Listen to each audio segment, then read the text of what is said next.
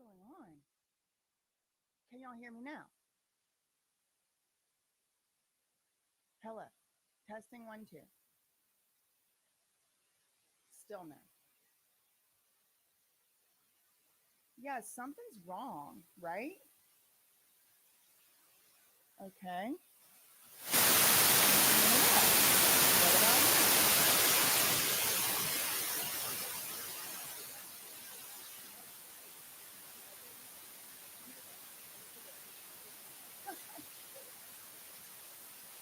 about that?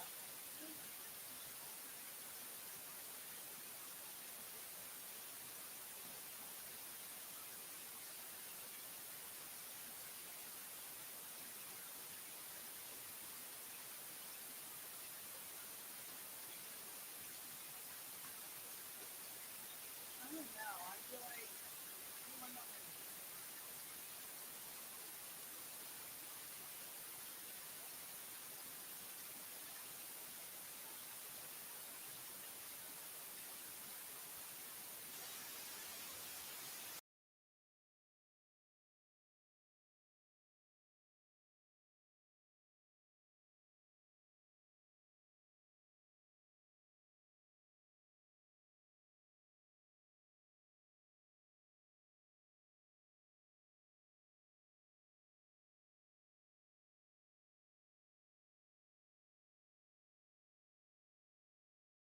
You are, you are, you are, you are, you are, you are, you are, you are the solution. You are the solution. You are, you are, you are, you are, you are, you are, you are, you are the solution. You are the solution. Everything I needed. Let me tell you something right now because I know you're watching. I will be saying everything you tried to do to me.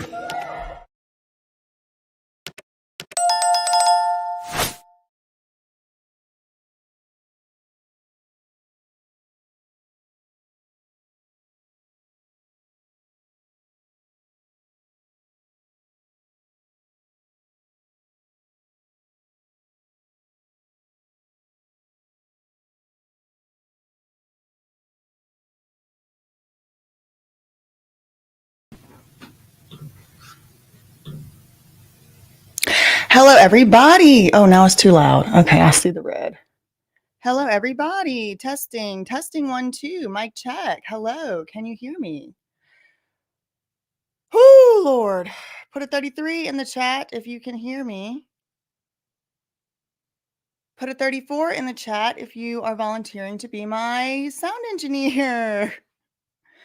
Oh, more louder? Okay, when I first turned it on, it was like bright red, which usually means it's like blaring. Is this okay? This might be close to the best I can do. I see no 34s. Oh, Chris did offer. Where's Chris? Is Chris in the chat? Probably sleeping. He's in the UK.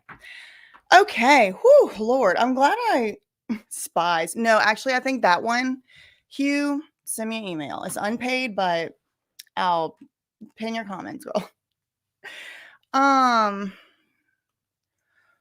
Whew, okay, let me just compose myself. Shout out to people that go live like every single day because that one I can't excuse me, that one I can't even blame P. Diddy's demons. Okay, so probably when I post this up, I'll just like remove out the first, like, how long did that take just now? Like 8 minutes. Okay. So what are we here today for? Because, okay, yeah. So I was going to go and read some like articles and stuff. That's why I had originally wanted to come on like 20 minutes early just to kind of get a lay of the land. Just context for all this. Like I completely deep cleaned my office yesterday and the day before. And like, so all my wires and everything got unplugged. So it was like when I was hooking it back up. Yeah. So yeah, we still have, right, like one more minute before it gets started. But essentially what's going on is that this FBI director lady, Kimberly CHEATle, it's very weird to me, the last names in this case. We got Crooks, we got Cheetles. I mean, it's like, always a fun time with these names. Oh my gosh, a recovering daily streamer. I mean, I used to do it too. Nearly daily for a time, and it was like, I guess you just get into the habit of it, and I'm all flustered here. Whew. Okay, so yeah, we had it exactly. So let me just go ahead and get over to that page. So right now it says will begin shortly.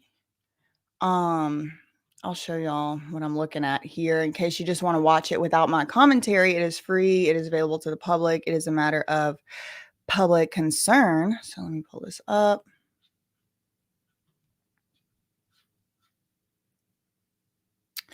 And y'all, I mean, I embarrassingly like don't really know like everybody's name and all that, like all these people's different names and stuff. I'm like only like kind of familiar with this story. Like I didn't have a chance to watch this woman's interview because it was like kind of hard to find. Did y'all find the interview to be a little bit difficult to find? Like if you have a link for that, send that to me. But look, it hasn't started yet. It's supposed to start at 10, but look, I'll show you the page.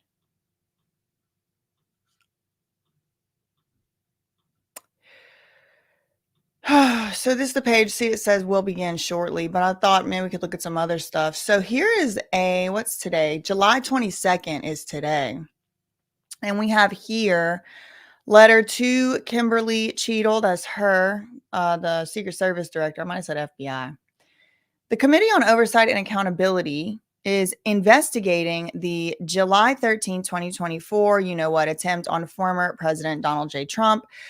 The Oversight Committee is subpoenaing you, Director of the United States Secret Service, to appear for a public hearing on July 22nd. That's today. The attached subpoena is issued pursuant to this rule of the rules of the House of Representatives. The protective mission of the Secret Service is to play a critical role in protecting U.S. and visiting world leaders, safeguarding. Okay, blah, blah, blah. All right. The assassination attempt of the former president, current Republican nominee for president, represents a total failure of the agency's core mission and demands congressional oversight. Despite allowing you to speak with the media, both the United States Department of Homeland Security and the Secret Service have failed to provide assurances regarding your appearances at the Oversight Committee's scheduled hearing. So the House Oversight Committee sent her a letter and they're like, we see you all over the news, but why hasn't anybody from your team responded to and contacted us about coming over here and talking to us? You got all this time to go and talk to the news, but can you get your ass to the House?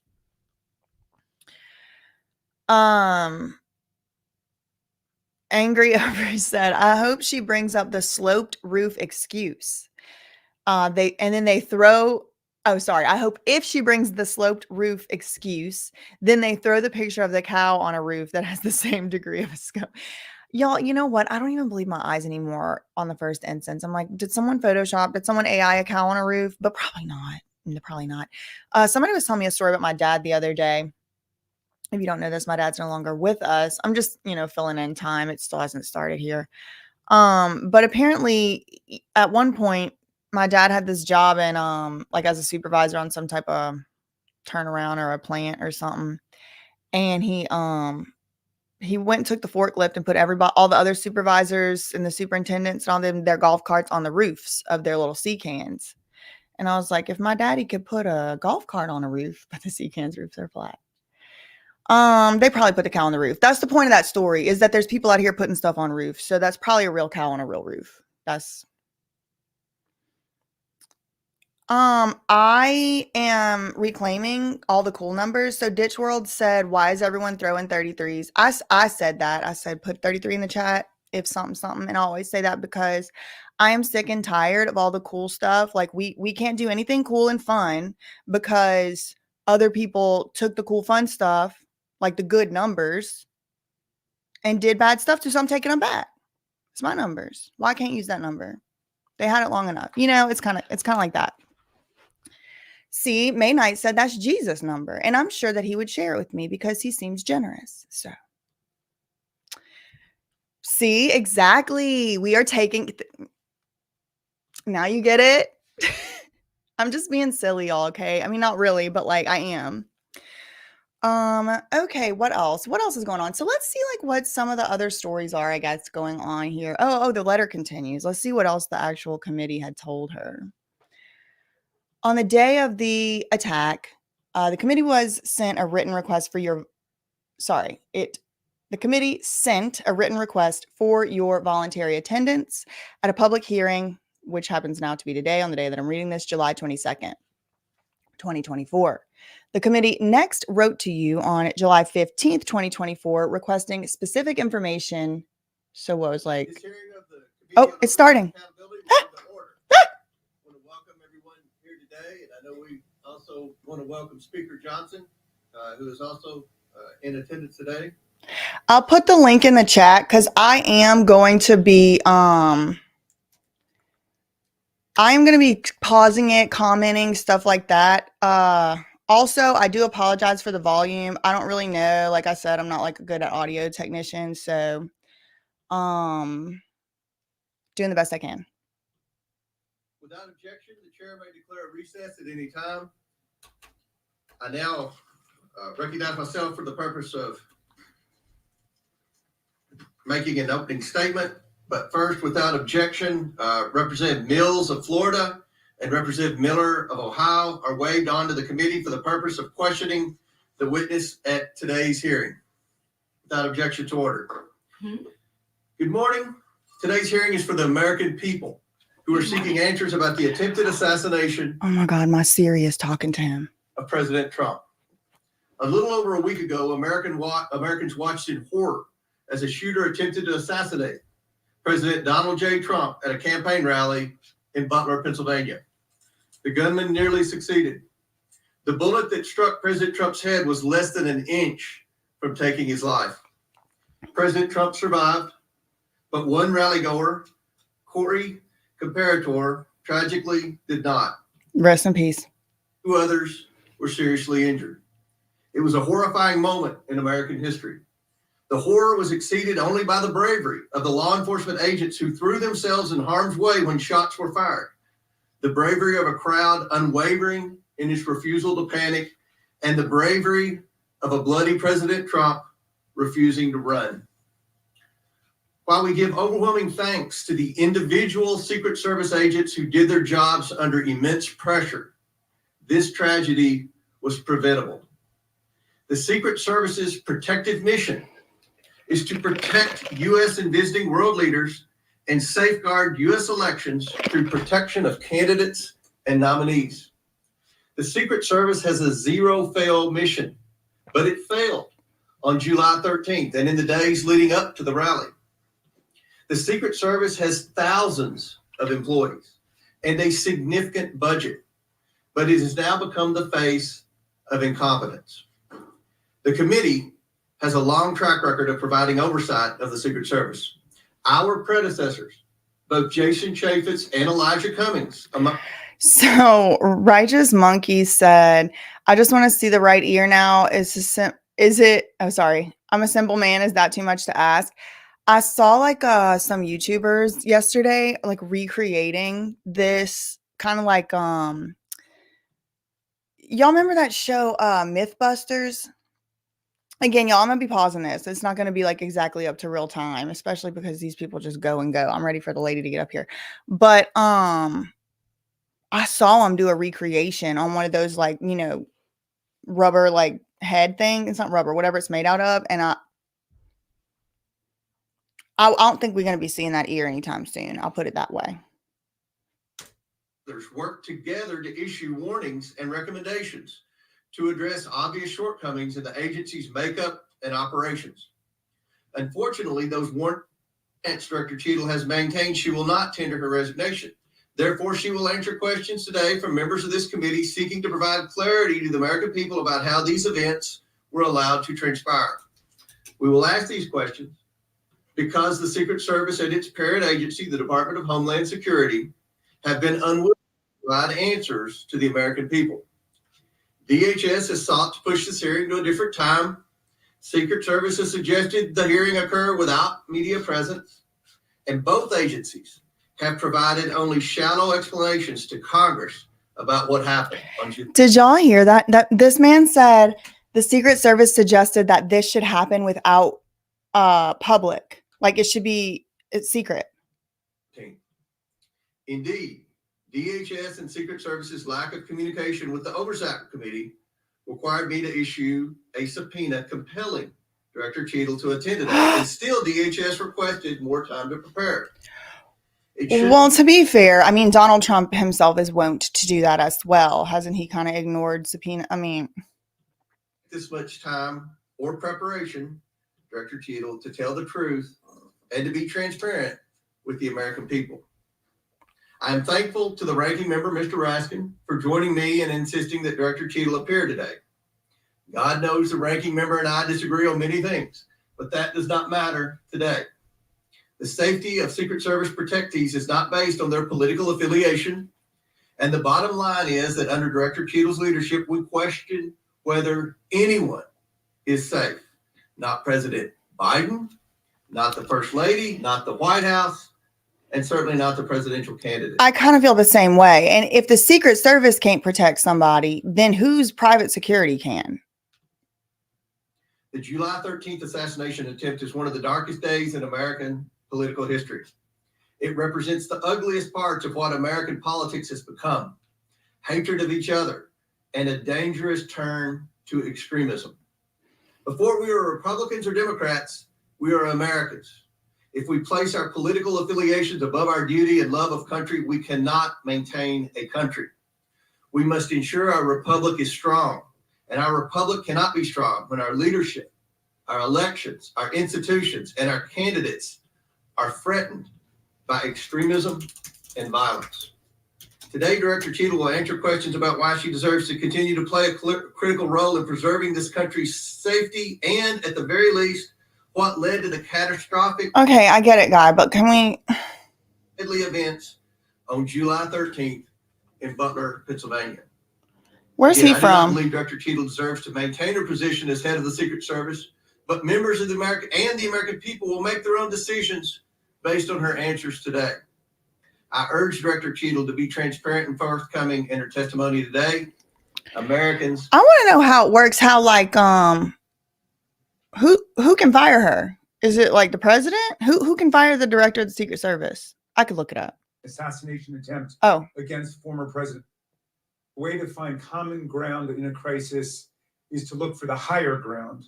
And last week, Chairman Comer and I came together to reach for that higher ground. We made a joint statement condemning the mass shooting and assassination attempt against former President Trump as a grave assault on our democracies. We wrote, "We are united in condemning all political violence." I join the good chairman in expressing condolences to the family of Corey Comparatori and in sending healing wishes to the wounded victims also of this atrocious act of violence. Some are calling it a miracle that former President Trump escaped this AR-15 attack, unlike so many thousands of our fellow citizens who have been killed or seriously wounded in other AR-15 shootings. Whether this miracle is of divine providence or of an adventitious nature will be up to each of us to ponder, but our job in Congress is not simply to marvel at miracles or it'll be up to us to ponder. I mean, this language. count on good luck. Mass shooting and assassination attempt at an event protected by the Secret Service as well as state and local police. We'll ask hard questions of Director Cheetle today in order to identify and understand the shocking security failures that occurred and to help transform the operations of the Secret Service to prevent anything like this from happening again. But we can't let ourselves off the hook either, dear colleagues. What happened in Butler, Pennsylvania was a double failure: the failure by the Secret Service to properly protect former President Trump and the failure of Congress to properly protect our people from criminal gun violence. We must therefore also ask hard questions about whether our laws are making it too easy. And to refrain from getting too political, because y'all, as y'all know, I anticipate there may be a few new people here, but I don't like either side really. I like parts of both and dislike parts of both, and this is one of the reasons. Because whenever the shoe does become on the other foot for either side, for either thing, they do exactly the same things as each other, like this, making a Hallmark tearjerk moment out of this instead of accountability, transparency. It's just we can all recognize this for what it is at this point. Just this kind of I think they just like to hear themselves talk. It's get to the point. Let's get if this is for the people, then I don't want to hear this man preaching. Potential assassins in concerts and on street corners. Here are the worst mass shootings in the last 11 or 12 years. The list is a grim reminder of the horrific damage and death wrought by assault weapons and the AR-15 in particular that have taken the lives of our children, parents, colleagues, and neighbors. This is a very partial list. Mass shootings have become so frequent that we don't even hear about them anymore. Since the mass shooting in Butler, there have already been at least 10 additional mass shootings in America, 2 of which took place the same day that former President Trump was targeted. One of the mass shootings on that violent Saturday, July 13th, happened at 11 p.m. at a nightclub in Birmingham, Alabama, where 4 people were shot dead and 10 others wounded. This means, amazingly, that the Butler attack was not even the deadliest mass shooting to happen in America on that day. What does this have to do with the price of beans in China? I mean, I'm not saying the man's wrong. I'm not saying he's not right to be concerned about it, but what? A weapon that such protection and obviously does not belong in our communities. It's time to pass universal background checks and build on this administration's work to ensure that we permanently close the loopholes in the Brady law for gun show purchases, online purchases, and private sales to prevent those weapons from getting into the hands of people we know to be a threat to others. What happened in Butler shows why even closing these loopholes, however, will not keep assault weapons out of the hands of potential assassins and mass murderers. Under federal law and in the vast majority of states, even young people not old enough to buy a beer legally can legally purchase and own the AR-15 and carry it in public. The shooter in Butler used his father's AR-15.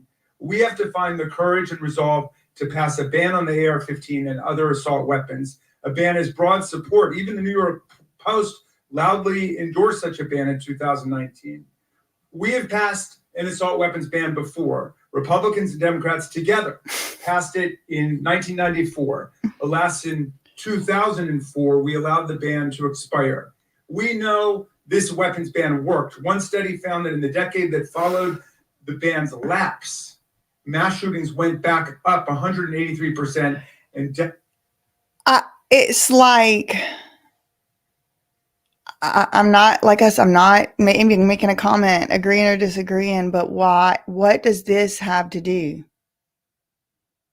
with what we talking about? The man, we all know that he got the legally. He's talking about this. Then it's like, there's a lot of, like, what my issue is, there's a lot of problems to sort out with what this man's talking about. And we got one day for a hearing. So it's like, why bring all this up? Stay to the point. But this is why I can't do stuff with groups.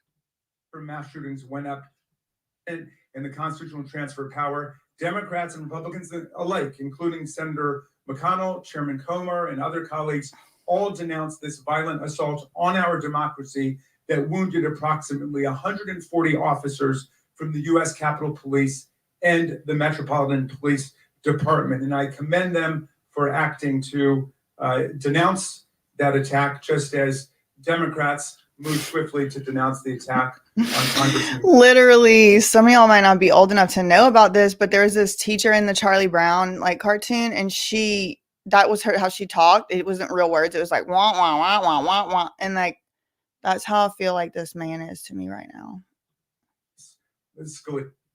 As Chairman Comer and I have done, even as we ensure our Secret Service is up to its vital task of protecting presidents and candidates, and as we work to ensure that America, the streets of our country, are free from the violence of weapons of war. Thank you, Mr. Chairman. I yield back to you. Thank you. Gentleman yields back.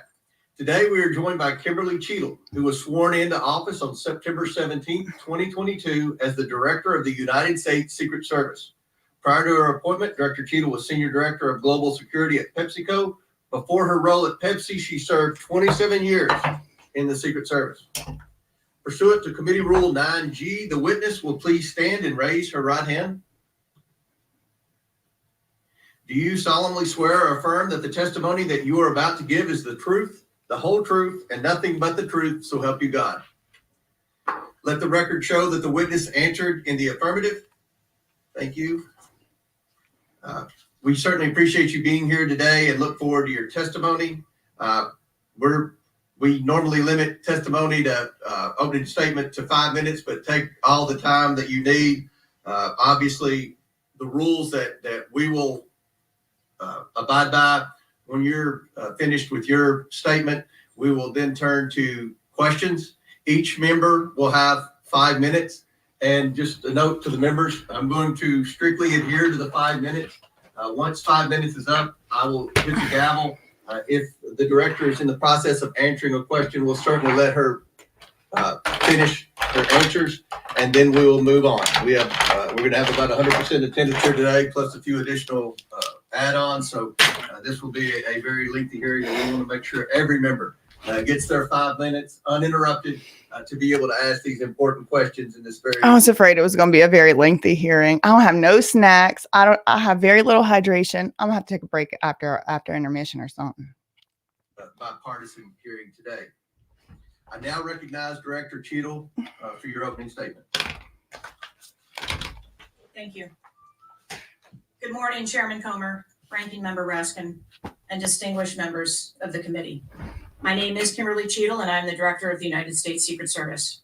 I appreciate the opportunity to appear before you today. The assassination attempt of former President Donald Trump on July 13th is the most significant operational failure of the Secret Service in decades, and I am keeping him and his family in my thoughts. I would like to offer my sincerest condolences. Shan said prayers, and you know what? It don't surprise me. Family of Corey Comparator, a former fire chief and a hero who was killed in this senseless shooting. I would also like to acknowledge those who were injured in Butler, David Dutch and James Copenhagen, and I wish them a speedy recovery. I would be remiss if I did not also extend my condolences on the passing of your colleague, Congresswoman Sheila Jackson Lee. Ms. Jackson Lee was always engaged in the oversight of the Secret Service, and her passing is a great loss to this body. The Secret Service's solemn mission is to protect our nation's leaders. On July 13th, we failed. As a director of the United States Secret Service, I take full responsibility for any security lapse of our agency. Analyze. Congresswoman Sheila Jackson Lee. Sorry. Ms. 13th, we failed. As a director of the United States Secret Service, I take full responsibility for any security lapse of our agency. We are fully cooperating with ongoing investigations. We must learn what happened, and I will move heaven and earth to ensure that an incident like July 13th does not happen again. Let me state unequivocally, nothing I have said should be interpreted to place blame for this failure on our federal, state, or local law enforcement partners who supported the Secret Service in Butler. We could not do our job without them. We rely on the relationships built over years of working together to secure events and conduct investigations. It's foreshadowing blame game. Our agents, officers, and support personnel understand that every day we are expected to sacrifice our lives to execute a no-fail mission. As witnessed on July 13th, our special agents shielded former President Trump with their own bodies on stage while shots were being fired. Selflessly willing to make the ultimate sacrifice without hesitation. I am proud beyond words of the actions taken by the former president's detail, the counter sniper team who neutralized the gunman, and the tactical team who was prepared to act. I will be transparent as possible when I speak with you. As possible. At times that I may be limited in providing a thorough response in this open setting due to associated risks with sharing highly sensitive protective methodologies. I do not want to inadvertently provide you today with inaccurate information. Since January 1st, 2024, the Secret So she's basically saying, prepare for me to say, I can't tell you because it's a state secret. has successfully secured over 7,500 sites. Every protective advance comes with its own set of challenges and requires a customized mitigation strategy, including specific assets. Security plans are multi-layered, providing 360 degrees of protection. These layers include personnel, technical, and tactical assets, which are a force multiplier for our protective posture. During every advance, we attempt to strike a balance between enabling the protectee to be visible and our protective requirements to be secure. I know this because I already feel like she's being a little preachy, a little domineering for somebody that is such an utter admitted failure, but 29 years in this agency. I came up through the ranks. I've secured events for every president since President Clinton, supervised on Vice President Cheney's detail, led our training center, oversaw all of the investigations and protective visits in the state of Georgia, supervised on Vice President Biden's detail, and the agency's entire protective mission during the Trump administration. The comprehensive advance process involves collaborative planning between our Secret Service, the protectees staff, local law enforcement partners, and the level of security provided for the former president increased well before the campaign and has been steadily increasing as threats evolve. she sounds like a YouTuber making an apology video, but that's real mad and bitter about the comment section. Like, we increased his security long before the event or whatever. Like, okay, girl. The security plan included a full assessment of the Butler Farm showgrounds to identify security vulnerabilities and craft a security plan for the protectee, attendees, and the public. Immediately following the assassination attempt, I directed the activation of my crisis center. I assembled my executive team to begin surging more protective resources to the former president and to ensure the wellness of our people post-incident, all while securing an active crime scene. I immediately ordered a reevaluation of the Republican National Convention security plan, and I increased the security posture in the National Capital Region for all permanent protectees and sites. At the same time, I initiated a mission assurance investigation within our agency. I have instructed my team that all necessary resources will be dedicated to investigating these matters. We will not rest until we have explored every option, and we will leave no stone unturned. But I want to be clear. I am not waiting for these investigations to be completed prior to making changes. Over the past 2 weeks, we successfully led the planning and execution of the 75th NATO Summit and the Republican National Convention. Over the next few months, we will implement security plans for the Democratic National Convention, the United Nations General Assembly, and have already begun planning and coordinating the 2025 inauguration. It is now more important than ever for the men and women of the Secret Service to remain resilient and to focus on what is necessary to carry out our critical mission. Our agency needs to be adequately resourced in order to serve our current mission requirements and anticipate future requirements. The Secret Service currently protects 36 individuals on a daily basis, as well as world leaders who visit the United States, like Israel. It's like, where do these people go to school that trains them to talk so boring it makes you want to fall asleep? Minister Benjamin Netanyahu, who arrived in Washington, D.C. today. The coming years will bring an unprecedented heavy protection tempo. I have no doubt that the processes that I have implemented Do what now? during my tenure as director, in addition to my nearly 30 years of experience in this agency, have positioned the Secret Service to be stronger. Our mission is not political. It is literally a matter of life and death. And the tragic events on July 13th remind us of that. I have full confidence in the men and women of the Secret Service.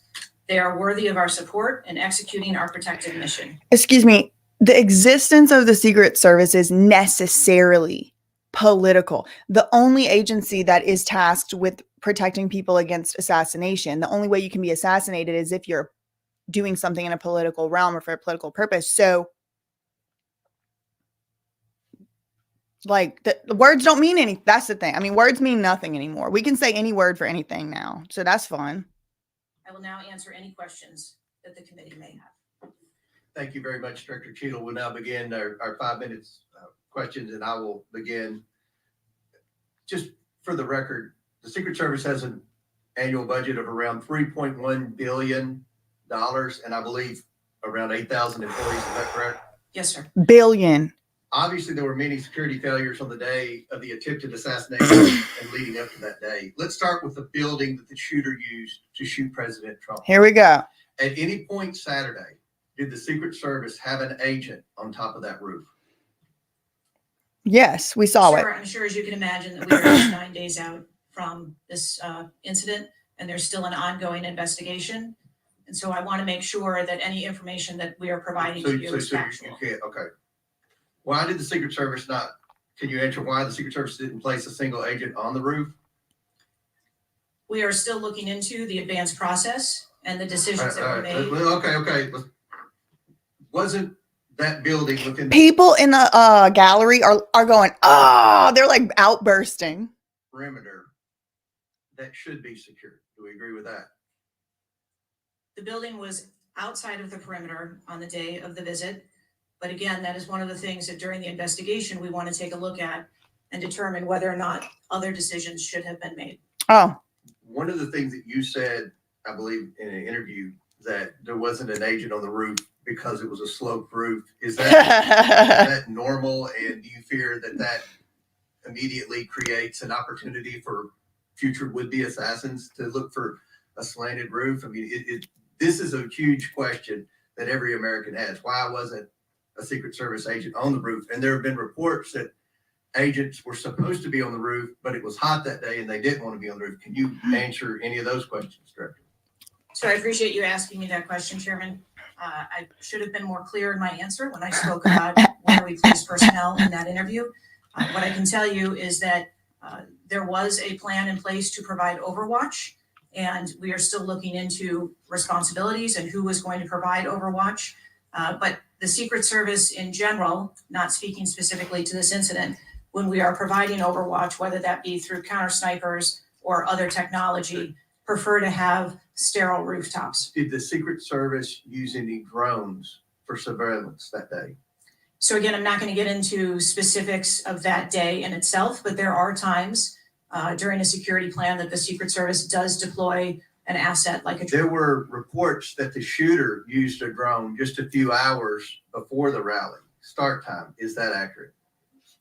I have heard those same reports, and again, am waiting for the final report. Do you know, if you can't answer the question, that's your answer. But can you answer this? Do you know? I'm not asking yes or no, but do you know if the shooter used a drone before the shooting? That information has been passed to us from the FBI. How many Secret Service agents were assigned to President Trump on the day of the rally? Again, I'm not going to get into the specifics of the numbers of personnel that we had there, but we feel that there was a sufficient number. does this bitch understand what the point of this damn hearing is? She has to answer questions. What, she just thought it was a beauty pageant? She thought she was just here to show up and blink and wink and say nothing? No, ma'am, you need to answer questions.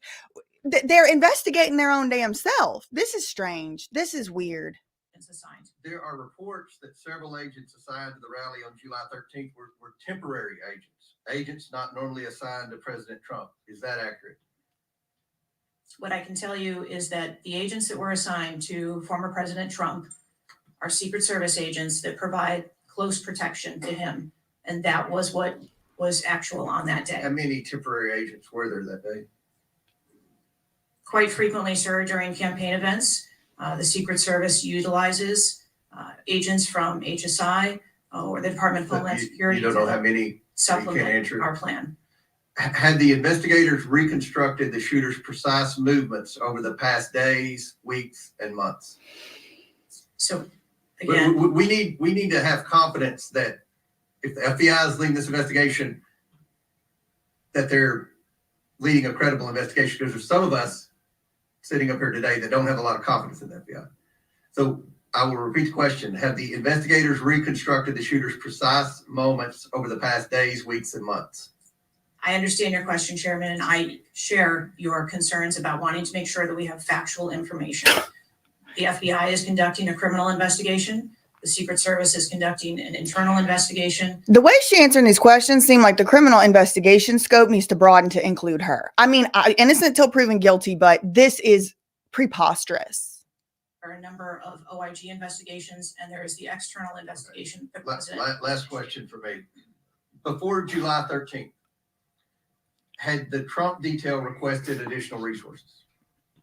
What I can tell you is that for the event on July 13th, the details that were the assets that were requested for that day were given. Okay. My time has expired. Chair now recognizes this ranking member asking for 5 minutes. Thank you, Mr. Chairman. It's been reported that before former President Trump got up on the stage at around 6 p.m. on Saturday, July 13th, that the local police had identified and even photographed a man who was acting suspiciously. And this man, who turned out to be the gunman, had been flagged as a potential threat. Is that accurate? What I can say is that the individual was identified as suspicious. So he was known to be suspicious before former President Trump took the stage. That is the information I have received. Why was he allowed to take the stage with a suspicious person having been identified in the crowd? So I appreciate the question, and I'd like to make 2 points.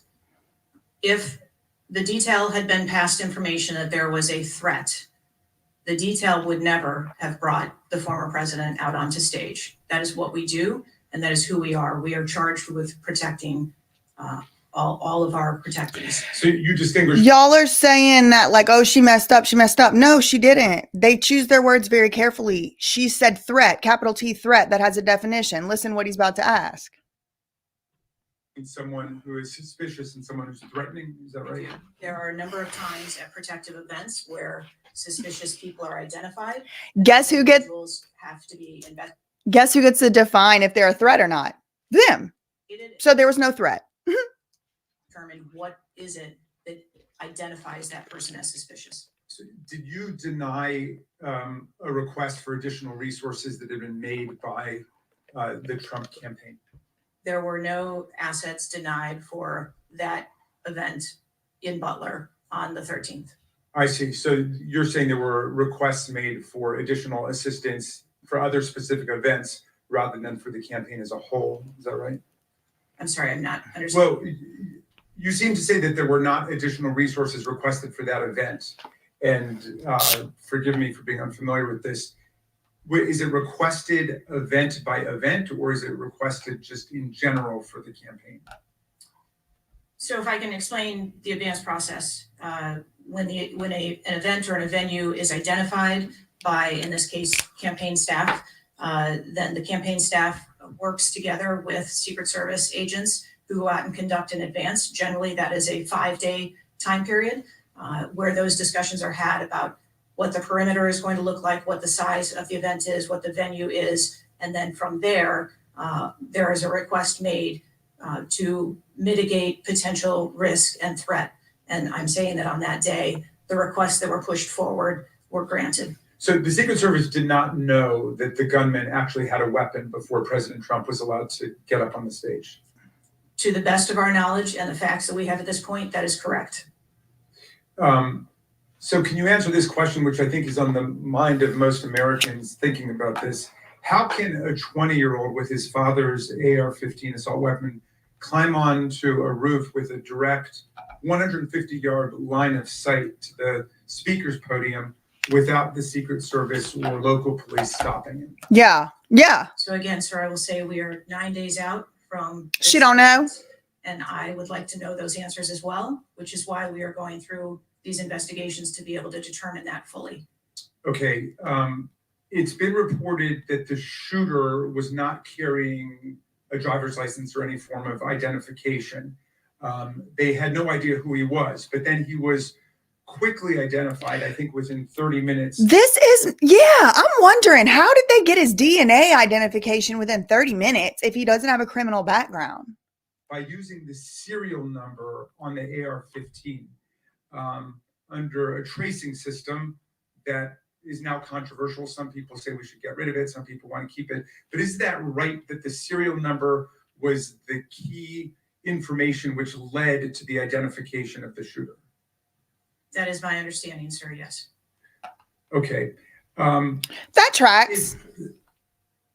If an American citizen were just to stop you and say, Director Cheetle, we support your work to the tune of billions of dollars and thousands of employees, what went wrong?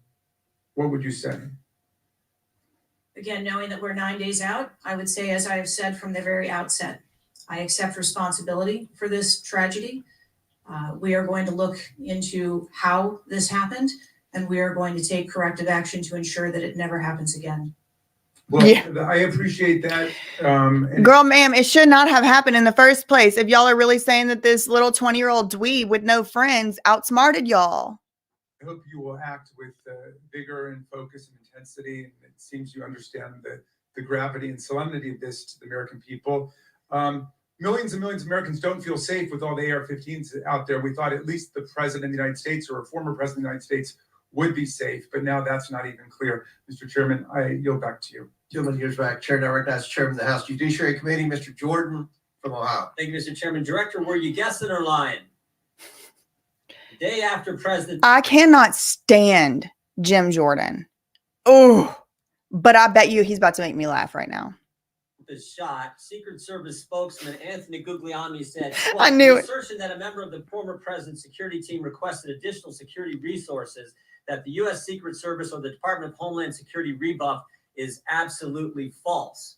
The next day, Secretary Mayorkas said that is an unequivocally false assertion. We had not received any requests for additional security measures that were rebuffed. But 5 days later, the Washington Post said this: top officials repeatedly rejected requests from Donald Trump's security detail for more personnel. Which one is The it? next day, the New York Times said this: Mr. Guglielmi acknowledged that the Secret Service had turned down some requests for additional federal security assets for Mr. Trump's detail. So which is it? Because both statements can't be true. Were you guessing or lying when you said you didn't turn down requests from President Trump's detail? Neither, sir, and I appreciate the question. But what were you doing? Because those statements don't jive. So what I can tell you is that They don't jive. event in Butler, there were no requests that were denied. As far as requests, Well, maybe they got tired of asking. Maybe you turned them down so darn much, they said, not worth asking. How many times did you turn them down ahead of that? I think that it is important to distinguish between what some people may view as a denial of an asset or a request. Well, is that's Mr. not- Guglielmi your spokesperson? He said he acknowledged the Secret Service had turned down some requests. I'm asking how many? A denial He got her. He got her. I have to give him a little point on that one.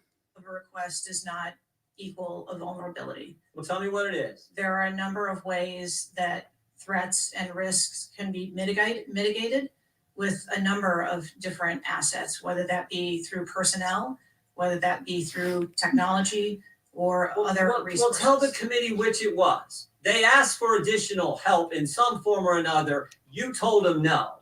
How many times did you tell them no, and what did you tell them no to? Again, I cannot speak to specific incidents, but I can tell you in general terms, the Secret Service is judicious with their resources based on, What does some request mean? How many times? Some indicate request is plural. So more than once they ask for additional help and you He must be. He's a lawyer, right? He's got to be. turn them down. What they ask for and how many times you turn them down? Pretty basic questions. so again, without having all of the details in front of me, sir, what I can tell you is that there are You times. didn't get briefed on how many times you turned down the Trump detail when they asked for additional help? I'm sorry. You didn't get briefed on that before you came to this hearing, knowing you were going to get asked that question? What I can tell you is that in generic terms, when details make a request, there are times that there are alternate ways to cover off on that threat or that risk. That's not what he said. He said they were denied certain requests, some requests. This is your spokesperson, not me talking. It's a reasonable question. The spokesperson said it. It's like what he should say. Yeah, like 5 times, 10 times, 50 times, like ballpark. The Secret Service talking. And it wouldn't have changed from absolutely false, unequivocally false to, oh, by the way, there were some times where we didn't give them what they wanted. That's a huge change in 5 days. And the fact that you can't answer how many times you did that, that's pretty darn frustrating, not just for me, but for the country. Drag her. I hear your frustration. Ah! Let me ask you this. Were any of those requests denied to President Trump's detail after you knew about the Iranian threat? What I can tell you, again, I don't know the specifics, is that there are times when we can fill a request. It doesn't necessarily have to be with a Secret Service asset or resource. We can fill that request with locally available assets. You spoke to and anyone at the resources. White House since July 13th? Yes, I have. Who'd you talk to? I have briefed the president and the vice president. Talk to the First Lady? No, I have not. Talked to the White House staff? Anyone in White House communications? No, I have not. Have you talked to the counter sniper who took the shot that took out the bad guy? Yes, I have. Okay. And can you tell us about that conversation? I would not want to reveal conversations that I've had with my employees.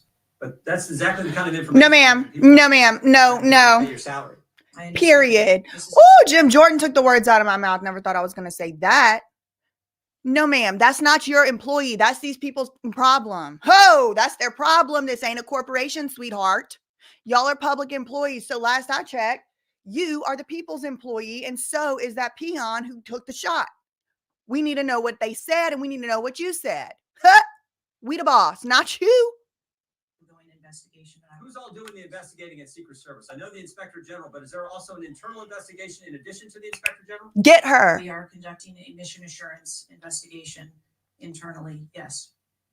You know what it looks like, Director? It looks like you won't answer some pretty basic questions. It looks like you got a 9% raise and you cut corners when it came to protecting one of the most important individuals, most well-known individuals on the planet. A former president, likely the guy's going to be the next president. Looks like you guys were cutting corners. That's what it looks like to me.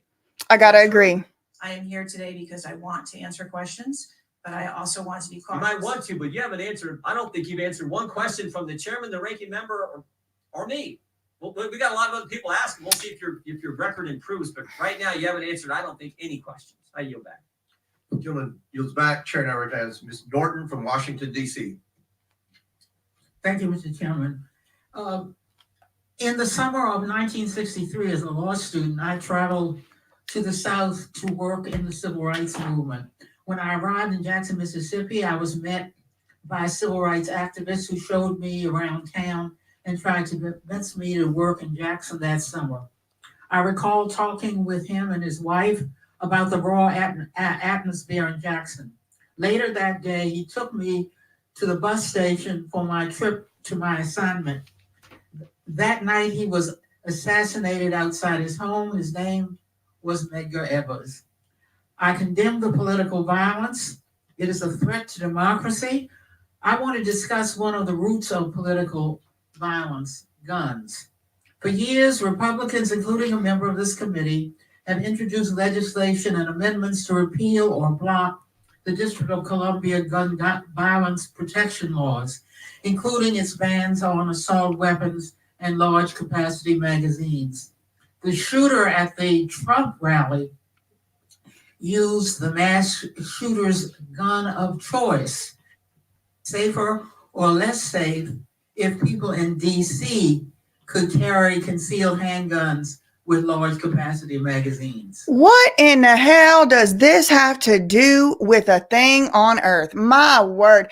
I do appreciate the civil rights activism. I really do. But first of all, this did not happen in DC. Second of all, it had nothing to do with a conceal anything.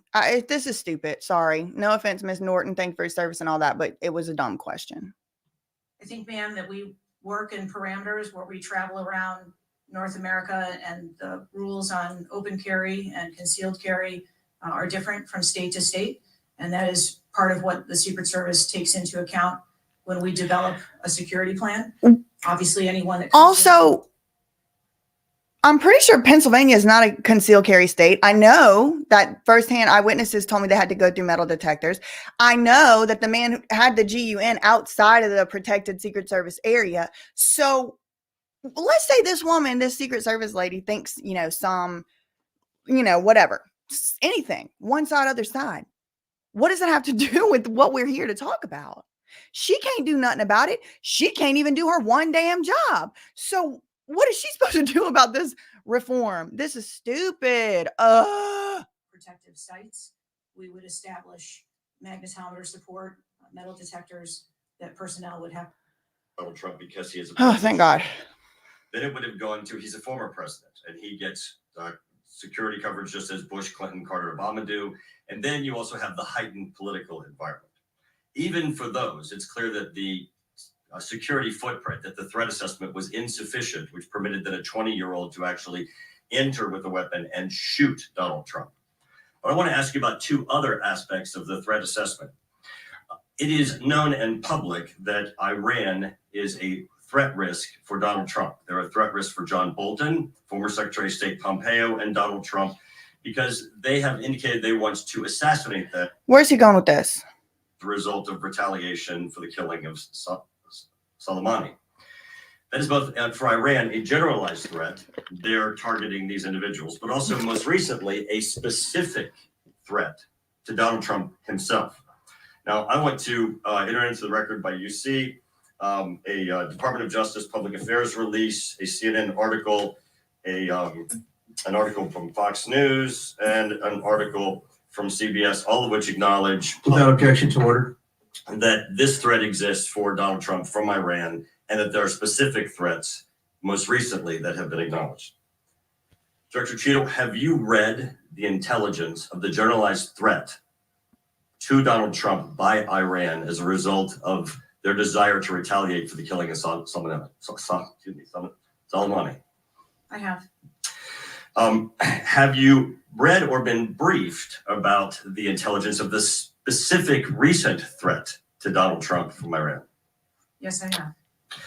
Director Wray, when we were getting our briefing, indicated that he thought the threat assessment should have included this threat from Iran. Is it your testimony today that the threat assessment, since you've read this intelligence, I'm gonna need some context here. I don't know why this man's talking about Iran. was sufficient to protect? It's sufficient. Director Cheetle, was it sufficient for the Iranian threat that you said you have read the intelligence briefings for? That information was passed to. Well, I'm not asking the bureaucratic issue of who did it get passed around to. Director Cheetle, was it sufficient for the specific and generalized threats to Donald Trump's life from Iran? What? I believe it was. Director Cheetle, is an Iranian assassin more capable than a 20-year-old? Sir, I think we've acknowledged that there was gaps and a failure that day. When I raised this issue with Director Wray, he was incensed. He was shocked that the threat assessment of Iran did not seem to be, as we and I discussed, baked in to your security footprint and your threat assessment. And he went on to say that the generalized threat that he has told the whole country that we are under from a potential terrorist threat. He has said we're under the highest threat level since 9/11, that the lights are flashing red. And he has specifically indicated that people have crossed the southern border as a result of the Biden administration's policy, and that there are in our country today terrorists and individuals who are affiliated with terrorist groups and organizations. That would be a heightened threat environment, Director Cheetle, would it not? Yes. In his public statements, he has said he is making these statements because he wants people to take them into consideration in threat assessments, specifically. Now, that would be a threat not just to Donald Trump, but it would also be a threat to the crowd there, wouldn't it? Yes. Are ISIS terrorists and Al-Qaeda terrorists and international groups and terrorists more capable than a 20-year-old in pulling off their mass shooting or an assassination of Donald Trump? Sir, again, there was clearly a breakdown and a failure that day. Have you read the intelligence of the terrorists that are currently in the United States that Director Wray speaks, and those individuals that are here that are affiliated with terrorist groups and organizations that are in the process, as Director Wray said, of representing a significant threat of a terrorist attack occurring in the United States? I have read reports that apply specifically to the Secret Service's mission. Director Cheetle, because Donald Trump is alive, and thank God he is, you look incompetent. If Donald Trump had been killed, you would have looked culpable. There is no aspect of this that indicates that there has been any protection to Donald Trump. The threat was identified before he took the stage, and the shooter was only killed after Donald Trump himself was killed.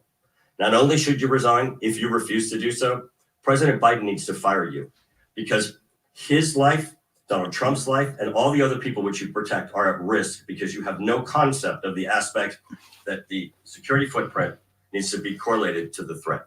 I yield back. Chair now recognizes Mr. Lynch from Massachusetts. Thank you, Mr. Chairman. Oh, that one was like, you know what? Who needs melatonin when you could go back to whatever that timestamp is? Whew. Director Cheetle, there were multiple security failures at the former president's rally in Butler, Pennsylvania.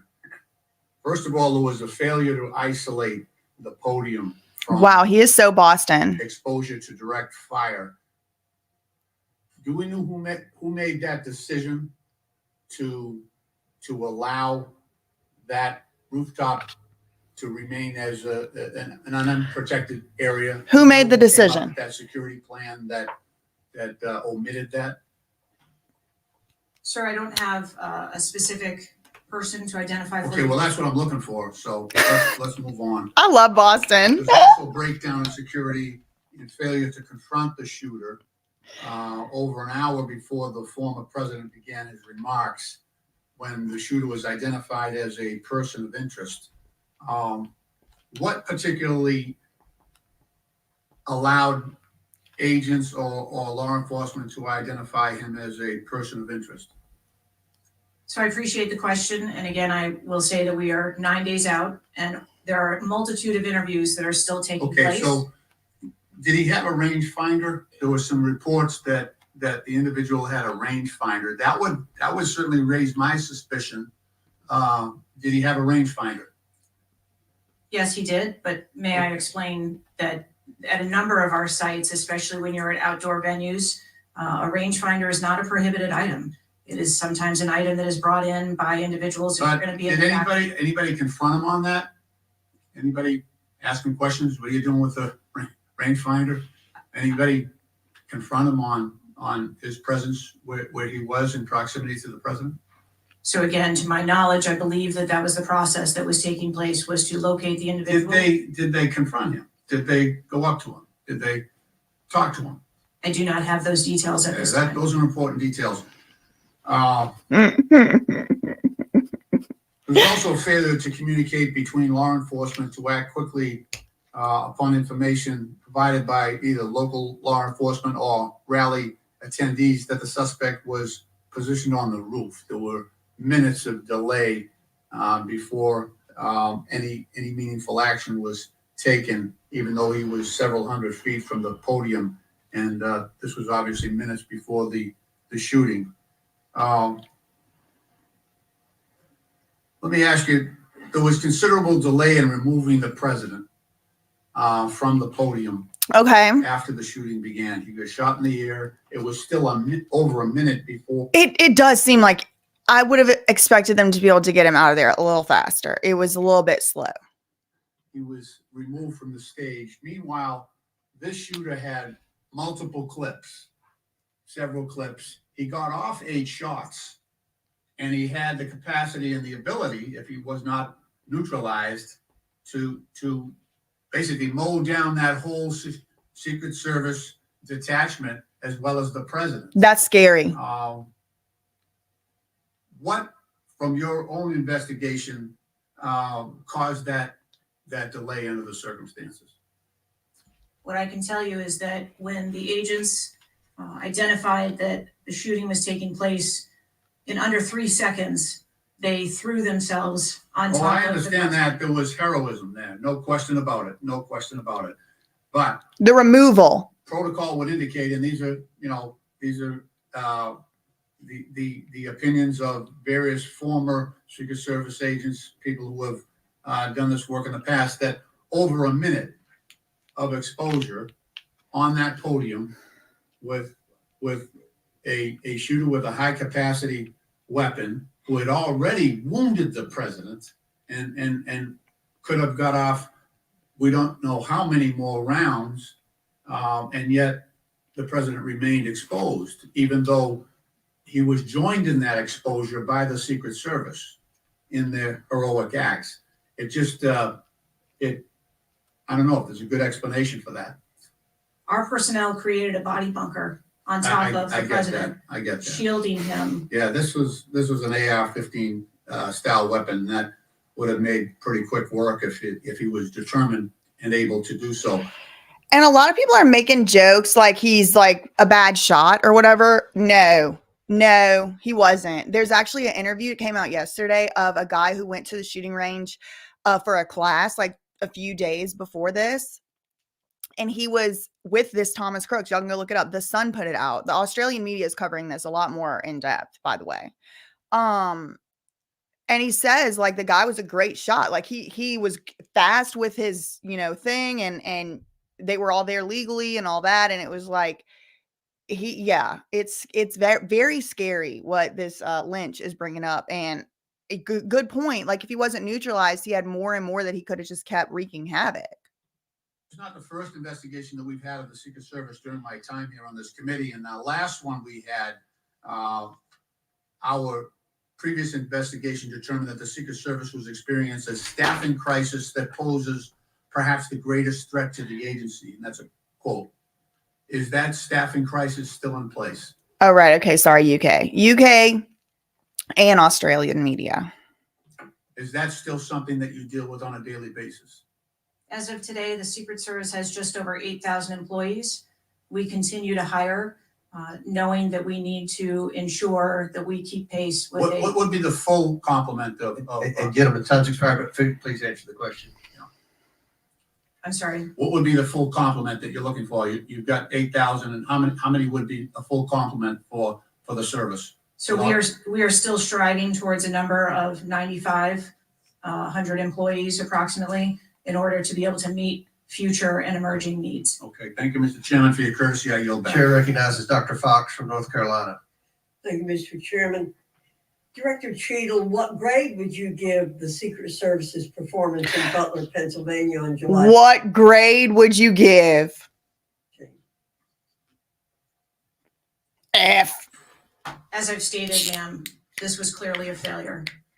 I would grade the agents and officers who selflessly threw themselves in front of the president and neutralized the threat an A. I think that we need to examine the events that led up to and prior to that day. You stated in 2021 that the Secret Service has a zero-fail mission. It's clear that the events of July 13 show a cascade of failures that cost Corey Comparator his life, nearly cost former president his life, and injured David Dutch and James Copenhaver. When an agency fails spectacularly in its mission, those responsible must be held accountable, and the problems must be fixed so they cannot happen again. Why should the American people or the officials you're responsible for protecting have confidence in your ability to lead the Secret Service after such a spectacular failure? Good question.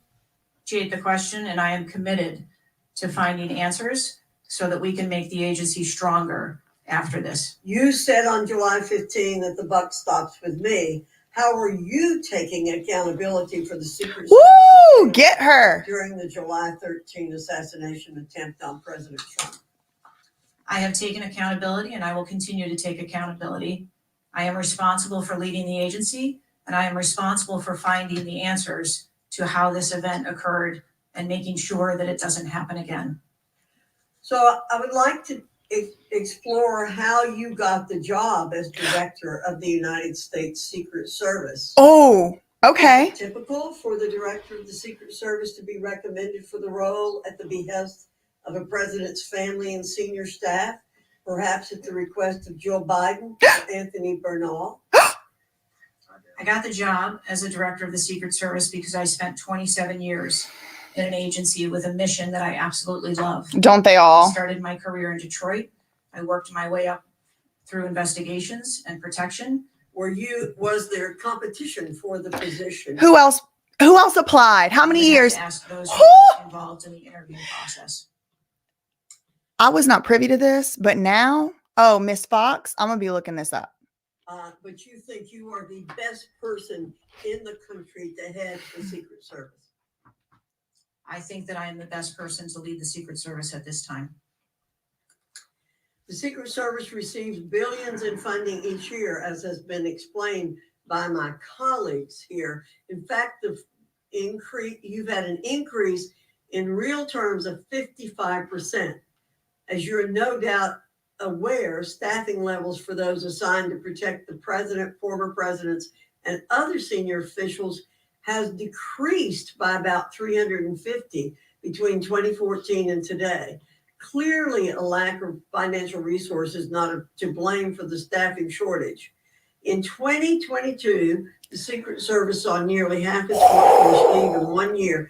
During the same year, See, all y'all that called me ageist, for saying that the nursing home patient that's the president right now can't walk, can't talk, can't string a sentence together.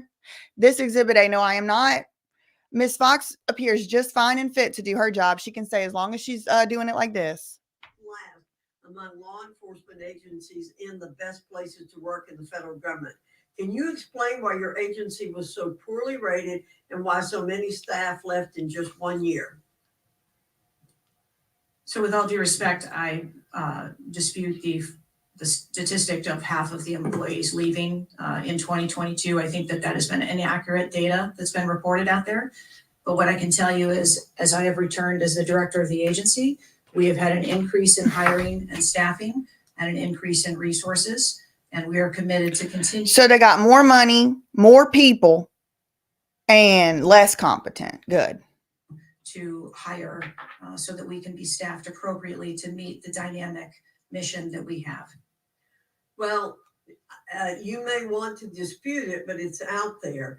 My understanding, given the high profile failures and rotten culture at the Secret Service during your nearly 2-year tenure. The high profile failure and the rotten what? Why should the American people have any confidence in your ability to lead the Secret Service to perform its She looks like a little delinquent in the principal's office.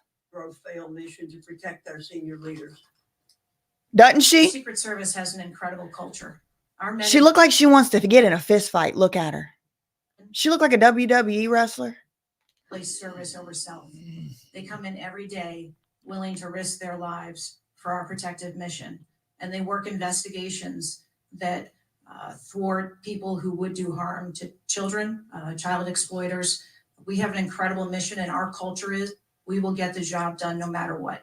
Well, those on the front line certainly have a great culture, and they were willing to risk their lives. That's for true. President Trump. They I'm did. not sure the leadership at Whew. the agency has this right kind of culture. I yield back, Mr. Chairman. Oh, Chair now, Oh! Mr. Conley from Virginia. Thank you, Mr. Chairman. Well, okay. Whew. I hope the American people do appreciate the incredible daily risks Secret Service agents take on our behalf. You mentioned there are 36 regular clients you've got that you protect constantly, but I was participating in the NATO summit just 2 weeks ago. We had 32 heads of government and heads of state, plus visiting heads of state and heads of government. Presumably, you provided protection for all of them. That is correct. Just saying. Help us understand, however, I will stipulate that there's an ongoing investigation. You don't want to go into too much detail. Y'all notice Congress and House Representative lapels is the new billboards. I was just wondering if y'all noticed. It's like it looks like a Indy race car session in here sometimes with all these ads on their little lapels. That until you've been able to ascertain all the facts and analyze what they mean. You can understand, however, the anxiety we and the American public have about how could this happen and how can we ensure it can't recur. Now, there are some things my friends on one particular side of the aisle don't really want to talk about, like AR-15s and access to them by a 20-year-old or anybody for that matter. Presumably, Director Cheetle, the ubiquity of weapons, guns in America, especially assault weapons or semi-automatic weapons, that's helped your job and the mission of your agencies, right? It's made it less complicated. Isn't that true? I'm sorry, I'm not understanding your question. I don't either. More guns, especially dangerous ones, have made your job protecting people easier. Is that not right? No, what? I think from everything. Director Cheetle, this is simple English. No. Guns, do they make your job Do they make her job easier that more people? complicated or less complicated? It feels. in protecting. You know how when you're doing the Scientology entrance interview, they ask you nonsense questions and then they ask it just like this, like, what do you mean? 36 clients and visiting heads of state and heads of government that come to Washington? I think the Secret Service needs to take into account I didn't ask that. that they're in. I'm sorry. I asked a second question, I don't know. which deserves a simple answer. The ubiquity of guns, dangerous weapons in America, like AR. Can we get the old lady? Can we get Fox back up? I liked her better. Question, why not answer it?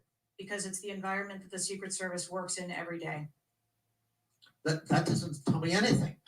That's the environment we work in. Oh. I had an attack on my office a year ago. I know a little bit about violence too. He came to kill me. When he couldn't, he beat one of my staffers 8 times with a baseball bat on the head. Oh, girl. We live with the threat of violence. But a simple answer from the director of the Secret Service would be helpful. And I'm sorry you've chosen to evade it. I honestly, I don't understand what his question was, to be perfectly clear. Maybe I agree with the man, but I don't get the question. Thank you so much, Dolce, for the $99.99 super chat. Oh my God, thank you. Okay, who's next? I yield back. Chair now recognizes Mr. Groveman from Wisconsin. Thank you. When this guy took the shots, he climbed the ladder to get on the roof, correct? I'm unable to answer details of exactly how the individual accessed the roof at this time. Do you know when if he did use the ladder, do you know when the ladder was placed there? Was the ladder there 2 days before, just the night before? Do you have any information as to when the ladder? I heard that ladder been there for 5 years. I would like to be able to answer those questions. The FBI is still conducting an investigation. How did the right? But honestly, even if he didn't use a ladder, if you go to the Google Maps, there's all kind of stuff right by that building. Like he could have climbed on. Like there's dumpsters, there's like air conditioning units, there's like a lot of stuff. You would have to be pretty strong, like to pull yourself up. But I could see there could have been lots of feasible ways. To the roof. Again, sir, at this time, I'm unable to answer questions to provide Have clarity. they cleaned the roof since the assassination attempt? Have they cleaned the roof? Right. Has anything been done to the roof? Is it just like it was, whatever, 10 days ago or not? Has anything been done to the roof? I don't have an answer for that. Okay. Were President Trump's normal agents normally assigned to him there that day? Okay. Yeah. Yes. There was these were the same agents that were always there. Yes, sir. The people that are assigned to his detail were working on that day. Okay, there's stuff on the internet that says they were not there that day, but these are the same agents who are routinely there. Yes, sir. Okay. Do we know which agents fired the shots that finally took down the potential assassin? Yes, sir, I do. Could you give us those names or background of those agents? I would not offer their name up in this setting, but it was one of our technical officers, our counter snipers. Okay, so can we privately get those names, the committee? I am certain that we can make names available privately. Okay. Do we know where all the shots landed? First of all, So all these people who only derive their powers from the consent of us are going to tell y'all what they did with our tax money on the behalf of we the people. This hearing's for the people, remember? Now it's only the people, only our employees, only our servants get to have access to the information. Cool, cute. I love living here. It's so cute. how many shots did that potential assassin? How many shots got out of the right? So again, I would hesitate to offer that information as the FBI is conducting an investigation. Have we got the bullets from all the shots? Again, that would be the responsibility of the FBI to collect that evidence. Okay. Do we have the correspondence from the shooter? Has that been recovered from his phone, whatever? Again, I would have to defer you to the FBI for details on that investigation. Okay. You've spent some time trying to change the makeup of the Secret Service. Okay, you feel they're. Oh boy. Here comes y'all's DEI. Y'all's ones that's on the DEI. Here he goes. Does this affect at all who you are hiring for the Secret Service?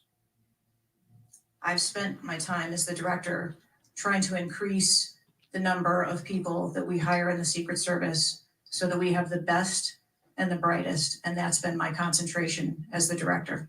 Okay, you ever not hiring men because of your desire to hit certain targets? I am hiring the best qualified candidates that put in an application that want to work for our great organization. Okay. Next question. The shooter obtained a direct sight of President Trump from the position on the rooftop. I assume that is not something that should ever happen. It should never happen. Do you want to elaborate a little on how that happened, or what you wish you had done differently, or would do differently next time there's a Trump rally? Again, sir, the facts of this particular event are still unfolding. 9 days, there have been a number of reports that have been out there. So I do not want to provide information that perhaps would contradict something that has been erroneously reported or is not factual. But there clearly was a mistake, and we will take every effort to make sure that this never happens again. Elaborate why you want 1/3 of the Secret Service to be women.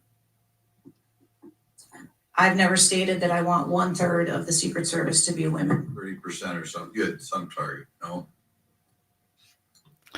You see how they do this? She might have said something else, like specifically, like I would like 33% of the Secret Service to be women. That's my goal.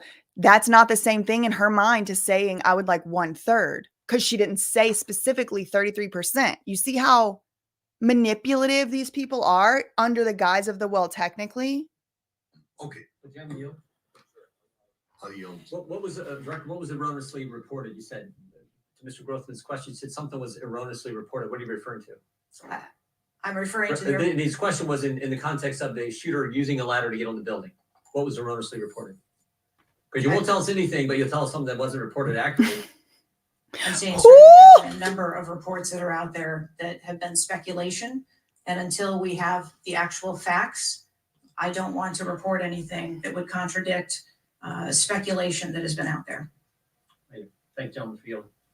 Chair recognizes Mr. Krishnamurti from Illinois.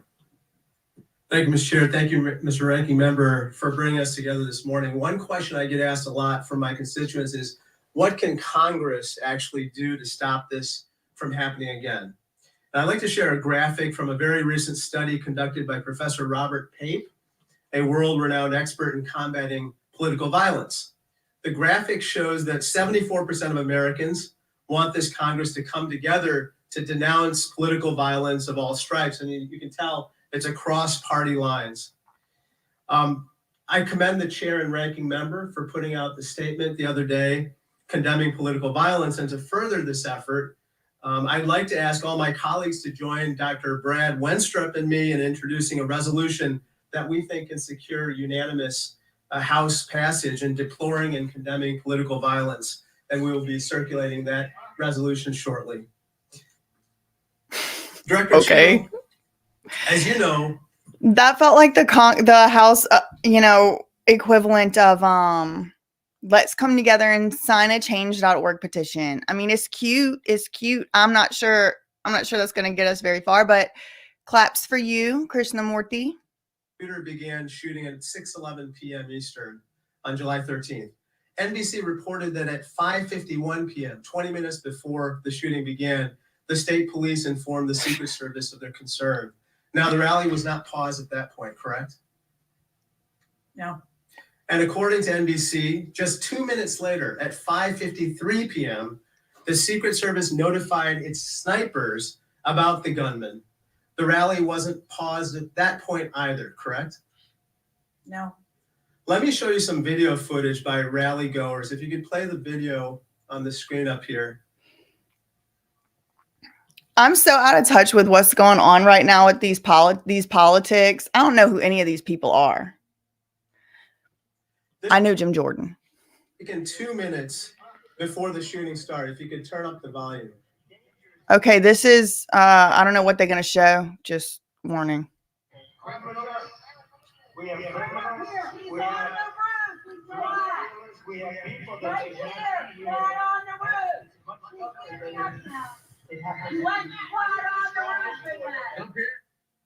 Ma'am, that doesn't look like suspicious behavior. That looks like threatening behavior to me. The rally wasn't paused at that point either, correct? I can tell you, as I stated earlier, sir, that the moment that the shift surrounding the president were aware of an actual threat.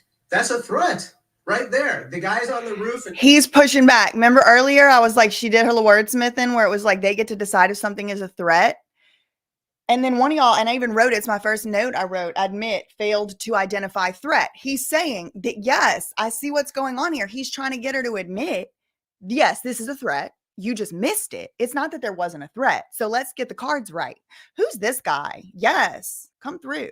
But he's yelling at him. Yes. And directing the officer's attention to him. The rally was not paused at that point, correct? We are currently still combing through communications. Correct. When communications were passed. It's a yes or no, and we can see it from the video. We know the rally was still going on because we can hear it in the background in all these videos that the rally was going on, and this was also simultaneously going on. And yes, it was not paused. I can point you to this communication. It's 2 minutes before the shots started ringing out. Director Cheetle, yes or no? Was there ever a moment where the Secret Service actually considered pausing the rally? Good question. The Secret Service would have paused the rally had they known, or then. So the answer is no. Woo! The answer is no. Correct? I can speak to you in generalities. No, I don't want generalities. I want all of the specifics. communications. The answer is no. You did not consider pausing the rally, correct? The people that are in charge of protecting the president on that day would never bring the former president out if there was a threat that had been identified. Well, they did, because we've now identified 3 points in the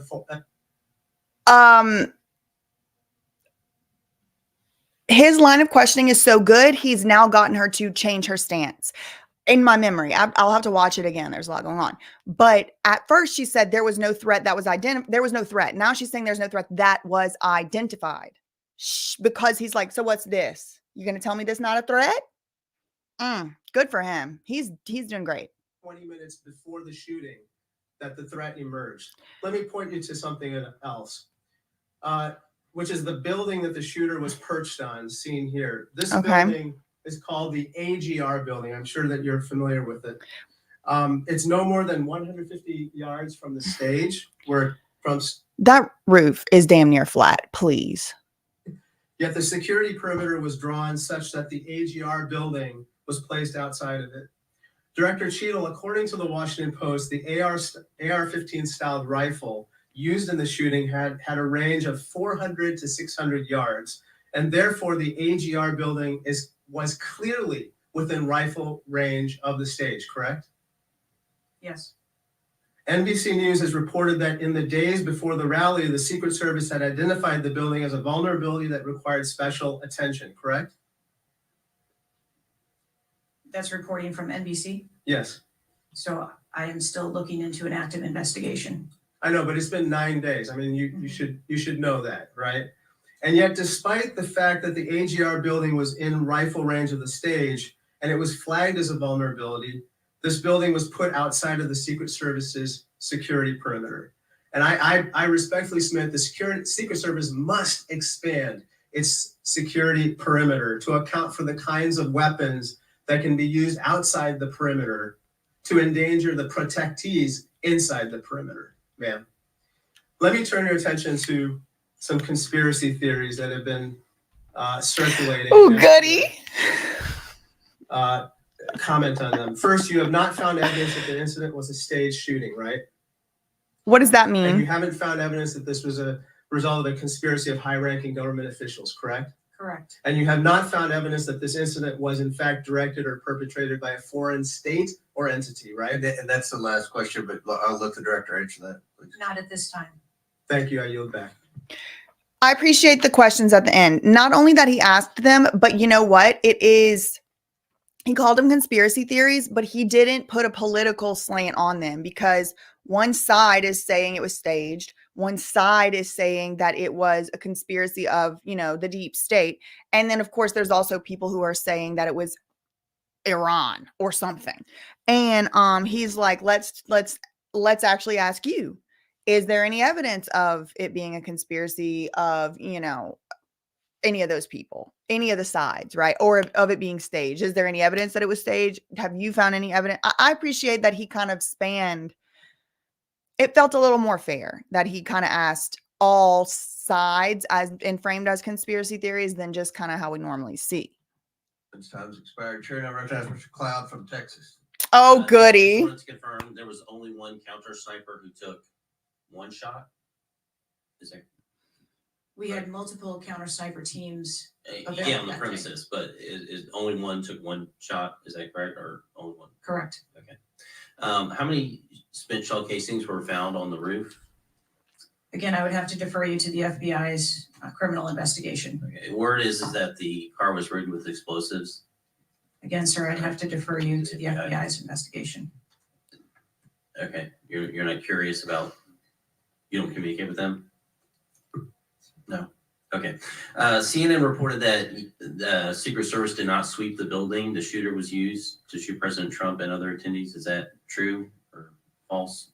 So we are conducting a mission insurance investigation and will depend on the information that we obtain from our investigations. Okay. The Secret Service knew there was a suspicious person anywhere from 8 minutes before President walked on stage to 30 to 60 minutes. There are different reports. Was President Trump or his team notified of the threat? I think there's a difference and a distinction between suspicious person and threat. Yeah. So we are going back and looking at communications to know when. See, she's still trying to trample over what our boy Krishnamurti just said. No, there is a difference between threat and suspicious person. No, bitch. You got to look at this footage of this man on a roof while Trump is speaking from the podium and people screaming, he's got a gun. That's a threat. And if it's not, y'all just change the definition of an English word. Like, for the love of God. We have to come back out of clown world and put the definitions of words where they belong. The information about a suspicious person was passed to Secret Service personnel. Okay, but was President Trump or his team notified? Again, we are going back and looking to make sure that we have the exact information of when those notifications were made and who those notifications were made to. Okay.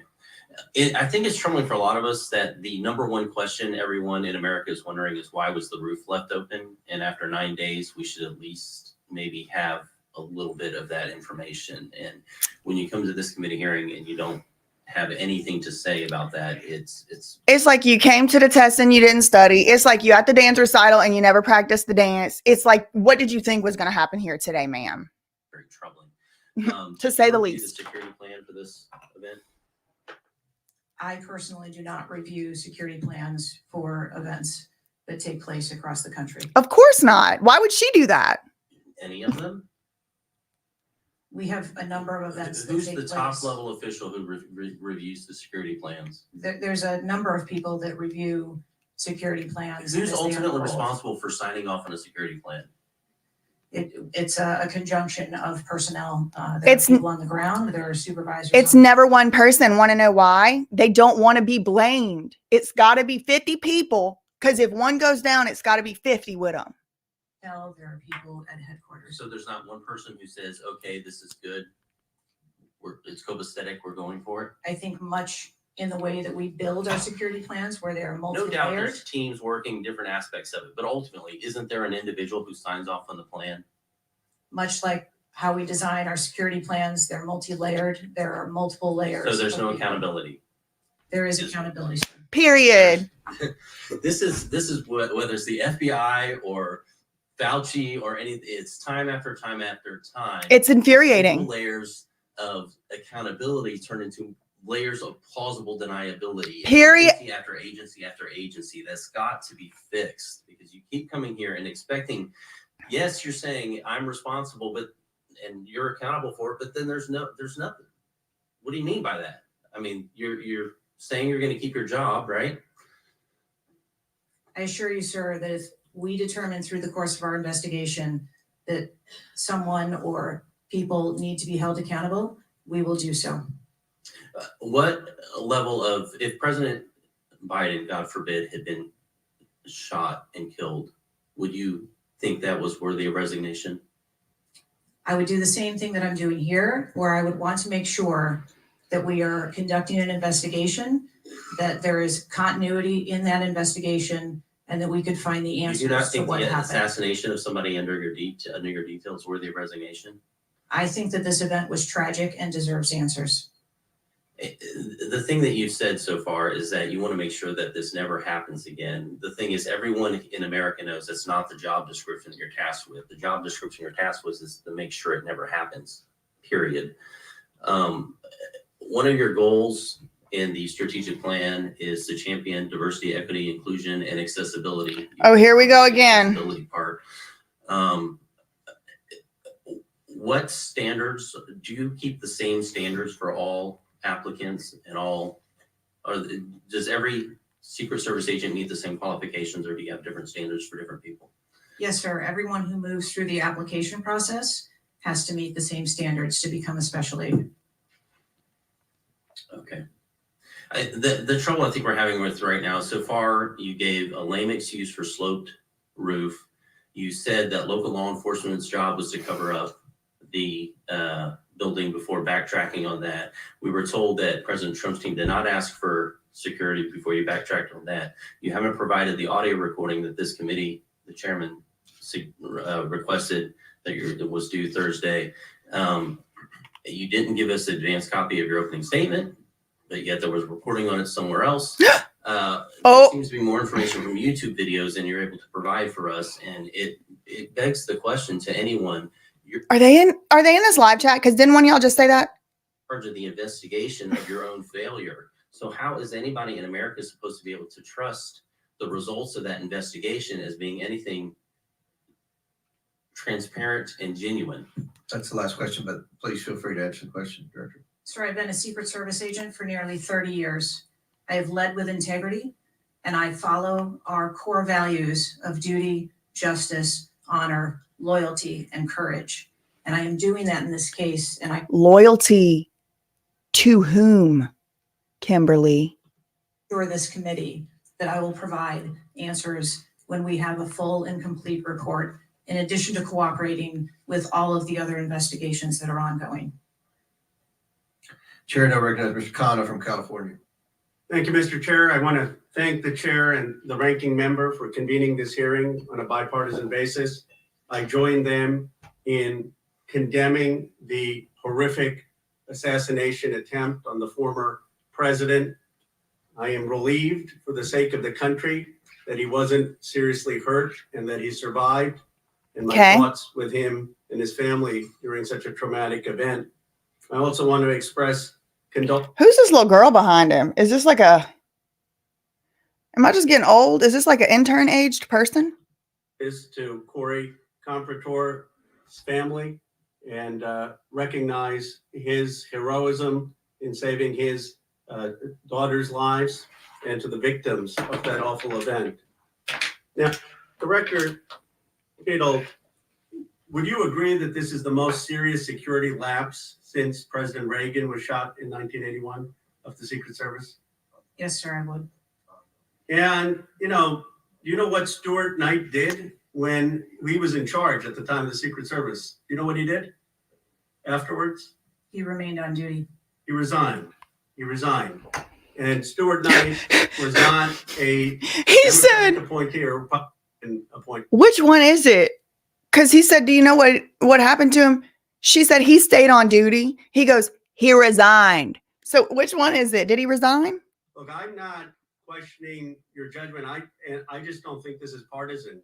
If you have an assassination attempt on a president, a former president, or a candidate, you need to resign. That's what Stuart Knight did. He was a Republican appointee and he took responsibility. And I think you need to reflect, this is not a question of you, it's a question of the American people. You cannot go leading a Secret Service agency when. Well, and you know what I just thought about too, and I know a lot of y'all have thought about this and also said it, but someone brought it up earlier and it just kind of clicked in a new way. The Secret Service is also responsible for protecting like foreign dignitaries and, you know, people that come over here. Like I think one of them mentioned Netanyahu or something. That doesn't fill them with a lot of confidence that they're going to be safe coming over here if we can't even keep our own people running for president safe. Is an assassination attempt on a presidential candidate. I would say that about anyone who is running. And so I guess my question to you is, what's the difference between your position and what Stuart Knight did? What I will tell you, sir, is that I am dedicated to finding the answers to what happened. And like every Secret Service agent, we don't shirk from our responsibilities. I will remain on and be responsible to the agency, to this committee, to the former president, and to the American public. But is there a She will be resigning. That is my prediction. She will be resigning because someone is going to approach her and say, you look like a clown. You are an embarrassment and you got to go. So you can pack your up and we can pretend you did it as a resign, or we can announce it in the New York Times tomorrow. That's my prediction. This is going to be going down in the next couple weeks. She going to resign. Wouldn't just do what Stuart Knight did after Might be wrong. I've been wrong. Reagan assassination attempt? I believe that I provided an answer. There's nothing more that you have to say. I mean, do you really believe at this moment, given how divided the country is and the questions asked, that your service in this role is the best for the nation? I mean, I'm not saying you can't do public service again, you can't do something else again. Do you really genuinely in your heart believe that you being in this role is what's right for America at this moment? Get her. There are people who are Trump supporters who have confidence in you. The one thing that you gotta have agencies in this country that are transcend politics, that have the confidence of Tell her. Democrats, Republicans, progressives, conservatives. Whew. Do you really believe that the majority of this country has confidence in you right now? I believe that the country deserves answers, and I am committed to finding those answers and providing those answers.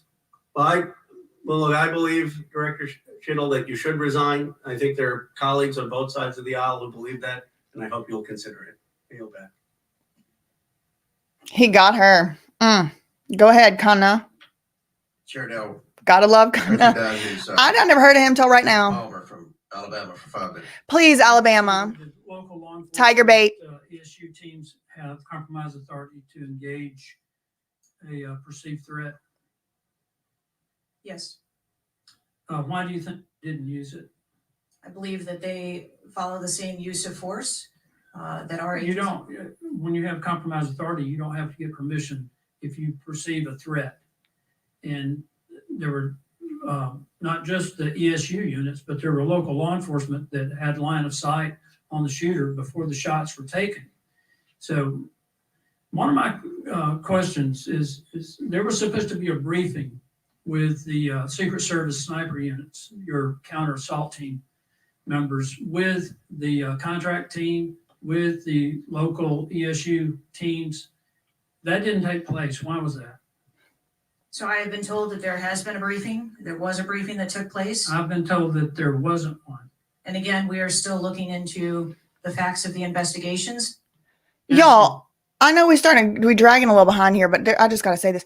Think about the level of accountability that just literally your average YouTuber is held to. Like how many receipts, evidence, like all that that I have to show y'all just to make a statement. You know what I mean? Like think about the average just random drama channel even. They got a text message receipt. They got something. Why is it that the director of the Secret Service can say a sentence like, I've been told there was a briefing. She didn't bother to go get a agenda with the meeting minutes. She didn't bother to perhaps attend it as the director of the Secret Service who refuses to resign. The clowns are running the circus. When were you informed that there was a credible threat against President Trump, former President Trump? When did you learn that? Sir, the former president has a number of threats. I didn't ask you that. There was a credible threat from Iran. When were you informed of that? Answer the question. We have been monitoring the threats. You for the knew former before. president. You knew before the rally. Okay, right. The site security plan is generally drafted by the site supervisor and the site agent, probably out of the Pittsburgh district office. Did they take into account the credible threat against President Trump? Our person. In a spectacular way. Mr. Chairman, I yield back. Gentleman yields back. Chair recognizes Mr. Mfume from Maryland.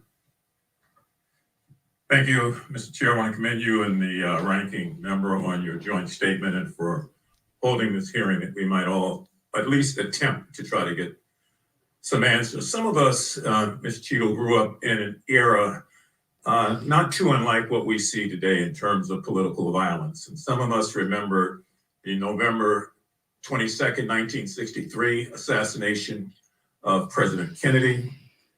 Some of us, like myself, remember 2 days later when Jack Ruby on live TV shot and killed Lee Harvey Oswald. We've seen over and over and over since that time these kind of attempts, whether it was the assassination of Martin Luther King or Bobby Kennedy, or the attempted attack on George Wallace in Laurel, Maryland, the shooting in 1981 of Ronald Reagan, our friend and colleague Steve Scalise shooting here in DC, and the unfortunate attack on Paul Pelosi, and now this matter regarding former President Trump. Let me try, if I might, to take another walk at this.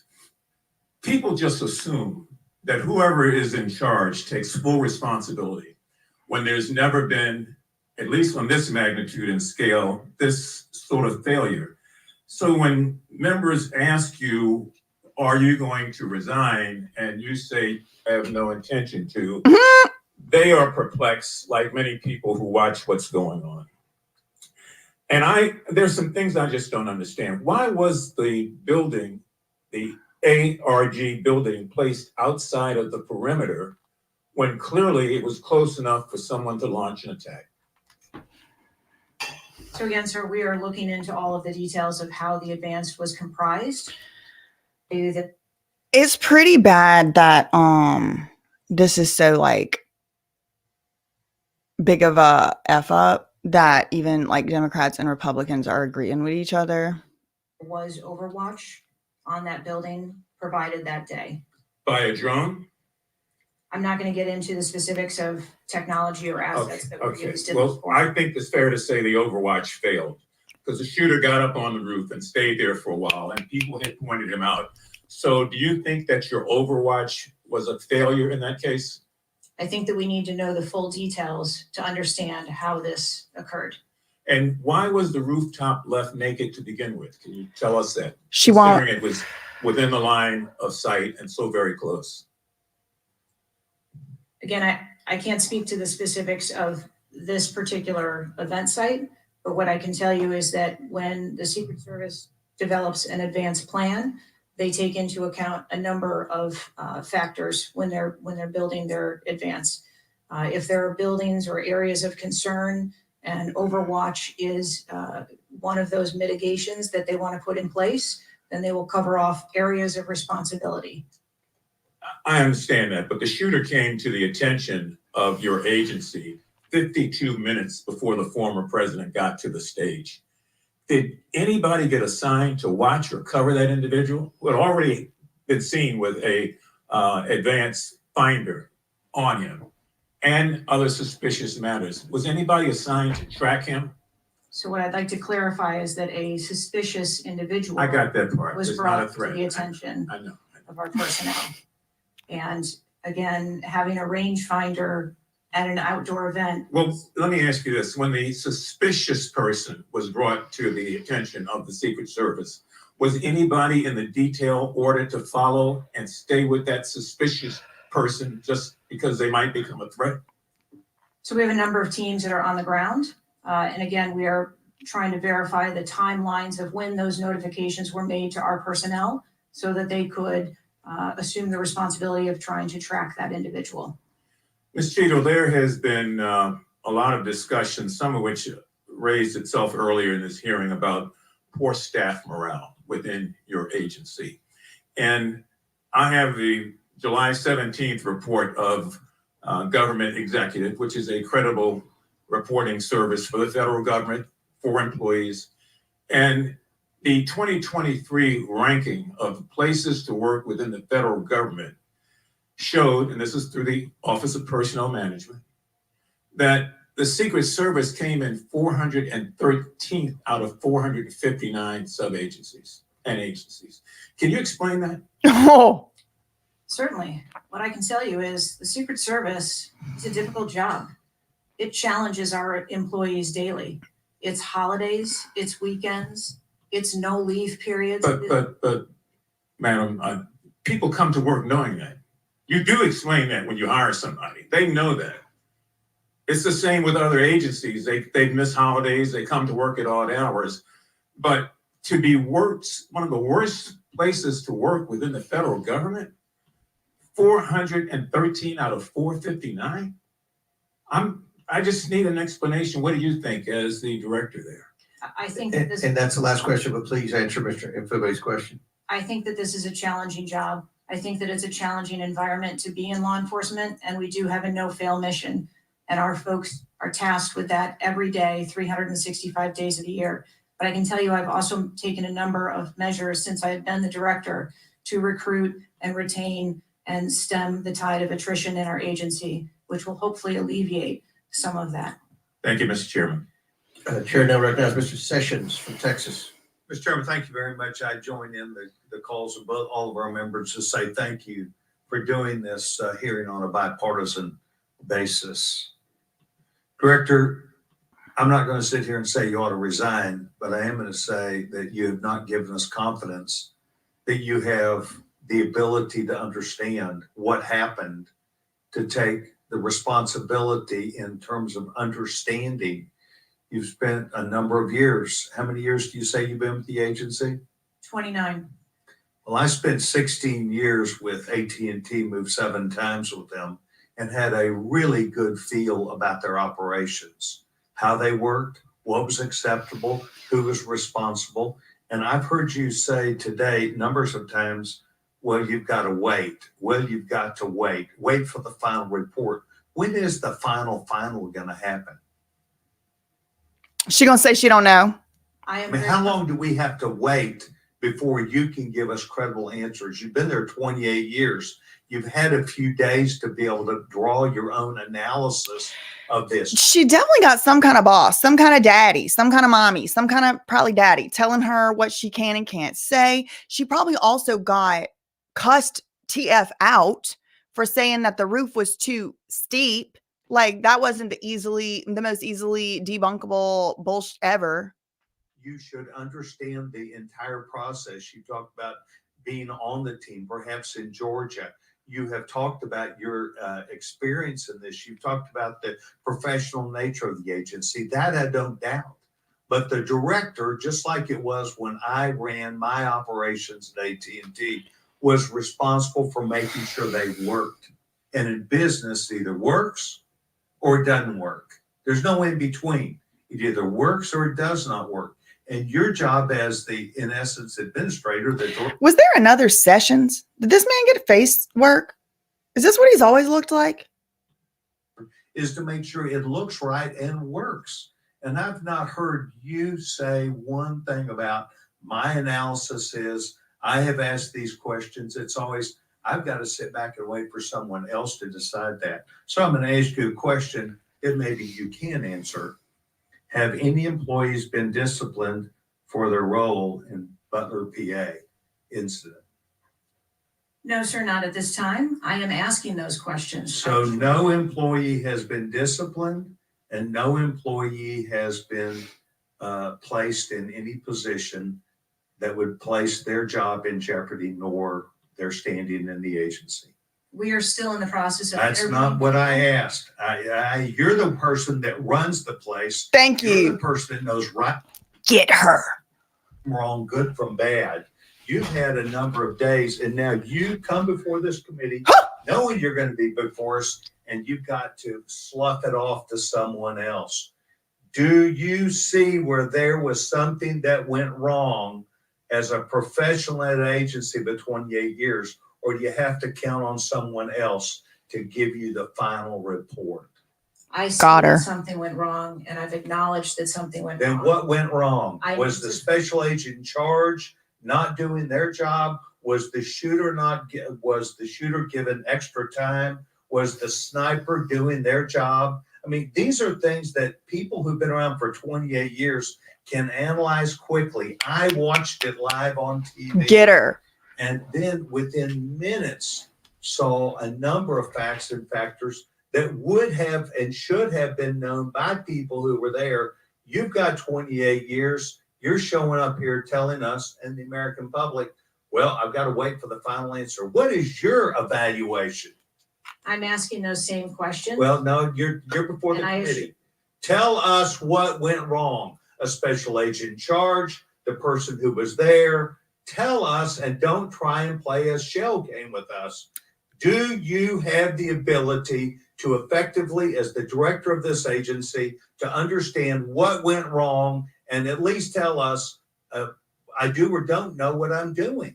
And we come away with, and I'm not asking for you to resign. I'm asking for you, if you've got this experience, then you should be able to say to us, we know what we did wrong. It was a failure in our system, and we're immediately making these corrections. That's why you're having a difficult time with this group of members of Congress, because we saw it too. We've seen the things, but you are the 28-year expert. You are the person that, and only you, that can make the changes. And I hear you say, well, I've got to wait for a final report before I, at 28 years experience. That is why we think what you're doing, the answers you're giving us are not correct, and you're not using your professional expertise. Mr. Chairman, I will allow her to respond. I am asking those same questions, sir, and I assure you, when I have a full and complete report of exactly what happened, there will be accountability, and we will make changes.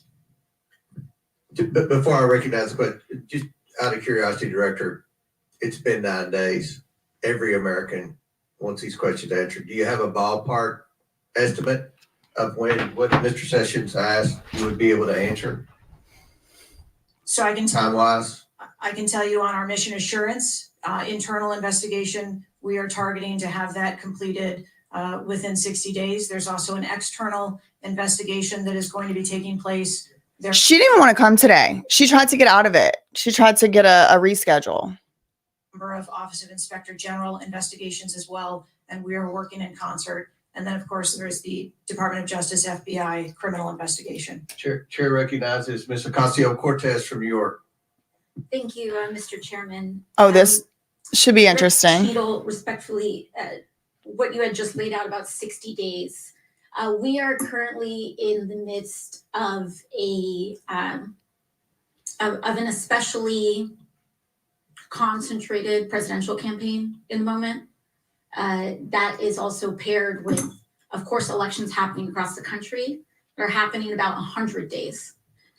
So the notion of a report coming out in 60 days when the threat environment is so high in the United States, irrespective of party, is not acceptable. And I think it's very important to understand that. This is not theater. This is not about jockeying. This is about the safety of some of the most highly targeted and valued targets internationally and Honestly, I did not expect her to take this strong of a position, and good for her. Thank God. domestically in the United States of America. So the idea that a report will be finalized in 60 days, let alone prior to any actionable decisions that would be made, is simply not acceptable.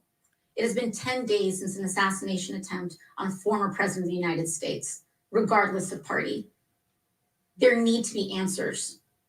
Again, this party, this committee, this is not a moment of theater. We have to make policy decisions, and we have to make them now. We do. And that may be and that may require legislation. That may require policy that we must pass in the immediate and without that, Here it is. Here it is. Here it is. Whoo, girl, you almost had me. You almost had me. You had me till the fourth quarter. we are flying blind. So the lack of answers and the lack of report is just simply not something that we can accept. Y'all heard that? They might need it immediately so they can put some policy legislation up before the election. We might need to do that. And what could that policy be? Well, maybe it'll have something to do with Second Amendment devices, but maybe in just tucked in there will be all kind of other shit.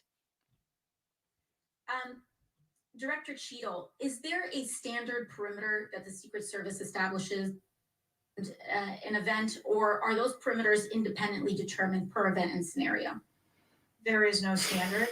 Every event and every venue is different and treated as such. Here's the thing, stupid ass AOC and the rest of y'all trying to make this about something else that it ain't. This kid took his father's, you know what, and went and tried attempted murder. Or assassination, even, even more so. So, there's probably like 11 laws that the boy broke. There's a lot of laws y'all done passed that got broke. The point is not put some more laws that people are going to break. The point is figure out why this dimwit couldn't do her job. Stupid. Work for me. Stupid. So each event has a different perimeter that is established depending on the logistics of that event. Now, you established earlier that the building upon which the shooter operated from was outside of that established perimeter, correct, for the Butler, Pennsylvania event? It was outside of our secure perimeter, yes. Now, that building was, I believe, 500. How far away was that building from the president? It was approximately 200 yards. 200 yards. Now, the individual used an AR-15 in order to act out his assassination attempt. An AR-15 has a range of about 400 to 600 yards. My question is, why does the Secret Service perimeter, why is the Secret Service protective perimeter shorter than one of the most popular semi-automatic weapons in the United States?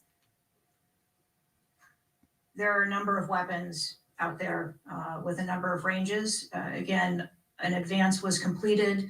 The determination of the perimeter, I'm not going to speak to specifics, but there are a number of factors that are taken into account when we determine our perimeter. Some of it has to do with terrain, some of it has to do with buildings, some of it has to do with assets and resources that are available. And so what I'm hearing is that a perimeter was not established outdoors in an outdoor venue that would prevent an AR-15, which is one of the most common weapons used in mass shootings, from being able to be within the range of Secret Service protection. A perimeter was established, and even though there were buildings that were outside of that perimeter, it wasn't just that building, there were a number of buildings in the area, and there was overwatch that was created to help mitigate some of those buildings. I do wish they'd turn her mic down a little bit because all the mouth smacking, it's constant. Respectfully, Dr. Cheetle, as well, as a person who has experienced an enormous amount of threat incidents, including incidents that have never been reported publicly. I believe that. I believe that. There's a common pattern that happens here, whether it's Secret Service, FBI, Capitol Police, local departments. After a critical security failure, we often hear there will be an independent investigation. That independent investigation gets set up. Usually the expectation is between 2 to 3 months after the incident, and then nothing really occurs from there. Yeah. The report is usually not satisfactory to the questions that are usually being raised here. And most importantly, corrective action is rarely taken.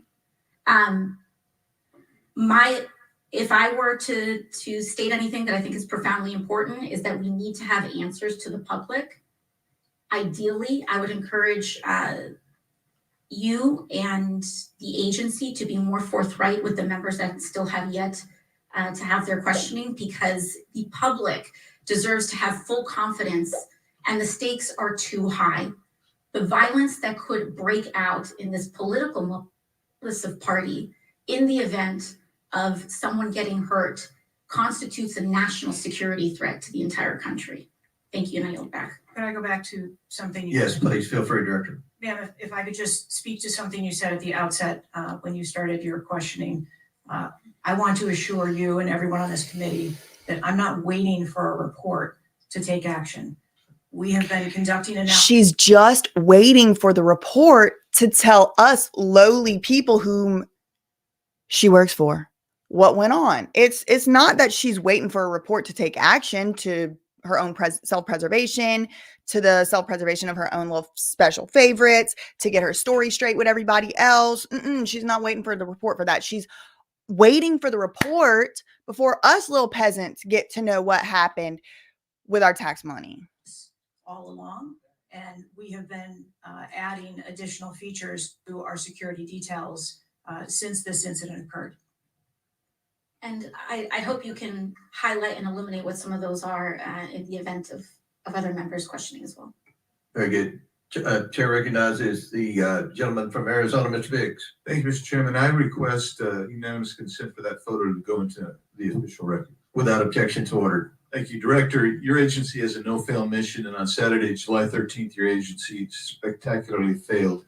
The failure resulted in the death of Corey Comprador and serious injury to two other rally attendees, David Dutch and James Copenhaver, besides the injuries to President Trump.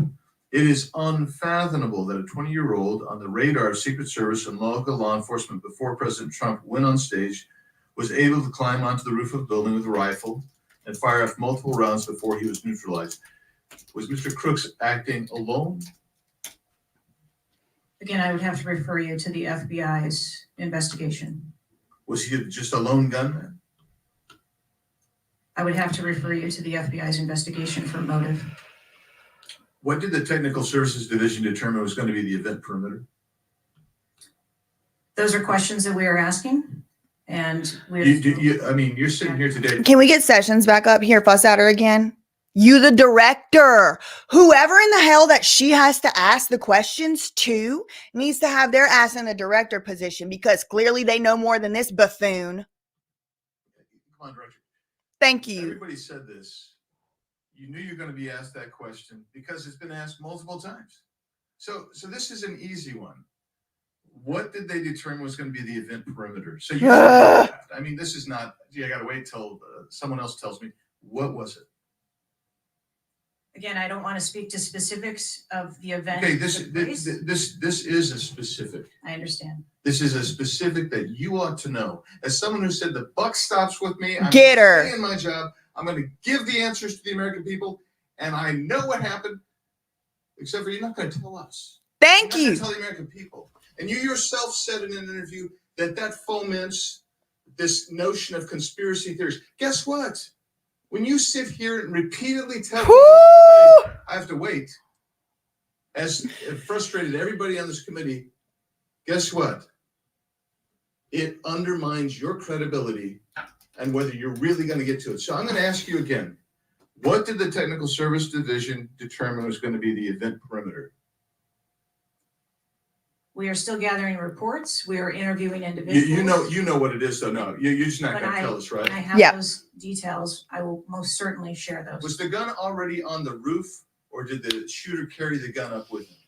I do not have that information at this time. Well, when was the last sweep of that roof done, the rally? I do not have that information at this time. So how many holds, I mean, so most of us here have been in events, and Secret Service has been there. There's been security, and I can't tell you how many times we've said there's going to be a security hold right here. So we're going to wait, and we wait to 1 or 2 or 3 minutes, and yet we're hearing from you apparently that there were no holds in place. ever instituted here with President Trump's going on stage. And you said, and this is, I think, connected with this, you said they hadn't adjudicated the shooter to be a threat. He was adjudicated to be a suspicious person, even though we got some dynamic video that Mr. Christopher. Yes, get her. This threat versus suspicious person. She's going to eventually have to admit, yes, there was a threat and we failed to identify it. Put on the video for us. So I guess my question for you is, and I think you answered this, I just want to see if you're consistent with what you said about an hour and a half ago. What do you do if a suspicious person is identified by the agency? What's the protocol? So at a number of our events, it is not unusual. I know it's not unusual. What do you do? Those individuals that are identified as suspicious, we will send teams out Was a team sent out here then? Whoo! Teams that were sent. This is why she don't want to answer these questions, because even just that tells us a lot. It is their protocol to send a team out to the suspicious person. But we do know from video evidence at the rally that it was 2 minutes that man was up on the roof, and people from the first time the first person said he's got a you know what 2 minutes it took them to get to a person with a GUN to identify and interview that individual. They were sent to interview the individual who's scampered up in camo on top of a roof within 130 yards of his target. And did your team get there? When did your team get there to conduct that interview? I don't have the details on the timeline. It is my So if they did send a team and they're going to interview him, and you described that earlier as an investigation, why didn't they put a security hold on President Trump going on stage at that rally? It's true. At a number of our protective sites, there are suspicious individuals that are identified all the time. That doesn't necessarily mean that they constitute a threat. Of course not. But here you got a guy scampering up the side of a building on top of a roof. Thank you. Identified to you. Thank you. you. Said you sent a team there, and you can't answer that. And this gets to one of my finer points, Mr.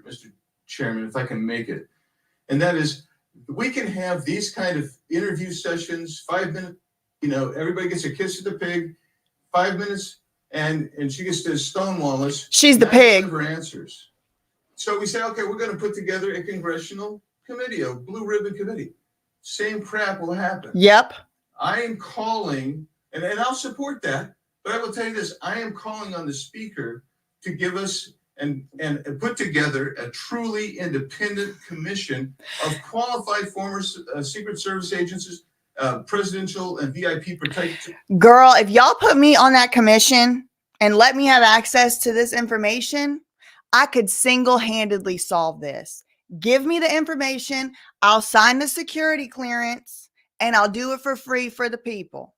I won't take a payment. I'll go off YouTube and do this investigation because I guarantee you I can find out what happened.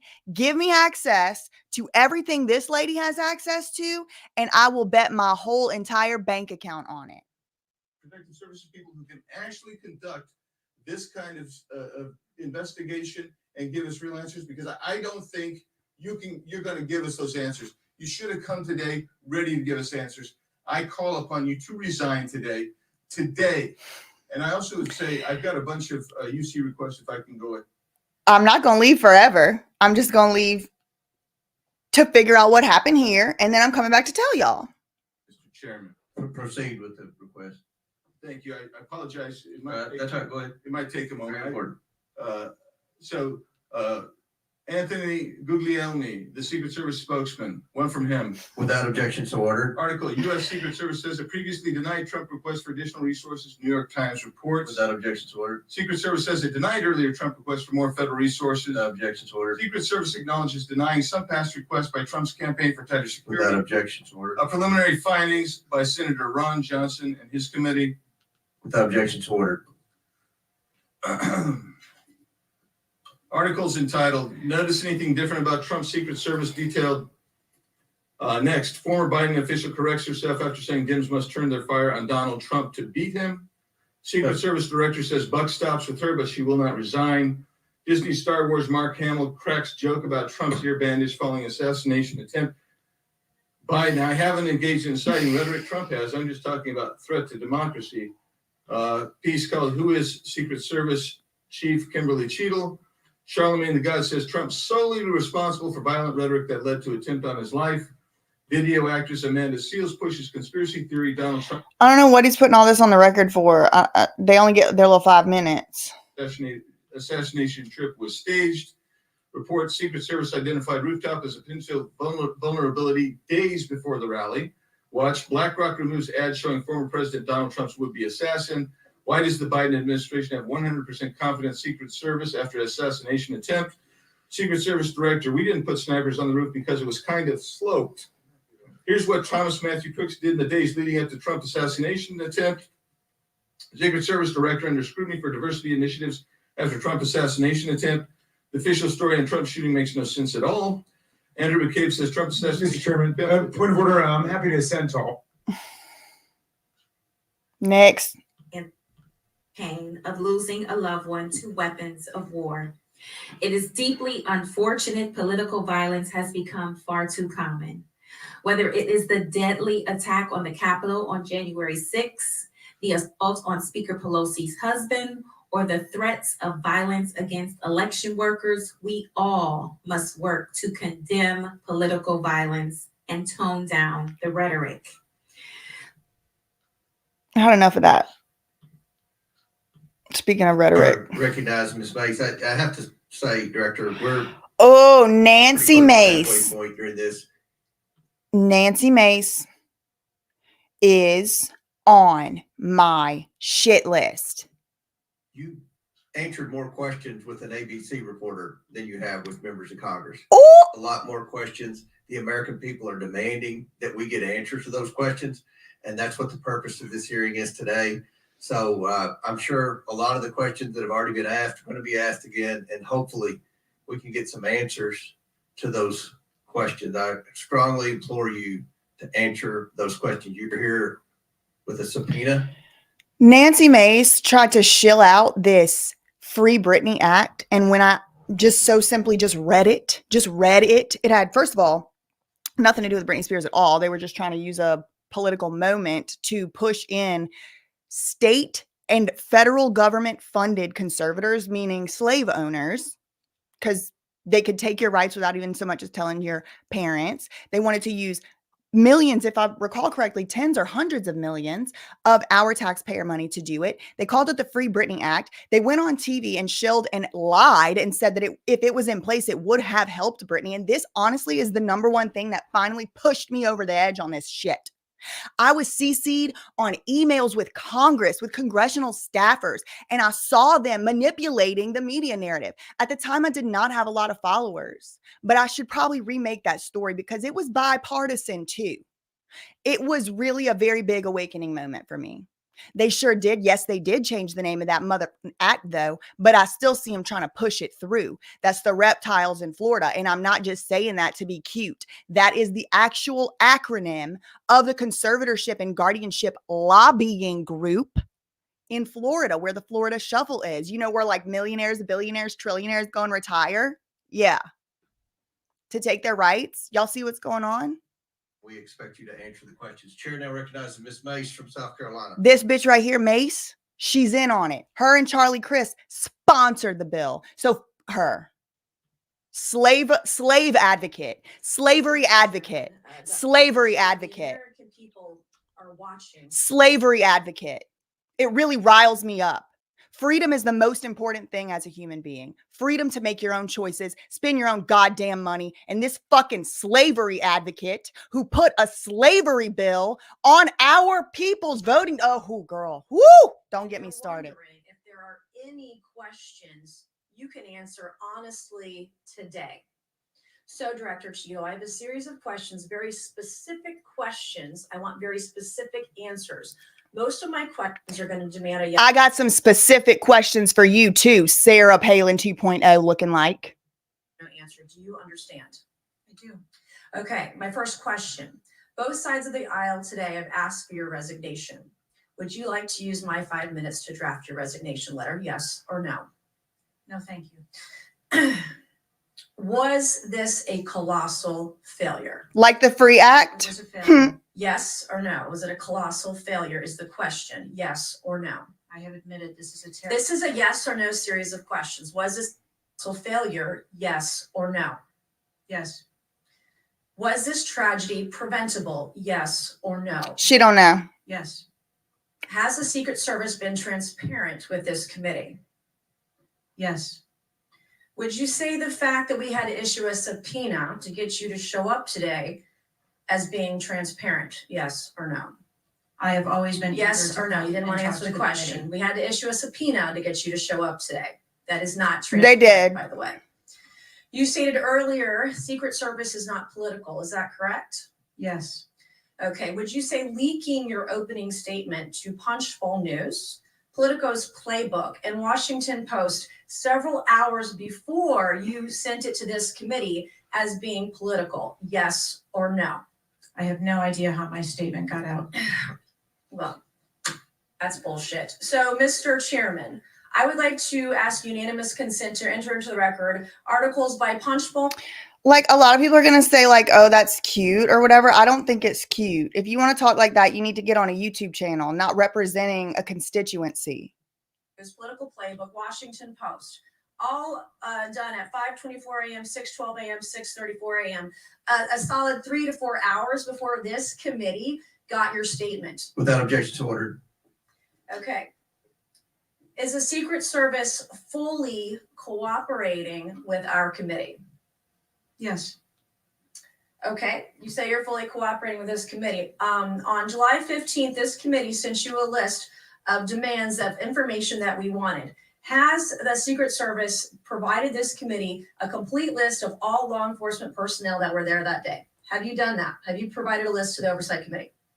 Yes or no? I'll have to get back to you on that. That is a no.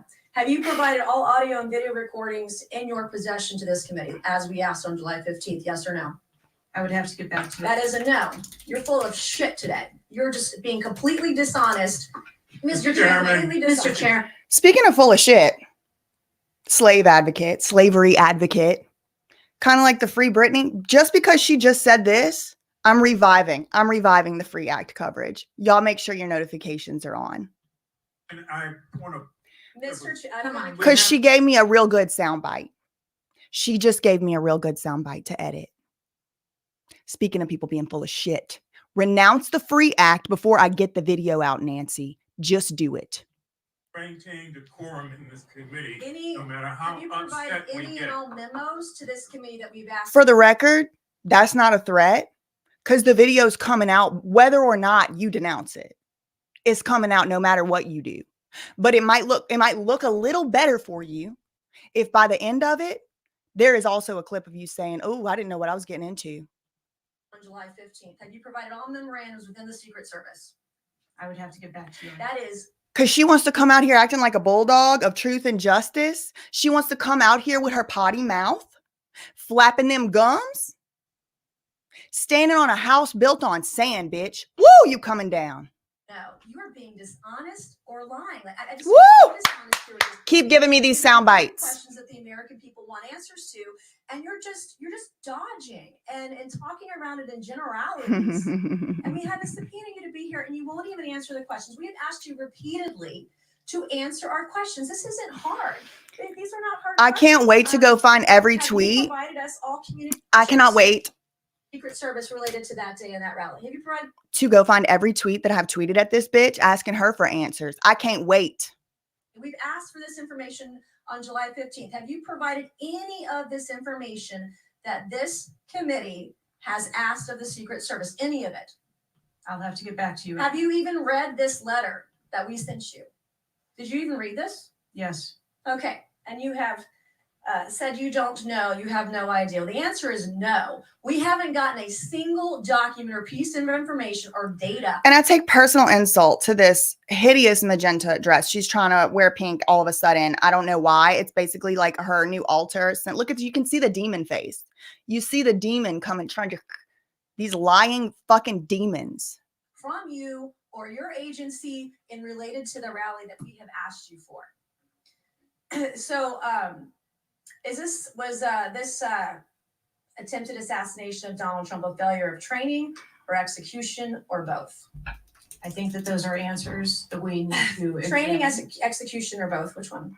I think those are answers. All right. How many Secret Service personnel have lost their jobs due to this colossal failure? At this time, none. How many Secret Service personnel have been required to take a refresher course not to let people shoot Donald Trump? Our personnel are currently operational. We are examining the facts of this investigation, and we will make the changes necessary. What time did law enforcement become aware that there was an individual on the roof with a clear line of sight to President Trump? I am still verifying timelines. Of course, 9 days in, you have no answers. How many minutes went by between the time law enforcement saw and took photos of crooks and the shooting? How many minutes? I am still verifying timelines. 57 minutes. Thank you, Mr. Chairman, and I yield back. Gentlelady yields back. Before I recognize Ms. Stansberry, I believe I want to recognize Mr. Infant. Her little mad dog LARP she just did doesn't impress me, because I know that behind all that, she ain't shit. She's bought and paid for just like the rest of them, and I have proof. I'm gonna show y'all. For a unanimous consent. Yeah, thank you, Mr. Chairman. I beg your indulgence. I meant to do this earlier. I'd like to have unanimous consent that it be submitted for the record. The 2023 ranking of best and worst work in the that evening. Local law enforcement were made aware that there was a suspicious man. In fact, at 5:20, local law enforcement flagged that he had a rangefinder, and they radioed their concerns and sent around pictures of the individual. At 5:40, 20 minutes before local law enforcement actually identified the shooter, and at 5:51, Secret Service was notified of the suspicious person by the state police, and 1 minute later they distributed that information. That was before Donald Trump even took the stage. That was 11 minutes before he took the stage. So the Secret Service was aware that there was a suspicious person. At 6:03, he took the stage. At 6:09, rally goers, as was shown in the video, identified this gentleman climbing on the roof. At 6:11, 3 shots were heard, 3 rounds of shots. And of course, the president and the other victims were shot. This shooter was a 20-year-old young man, no criminal record, legally purchased gun and ammunition, who for days in the lead up to this shooting was searching mass shooters. He even had a picture of a mass shooter on his cell phone the day of the shooting. I didn't know that. For explosives, he searched high-level officials.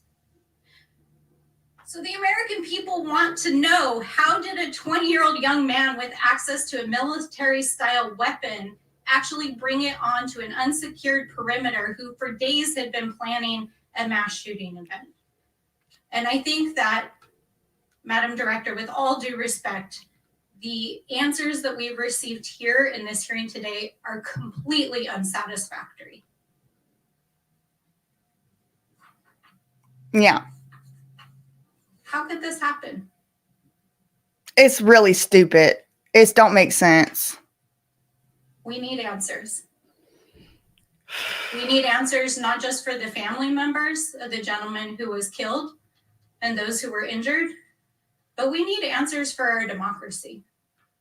Because as others have stated here today, we are in a highly politically charged environment right now. We are only weeks away from one of the most significant presidential elections in American history. And it is clear that our public officials' safety is not been secured. And it is not just a matter of one shooting, it is a matter of national security. So I hope that you will take our comments to heart. I hope that there will be accountability, and we need answers. And with that, I yield back. Chair now recognizes Mr. LaTurner from Kansas. Thank you, Mr. Chairman. Director Cheetle, I have a question just right off the bat. Something that you've bragged about repeatedly is that you've increased protection for the 36 individuals this is also entrusted with. Is that correct? I think I stated that we currently have 36 protectees, and that we continue to make evaluations on where those levels of protection are provided. You've mentioned specific increases in protection that you've provided for some of those individuals, correct? Correct. Based on what?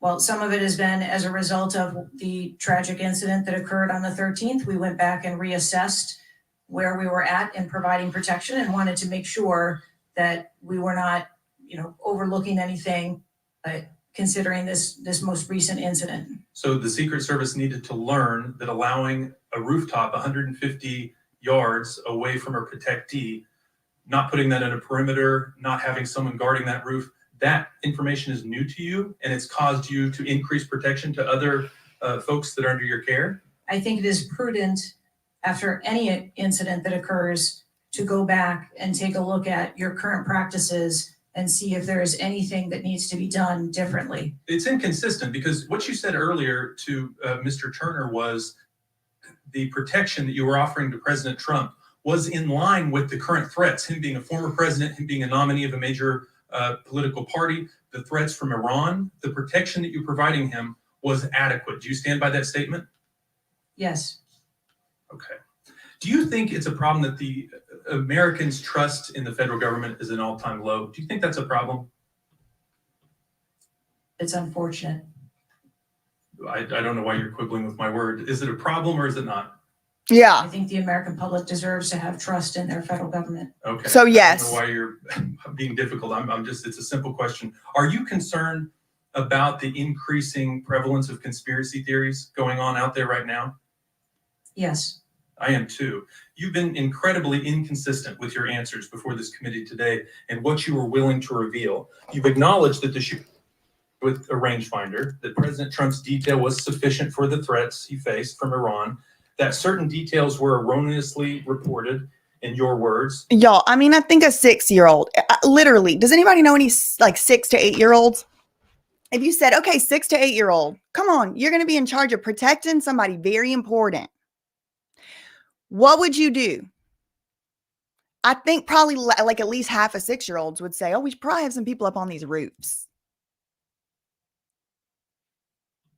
You haven't been willing to provide any information about the decision to place the building in question outside the perimeter, the explosives placed in the shooter's vehicle, the use of a drone by the shooter, or when exactly the Secret Service identified the shooter as a threat rather than merely suspicious. What is your standard today for what you are willing to answer and what you are not? Because you've been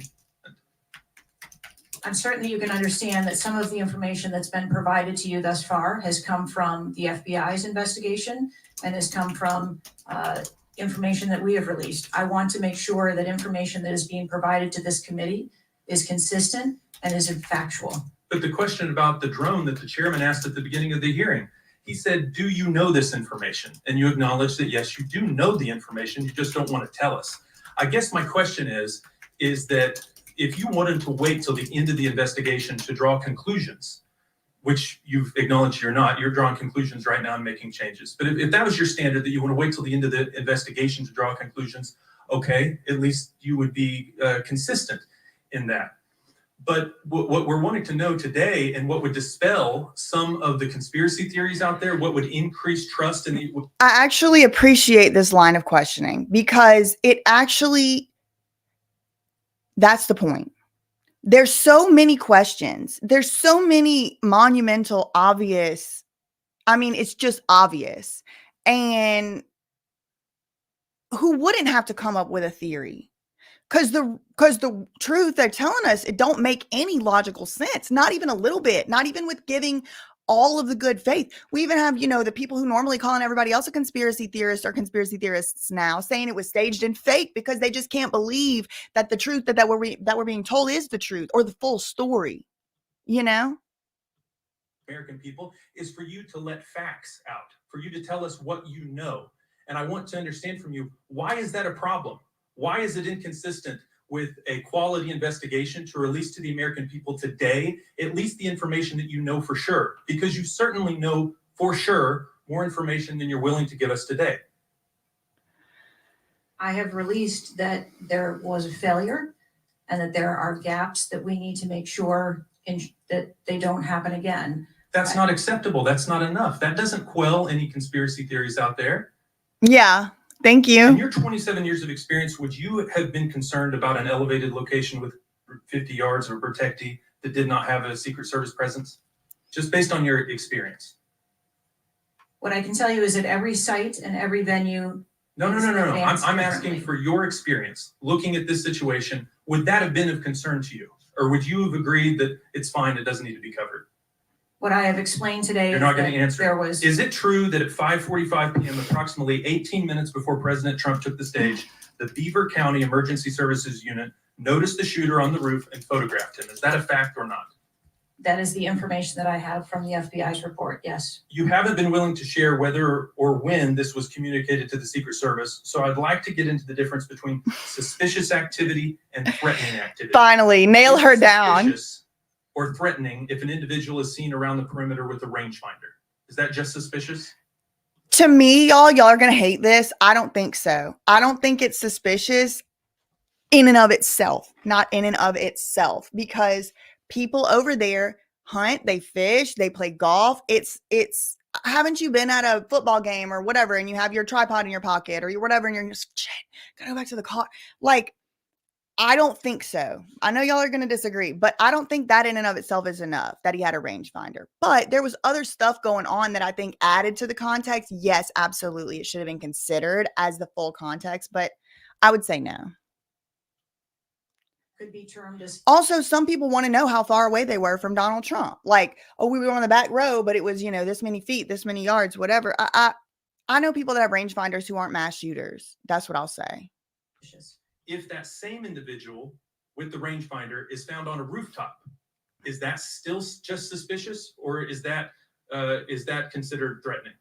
That could be termed still as suspicious. All right, my time is over. Mr. Chairman, I yield back. Thank you. Chair now recognizes Mr. Frost from Florida.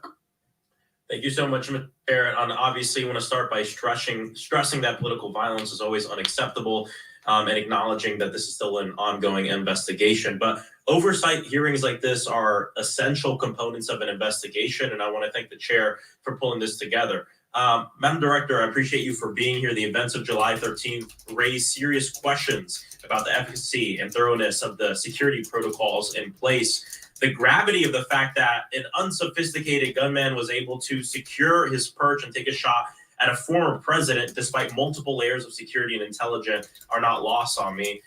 Before I came to Congress, I used to work at Vance for a major political candidate and have interacted with many different law enforcement agencies on large political events like the one that just happened. How many times was the Secret Service alerted about a suspicious person at the July 13th campaign event prior to the first shot being shot? I don't have an exact number to share with you today, but from what I've been able to discern, somewhere between 2 and 5 times there was some sort of communication about a suspicious individual. To the Secret Service specifically. According to reports, the shooter was photographed twice by security officers prior to the shooting. A police officer saw the shooter on the ground and reported him with a photograph as a suspicious person. Multiple local law enforcement officers identified the shooter, radioed that he was acting suspiciously near the event's magnetometers. A local law. I don't know who's Mr. Frost. He's doing pretty good so far. No complaints. Thank you, Shane, for the $5 super chat. Is that your second one? Thank you. The tactical team saw the shooter on a roof and notified other security services and also photographed him.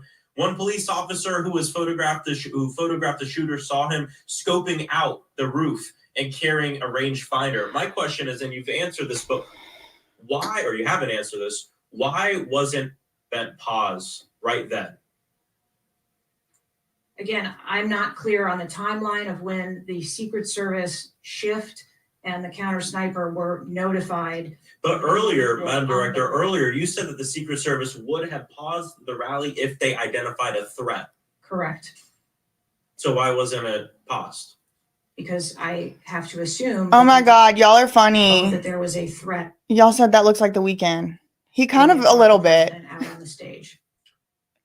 I feel like this is a Not really communication between Not local really. law enforcement, you all, and other actors at the rally. And again, as someone who's worked on these, I understand that there's multiple people with multiple with the ability to make different decisions on the ground.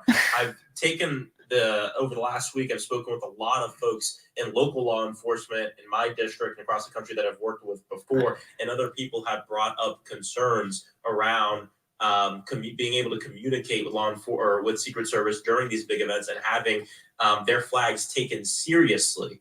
I do believe that if Secret Service believed that there was a legitimate threat, that they would have paused the rally. My concern is before that something wasn't taken as seriously as it should. Yes, that is very important, because he's saying, look, listen, none of that's my concern. My concern is that we have evidence. This is what we were talking about earlier. We have evidence. We have evidence, video of everyday average people who didn't even get into the rally. We talking about like the people that are sitting outside, can't even get in, or didn't, for whatever reason, decided not to go in or whatever, right? Like, they can see the security threat more than the secret GD service. Thank you, Mr. Frost. Taken. So I think this shows an issue with communication. And I want to know, Madam Director, what you intend to do to fix that, not in 60 days, but now. We're in the middle of election. Obviously, a former president who had an assassination attempt, another rally goer who was killed due to this gun violence. We now have a presumptive nominee of the Democratic Party who's also historic, first Black woman to be running for president. And so I am worried about everybody's life. What do y'all intend to do to fix this communication breakdown and making sure that you actually take what local law enforcement, local folks are saying more seriously? We take what local law enforcement relays to us seriously. Let me just be clear on that. As far as the communication. But not this time. We always trust our law enforcement partners and have a great relationship with them. We are looking at whether or not there was a communication breakdown. If that is, we will take steps to ensure that we correct that, because to your point, we cannot have a communication breakdown. Madam Director, does you mentioned that the perimeter of the event did not include the rooftop where the shooter was. Does your responsibility and the Secret Service's responsibility to protect the principal stop at the perimeter of an event? Ability is to ensure the safety and security of the event itself and the protectee who is attending that event and the personnel who are protected. So you would say the fact that the rooftop was outside the perimeter is not an excuse for what happened, saying that it was outside the perimeter. I am not offering that as an excuse. Okay, thank you. I yield back. Gentleman yields back. Chair now recognizes Mr. Fallon from Texas. How did a 20-year-old loner with a week's notice pick the absolute best location to assassinate President Trump when the entire Secret Service missed it?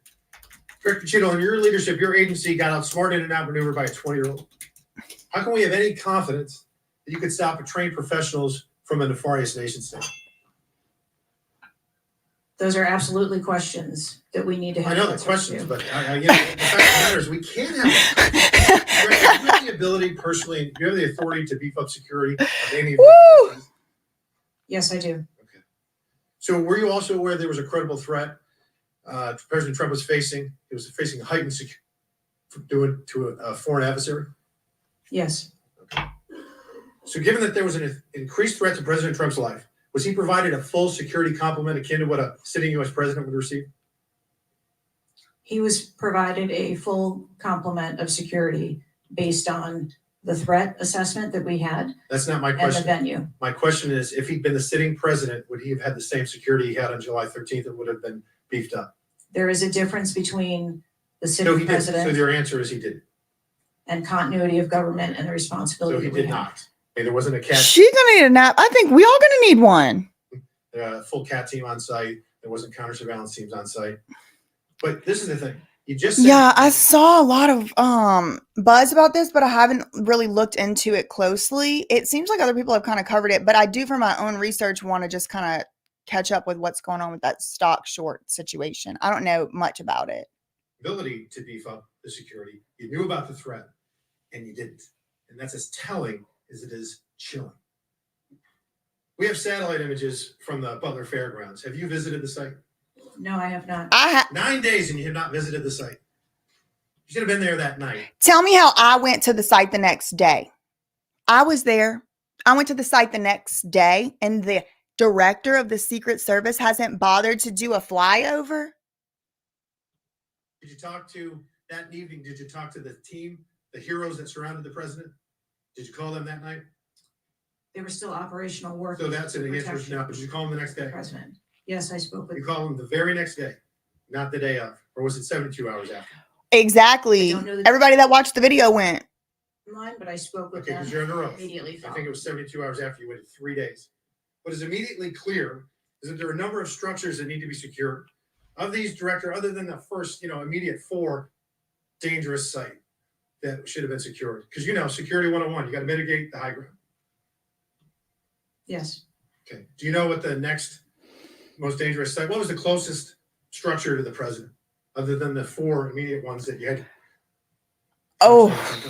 There are a number of structures around that event site. You know who the shooter knew? The shooter has visited the site. That is such a, I mean, it depends what side you're on, right? Like where your bias is. You could say that's a manipulative question, or you could say it's a really brilliant question, because what he said was, what was the closest structure to the president, or the former, whatever he said? What was the closest structure to Donald Trump?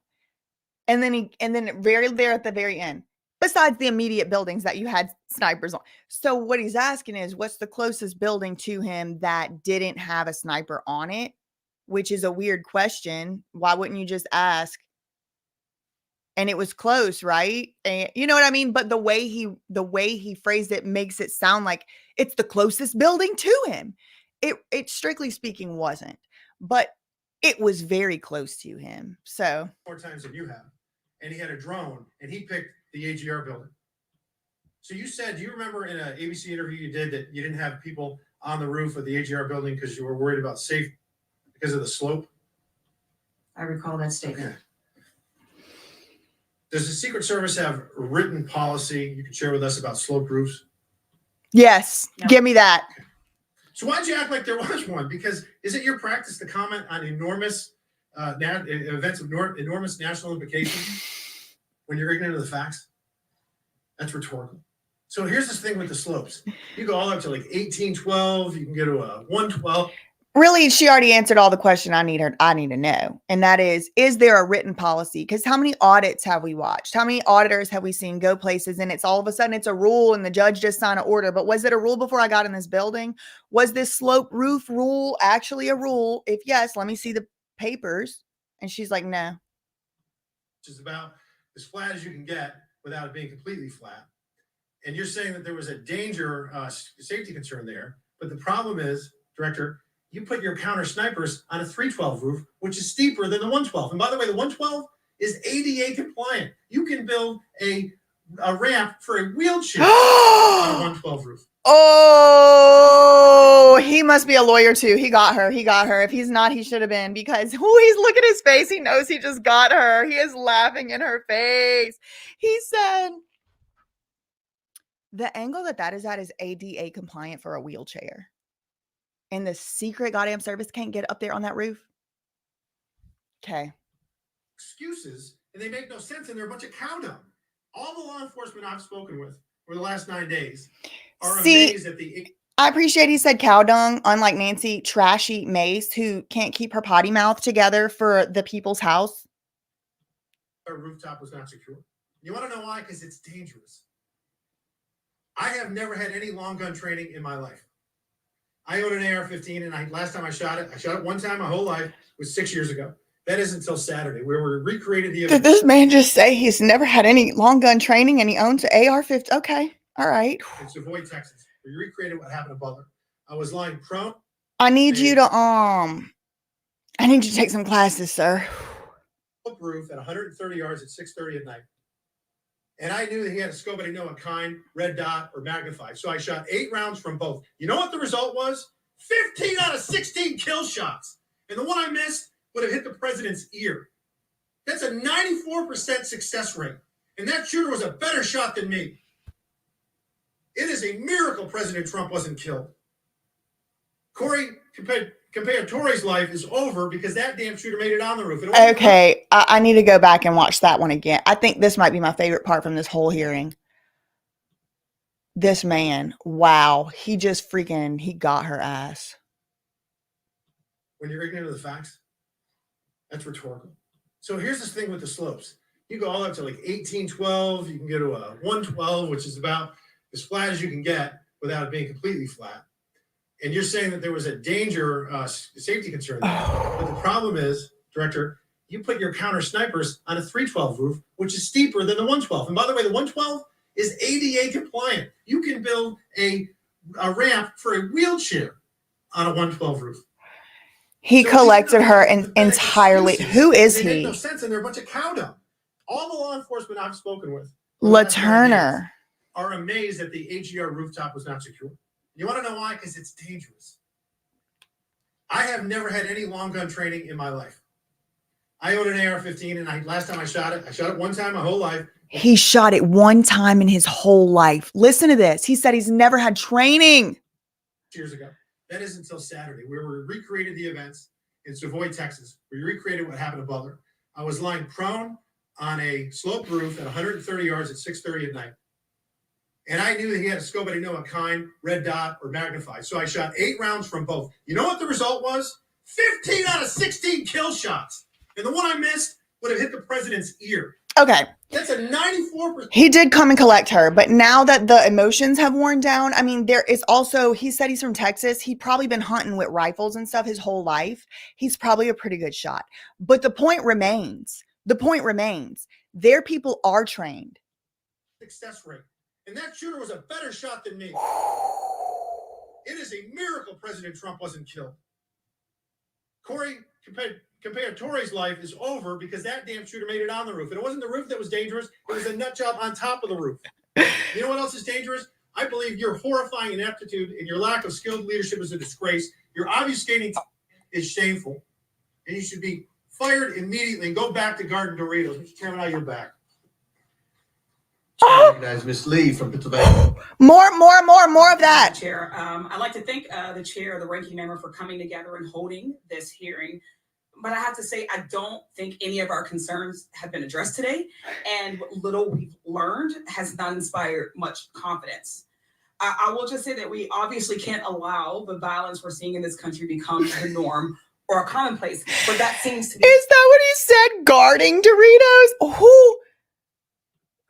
For the last 9 days, are amazed that the AGR rooftop was not secure.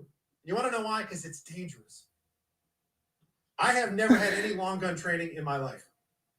I own an AR-15, and last time I shot it one time my whole life. It was 6 years ago. That is until Saturday, where we recreated the events in Savoy, Texas. We recreated what happened to Butler. I was lying prone on a sloped roof at 130 yards at 6:30. I didn't hear the guarding part. And I knew that he had a scope, but I didn't know what kind, red dot or magnified. So I shot 8 rounds from both. You know what the result was? 15 out of 16 kill shots. And the LaTurner investigates. this would have hit the president's ear. That's a 94% success rate. And that shooter was a better shot than me. It is a miracle President Trump wasn't killed. Corey, compared Tory's life is over because that damn shooter made it on the roof. And it wasn't the roof that was dangerous. It was a nut job on top of the roof. You know what else is dangerous? I believe your horrifying ineptitude and your lack of skilled leadership is a disgrace. Your obfuscating today is shameful. And you should be fired immediately and go back to Garden Doritos. Mr. Chairman, now you're back. Chair recognizes Ms. Lee from. He did say that. Stop. Thank you, Mr. Chair. I'd like to thank the chair, the ranking member, for coming together and honing or canceling an event based on a threat and how the events on July 13th didn't meet those standards. So again, I think we're talking about the distinction between suspicious behavior and a threat. And at the time that this individual was identified, they were displaying suspicious behavior. I'm still waiting for interviews from the FBI to determine what it was that identified that individual. The FBI and this crazy lunatic get to decide if it was a threat or not. It's not, we can't look at it and know, and they obviously incompetently failed to identify it. No.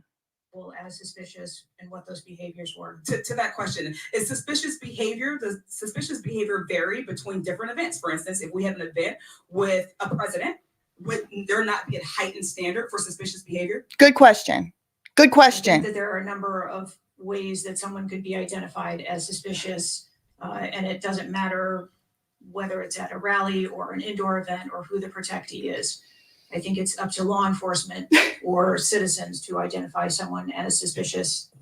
Okay, thank you. According to the Associated Press, at least 6 different agencies, including 2 sheriff's office, local police, state police, as well as fire and emergency rescue officials were involved in securing the rally in Butler. When there are so many teams that are collaborating, who takes the lead and how is that determined?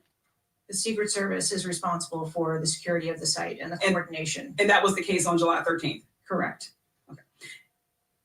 Changing gears, in 2024's appropriations budget, the Secret Service was given a little over $3 billion, which was about $78 million above what was requested. For 2025's budget, to get another increase. How much of these funds goes towards training and improving protection procedures? I would have to get back to you on the training aspect of it, but about 30% of our budget is for protection and facilities and training.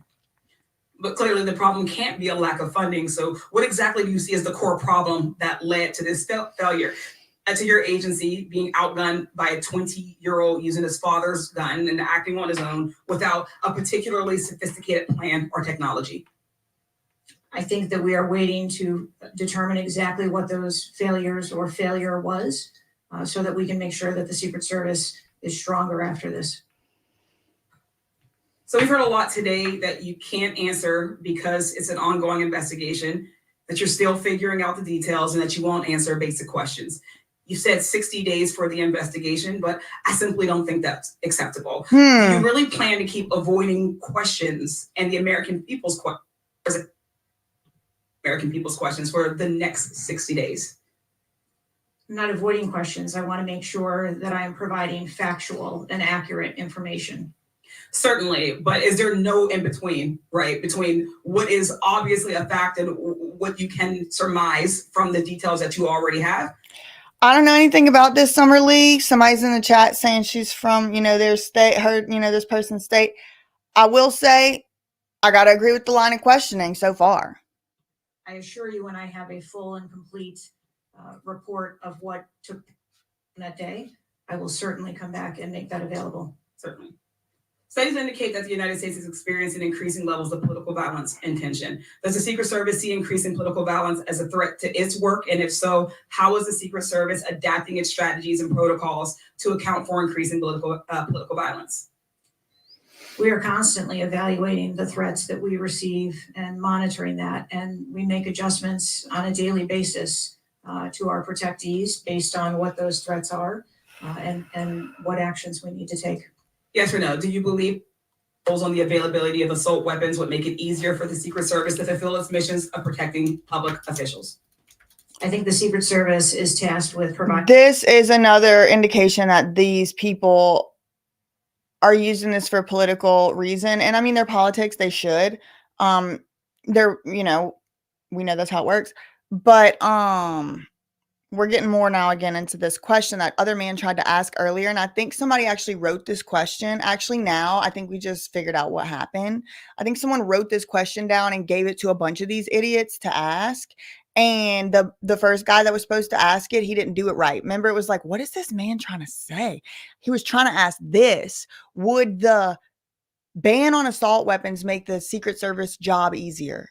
He was asking, would the ban make it harder? Or was the fact that people have access to the weapons making their job easier instead of the ban? Safe environment, which is why we put into place a number of mitigation factors. Certainly, but do assault weapons make it easier or harder for you to do your job? I think that any weapon makes it difficult for us to do our job. Okay, I yield back. They had all kind of weapons, y'all. They didn't use them. Chair now recognizes Mr. Donalds from Florida. Thank you, Chairman. Director, real quick. At what time was And if it wasn't so obvious, I think there's literally only been one Democrat who's spoken so far who didn't bring up this assault weapons ban situation. Like, I'm not saying my personal opinion. Do I agree? Do I disagree? I'm saying it's not relevant. It's not relevant. There was already laws in place to stop this kid from getting this thing, and he got it anyway. And I shouldn't call him a kid. I should call him a lunatic. Aware of the active threat against President Trump? Director, what time? So the Secret Service was aware that there was an individual who had been identified as suspicious, and that individual was attempting to be tracked down. At what time? I don't have a specific timeline other than to. Director, it's been 9 days. Get her. I want to make sure that I give you factual information, sir. Director, have you talked to the agents on the ground that day? Yes, I have. You've talked to all of them. Mhm. Your senior team has talked to every agent that was on the ground that day. Yes, we have. Have they all corroborated the same time they identified the shooter or they were made aware of the shooter, either by attendees in the crowd or local police department? I appreciate his questioning. I do. I'm on his team right now. But I do think what we're gonna need is like seconds. You know, it's like gonna come down to, it's not gonna be like, oh, around 2:15, because like or whatever it was, right? Because the difference between her, like, 5 minutes was the difference of when the first person shouted, he's got a GUN, and then they finally, apprehended or neutralized the guy. So in this one, just to be completely fair, I could understand her not having an exact second yet. I could understand. Now, she might, just for the record, she might have it. There are a number of reports of when those times were made. Was it 5 minutes before the first shot rang out? I think it was about 2. Generally speaking, was it 10 minutes before the first shot rang out? No, it Was was it less, 15 minutes before the first shot rang out? it was less than that time frame when it was identified as a threat. How many days before the shooting took place did Secret Service actually do their advance work? Again, I know we're getting a little behind here, but I just want to, it was identified as a threat by whom? Because in her mind, the only people who can identify this as a threat are her people. It's not, okay, the first person yelled out, he's got a gun. No. She said when he was identified as a threat by her, not by crowd goers. And there's like a many minutes difference of that, because she gets to define threat. Secure the facility that the rally was going to be held at? 5 days. In the 5 days prior, when the security advance team did their work, did they identify the rooftop as a potential threat? Again, I'm pulling those reports and that information. It's been 9 days, Madam Director. Did they notice a rooftop 150 yards away that was a potential threat? Yes or no? I am certain that the rooftop was noticed. What? Passive voice was noticed. Noticed by whom? The security parameters around securing that rooftop. What did they do? There was overwatch provided for that rooftop. Did Overwatch fail? Yes. I am waiting to hear what the Well, results of the investigation. Who knows? Because maybe they had a stand down order. I mean, we've all seen those movies. Stand down, don't shoot. Like, I don't know. But then again, they've said that those guys have independent authority to shoot. So we're going to have to find out. Were so that I can identify where the failure was. Who did you talk to that was on the ground that day that was responsible for Overwatch? What are their names? She won't I'm say. not going to provide their names in this setting. Did you talk to the people that were providing Overwatch that? We're not allowed to know, even though we're her boss. I've talked to the people that conducted the advance on that day and that were working the shift and were the counter snipers on that day. So you talked to the counter sniper team. You talked to the people who were providing Overwatch that day, and you talked to the advance team, correct? Yes, sir. What did they tell you? We are putting together a comprehensive report so that I can identify exactly where the gaps and the failures. When the counter sniper team was on the roof and they identified that there was suspicious activity on the roof in question, what was the chain of commands orders around the person on said roof? Because I'm quite sure somebody saw in under your organization, the Secret Service, I'm quite sure somebody saw the shooter on the roof. So what was the communication through the chain of command to deal with said person? What I can tell you is that when the individual was identified by the counter sniper, they took one shot and neutralized that individual. But that was after the shooter already took a shot. Is that correct? I think it was like 3, 5, 8, multiple. So what you're saying now is that the Secret Service did not see the shooter on the roof until after the shooter took a shot? I do not have all of those details at this time. If you don't have those details after 9 days, Director, then what you're telling me is that you guys didn't see it. Is that correct? I am telling you, I don't have all the details of the sequence at this time. Director, it's been That though, I would appreciate her not speculating on that one. You know what I mean? If she really doesn't know, and it is kind of like hearsay, there's difference between factual questions, like how many people were there, and what did other people see. And I could see her not wanting to say only 9 days into the investigation what other people saw, because she's already made herself look very stupid by speculating things. But there's certain stuff she shouldn't have had to been speculating about, like how many people were there and who made the order, who made the call, stuff like that. days. Either you have the information or you do not. Is that correct? We are still in the process of conducting interviews and an investigation. Some of my colleagues have texted me over the last couple days, bipartisan, about whether you should lose your job. And I've been quiet on that question because I wanted to see what you were going to do today. In my opinion, you do need to be fired immediately. And it is because this is gross incompetence. And the fact that it's been 9 days, and these are simple questions to answer. I'm quite sure if I asked any one of my kids if they got in trouble and I told them to give me the details, I would get more answers from them than I'm getting from you right now. And that's what's frustrating on a bipartisan basis, on a nonpartisan basis. This is a joke. And Director, you're in charge. And that's why you need to go. Oh, you need to go. Oh. Chair, now recognize Mr. Gold from New York. All right, let's Thank you, go, Mr. Goldman. Let's see. Director, I want to follow up and just understand a little bit why there is so much information about this out in the public, including some from you and your communications. Y'all see the sign language and interpreter? yet you're here pursuant to a subpoena under oath in front of Congress, and you're unable or unwilling to answer some of those same questions. Can you just explain? They should have the sign language interpreter on the screen, like in a little square.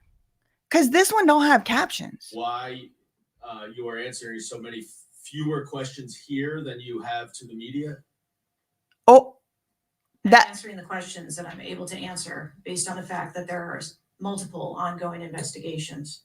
But you have answered some of these questions previously, correct? Yes. To the public, to the media. Which question? Oh, Lord. Well, did you have an interview with ABC News? Yes, I did. And did you explain the interaction between local law enforcement and the Secret Service, and that local law enforcement was responsible for securing the perimeter of the building the shooter was?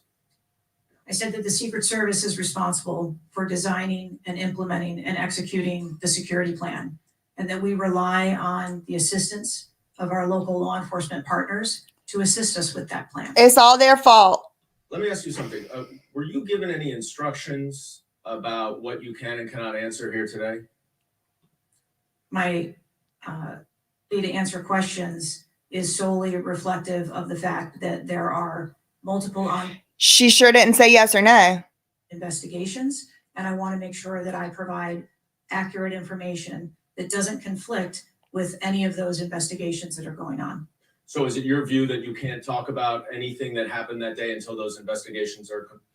My view is that I want to make sure that this committee and the American public gets correct and actual information. And so is it your view that that can only happen after the completion of the investigation? It is my view that when the investigations are complete, that we will be able to share that information. And how about before that? If I have factual information that I can share before that, I absolutely will. I'm guessing you have factual information as to when the suspicious photograph of the suspicious person was relayed to the Secret Service. There's a timestamp on that text message or whatever it was, correct? Sir, I'm sure you can understand that when you're dealing with text messages, emails, and other communications, the timelines don't always match up. Yeah, they do. That's why we have time, Kimberly. The forensics, the metadata will absolutely match up. What's not matching up, unfortunately for you, it sounds like, is people's accounts. The hearsay.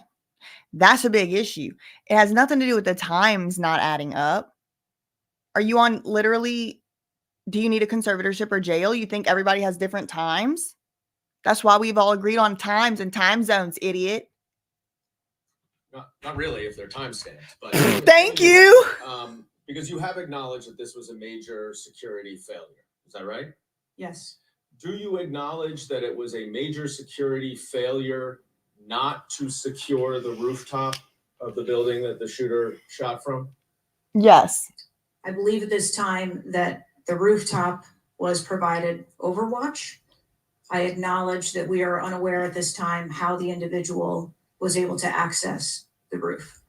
Overwatch meaning from other counter sniper, other higher points? Correct. And so was it a failure then that when that shooter was on the rooftop, that Overwatch did not identify him before he fired his shots? I don't have the timeline of how the individual accessed the roof, where they accessed the roof, or how long they were on the roof. Let me ask a couple things quickly. You have testified here about all the resources that the Secret Service needed to deploy to the NATO summit and all of the leaders here. Is that right? Yes. Did you have to rely more on local law enforcement because of the NATO summit for this event? Good question. Secret Service routinely works with local law enforcement at every event. It doesn't matter whether it is a NATO summit, NSSE, the RNC. No, but that's not my question. Obviously, there's a natural give and take as to, I'm sure, how many agents you deploy and how much you rely on local law enforcement. Did you have to rely more on local law enforcement because there were fewer Secret Service assets available because of the NATO summit? No. I hope we get answers before the completion. I don't like the fact that the media has received far more answers than Congress has. If this is a function of getting your ducks in a row, I assume you have access to a lot of these reports and a lot of this information, and you should have come prepared here today. And I would just want to flag, Mr. Chairman, before I yield back, that I want to just point out one thing that my colleague from Texas was talking about when he said he recreated the shooting twice with an AR-15, and he had a 94% success rate, 15 out of 16 shots. I don't know why that doesn't convince him that we should get rid of AR-15s, but clearly we need to do something about the prevalence of AR-15s and weapons of war on our streets. And I yield back. Chair now recognize Mr. Perry from Pennsylvania. Thank you, Chairman. Director, I guess 60 days is the time of the investigation. Is that the information that you've put out, or where did that come from, 60 days? Or is that just information that the committee members are talking about? I stated that earlier today. It's 60 days. So are you receiving regular updates? You're in charge of the Secret Service. This is about your organization. What happened 9 days ago? Are you receiving regular updates from the FBI on their investigation? Yes, I am. So you know some things are true, some things are probably not true. We want to talk to you about the things that we're hearing about and find out if they're true. Have you've been in contact with the FBI, then you're getting updates on a daily basis, right? Yes. Based on what you said. Okay. Are you confident that the person in question, Mr. Crooks, was the only person firing that day against the president or the crowd? Is he the only one? I'm not asking you yet if he acted alone, but is he the only one, or can you say that with certainty to the American people? That is the information I have at this time, yes. Okay. Does it appear he acted alone? That's the information we have at this time. Okay. Now let's talk about the fact that he was noticed as a person of interest, of concern, suspicion, as you say. Your PI team, how do they stay in? There's a sea of people. How does the PI team get to that individual that's in question in the sea of people? How's that individual tracked? Yeah. Our protective intelligence teams that work at our sites are paired up with a local police counterpart. And so they work in conjunction together. So they just follow them around, or let me ask you this. Looking at the site, you have multiple perimeters, right? You have the secure perimeter, the inside perimeter, you have multiple perimeters. Was the AGR so-called building the highest location affecting the site of the rally? Was it the highest location? No. I believe the highest location at the site was where our counter snipers were. What about the water tower positioned. adjacent? What about how high is the water tower? I don't have the height on the water tower. Okay. Well, interesting. I don't know why this came to my mind just now, but just so y'all know, and I'll get the map out too to show you. The water tower is on a separate parcel. Like, technically speaking, the owners are not the same. I don't know why that came to my mind just now, but just so y'all know, it's not like, let's say there was permission to have a Trump rally on somebody's land. They didn't own the water tower. You see what I'm saying? It seems like water towers are pretty high, at least in the photo. It looks like it might be. There might be actually be a building right behind the AGR building that is even higher. It's high. Than the building that Crooks fired from. You're familiar with cover, concealment, and defilade, right? You're familiar with those terms? No. And so how would your sniper team or your PI team track the individual and give vectors to Secret Service on the PI team to get to that individual to question him? And how would you cover the defilade, the cover and concealment of low areas that you can't see from where your sniper team immediately adjacent to the president were sighted? How would you do that if you're not up on the high ground?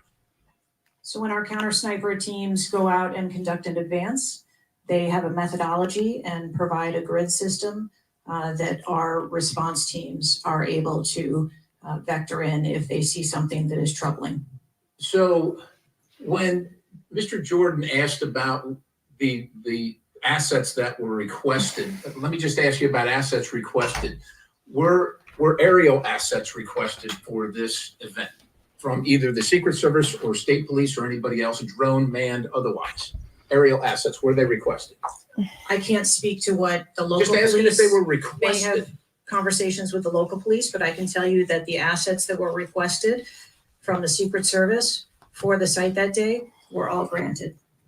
But were aerial assets required? I didn't ask if you used them or what you used. Were they requested? Overwatch was requested and Aerial. was provided. Is that aerial? Because Overwatch could be on the water tower or not on the water tower. Can you be specific, man? I'm running out of daylight here. I understand. If you're asking me about specifics, whether or not there was. Is it not clear what I'm asking you? Were aerial assets requested by the president, by Secret Service, by anybody? Were they requested? The Secret Service, we felt that we had a good plan in place. Okay, fair enough. How about K9 assets with bomb sniffing or explosive sniffing capabilities? Requested. Didn't say they were present. Were they requested? Those requests were fulfilled. They were requested and fulfilled. Mm-hmm. So was the Crooks vehicle inside any of your perimeters? No, it was not. It was not. How did you? So it was not so what, was there a device located on Mr. Crooks' body to detonate the vehicle? That is the information that I have. So what would be the point of detonating the vehicle if it was not inside the perimeter? I have no idea what Mr. Crooks' motivation was. Ma'am, the fact that you haven't, I'll close with this, Mr. Chairman, haven't even visited the site. I understand there are other things going on. Right. But the culture of your organization, the culture. On a daily basis. Sorry. The only person firing that day against the feet tall, there's going to be a delta there that is problematic in protecting the protectee. And I'm asking, is that a consideration when these agents, not saying you, but when they're assigned to the protectee? The agents that are assigned to our protectees are perfectly capable. Okay, ma'am. So of the providing culture is what I'm concerned about, because the primary objective here seems to be something other than securing the site, securing the principal, and securing the people at the site. And that's the concern based on the answers that you've given today so far. Without a yield, Mr. Chairman. Chair now recognizes Mr. Moskowitz from Florida. Thank you, Mr. Chairman. Thank you for this hearing. I want to thank the subpoena that you sent. I want to thank Ranking Member Raskin and your work, the letter you sent to the committee. And I also support the creation of a commission to get to the bottom of what happened. Director. Oh yeah, that's what we need, more commissions. Assessment of how this is going for you today. Did you happen to catch the hearing many months ago in education where there were a bunch of university presidents and Elise Stefanik asked a very easy question and couldn't get an answer? Did you see that hearing? No, I don't think I did. Okay, well, let me tell you, it didn't go well. And the short end of that story was those university professors all resigned. They're gone. Yeah, they're gone. That's how this is going for you. Oh, This is where this is headed. Okay. This is, I don't know who prepared you for this. I don't know how many times you've testified in front of Congress, but a president was almost assassinated live on television, not just for Americans, but for the world to see. And this being your first opportunity, I understand there's an ongoing investigation. I understand there's things that you can not talk about, but the idea that you did on television is something that Democrats, Independents, or Republicans are going to find unacceptable. My high school, Marjorie Stoneman Douglas, was on the list of mass shootings that Representative Raskin held up. That very day, the school resource officer, a police officer, did not run into the building. He hid in the stairwell while the shooter was in the building. He stayed outside. Never. Okay. He also directed other officers who showed up on the scene not to go into the building. When it was determined that the failures in response and training, and that the sheriff fired nobody in his agency, Governor DeSantis then removed that sheriff. I supported the removal. So here's my question. You said there's going to be accountability. I understand you don't want to give us names. When you say that, are you telling the committee that once it's concluded, you're prepared to fire the people on ground who made poor decisions that day? I'm prepared to take the actions necessary. No, that's nonsense. Okay. Accountability. The failure was human. That doesn't mean they're bad people. It means they failed that day. And a former president was almost assassinated. This is kind of like what I'm thinking. Like, I remember working as a bartender, and if you're like 5 minutes late 3 times, you get fired. So why is it that a bartender at the Darden restaurants has to be held to a higher standard than people who it's like a life or death job? Are you prepared to fire the human failure on the ground? Yes or no? When you have the names of where those failures were, they're people. It's not like a piece of technology failed. It was people who failed that day. Are you prepared to fire them? Yeah. I don't have an answer as to whether. Well, then how can there be accountability if you're not prepared to fire someone? And the reason why Period. is going to be the person. Thank you. Actually, good point, because there's been a lot of quibbling with a lot of different little nuanced details here today in the last 3.5 hours. But he's saying, all right, let's say we get to the end of this whole thing and finally your slow ass does decide that you are going to actually know what happened. Let's just say you're going to fire the people responsible, and she won't say yes. The reason why. So what is accountability? He's saying, yeah, fixing it for the future isn't good enough. Getting rid of the people who didn't do their job has to be the accountability, not a new law. In this committee are calling for resignation, and I join in that, or for the president to fire you, is because you're saying there's going to be accountability, but you can't commit that people are going to get fired. Let me ask this question a different way. Okay. If Trump had been assassinated that day, okay, if the gunman had succeeded, okay, would you have come and tendered your resignation? No. I would still be sitting here because I would want to ensure the integrity of the investigation. Totally understand. That's a fair answer, that you would have set up that process. But would you have had the honor to come in front of the committee and say, a former president was assassinated on my watch, there should be new leadership? I think that I have admitted that there was. No, that's what I'm asking. Would you have tendered your resignation if he had been killed? Yeah. It occurred on my watch, and I am accountable for that. Okay, but would you have tendered your resignation if he had been killed? I think that I've admitted that I've taken accountability and will take responsibility. Okay. Well, let me I want to follow up on Representative Connolly's question, in which he asked about guns, and you were not willing to commit that makes your job harder. This is not about the Second Amendment. If there were over 400 million guns on the streets, if all of those guns were machine guns, would that make your job harder to protect people? Y'all, I think weapons. they got together on this question. This is the third person who's attempted to ask this question. Would it make your job harder or easier, or whatever, if the average person had a assault weapon? If all of those guns were rocket-propelled grenades, would that make your job harder? Yes, sir. Yes. Okay. Thank you. Perfect. This is not a trick question. Thank you. Okay. I won't ask the other 50. It isn't, but it is a planted question, and I want to know whose desk it came from. I was going to do drone strikes, but it's okay. So that's all we were asking. Oh my God. It creates a challenge. This little actor. Oh, poor thing. I bet you he was in theater. It has nothing to do with the Second Amendment or people's rights, but it does make your job harder. So credit to Representative Connolly for asking. No, stop. It actually does have a lot to do with that. There's a huge I disparity was going to say, are there more than one Timmons? This man moves seats. relative to risk. Would you agree? Yes. Okay, thank you. Multiple whistleblowers and various media outlets have reported that the Pittsburgh field office of the Secret Service allocated 12 additional post standers to the First Lady's event and 3 additional post standers to the Trump rally. Is that correct? There were no assets that were diverted from the First No. Lady's This is a very simple question. I'm not asking if anyone was diverted. Did the First Lady's event that was relative? She's trying to weasel out of the question because the word diverted means something specific. Probably diverted means the regular people that are regularly guarding Donald Trump were not there. But everybody who was there is a, quote, regular person who does, quote, regularly guard him. So she's able to say with a straight face that things were not diverted, but instead it was some other word. It's just the same exact type of crap as that threat versus suspicion.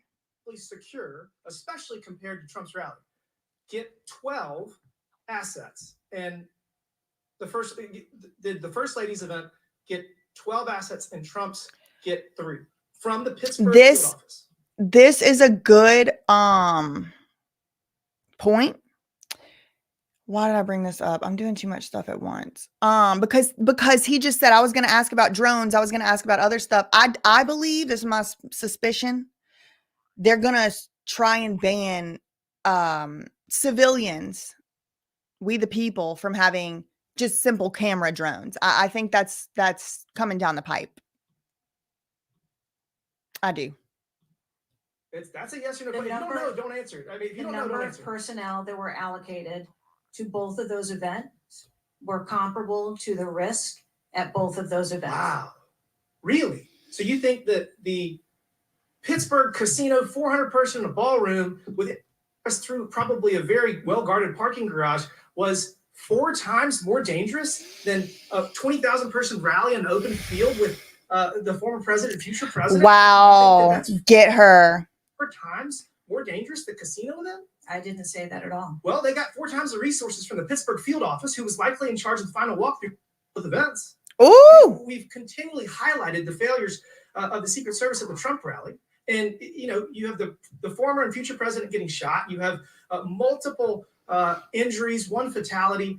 And I would have to think that if we had 9 more post standards, 9 more individuals that have the training and the integration into the Secret Service defense of Trump at that rally, that I have a feeling that Crooks would have had somebody come say hello to him before he fired a bunch of shots. What do you think that's possibly true? There were significantly more assets and resources available at the former president's event than there were at the first. Who made the decision to deploy 12 post standards to the casino where the First Lady was having a 400 person dinner, and only 3 people from the Pittsburgh field office to the 20,000 person plus Trump rally? Who made that decision? There were additional Secret Service resources available at the former President Trump's event. Who made the decision to deploy 12 to the First Lady's event and 3 to the Trump event? The allocation of resources is decided based on the availability of personnel and their location and where they are, but there were sufficient resources What did you just that say? were given to. Did you just say there were former sufficient presidents. resources? President Trump got That shot. Someone got killed. There were not sufficient resources, clearly. Drag her. Drag her. This is the thing that I'm aggravated with her about, is that she's just saying words that don't have the shared meaning. The same way that she don't live on the same clock as all of us, apparently, because time is not time for her. Oh yeah, it was sufficiently staffed. He said, excuse me? He got shot. Clearly there wasn't enough staff. Oh, Years of experience to know that. And whoever made that decision, it probably wasn't you, needs to be fired. And then you need to resign because this is absolutely unacceptable. You've lost the trust of the American people. With that, Mr. Chairman, I yield back. Gentleman yields back. Chair now recognizes Ms. Tlaib from Michigan. Thank you so much, Mr. Chair. Thank you, Director, for being here. You know, if this woman says, would machine guns or whatever, XYZ fill in the blank, make your job easier or harder, I'm logging off. here the headline, a 20-year-old young man with access to an assault weapon commits an act of mass violence. I mean, we've heard this before, over and over again. But the unfortunate thing is that my residents don't get a committee hearing. We have not had one committee hearing about the over 260 mass shootings that we've had, killing hundreds of people, injuring hundreds, changing their lives forever. And don't oops. Male, even if they are carrying a long gun, yet a lot of times, at least in this country, when it comes to law enforcement. Run that back. You can't seem to answer a single question about an ongoing investigation on secrets. And when did Secret Service know?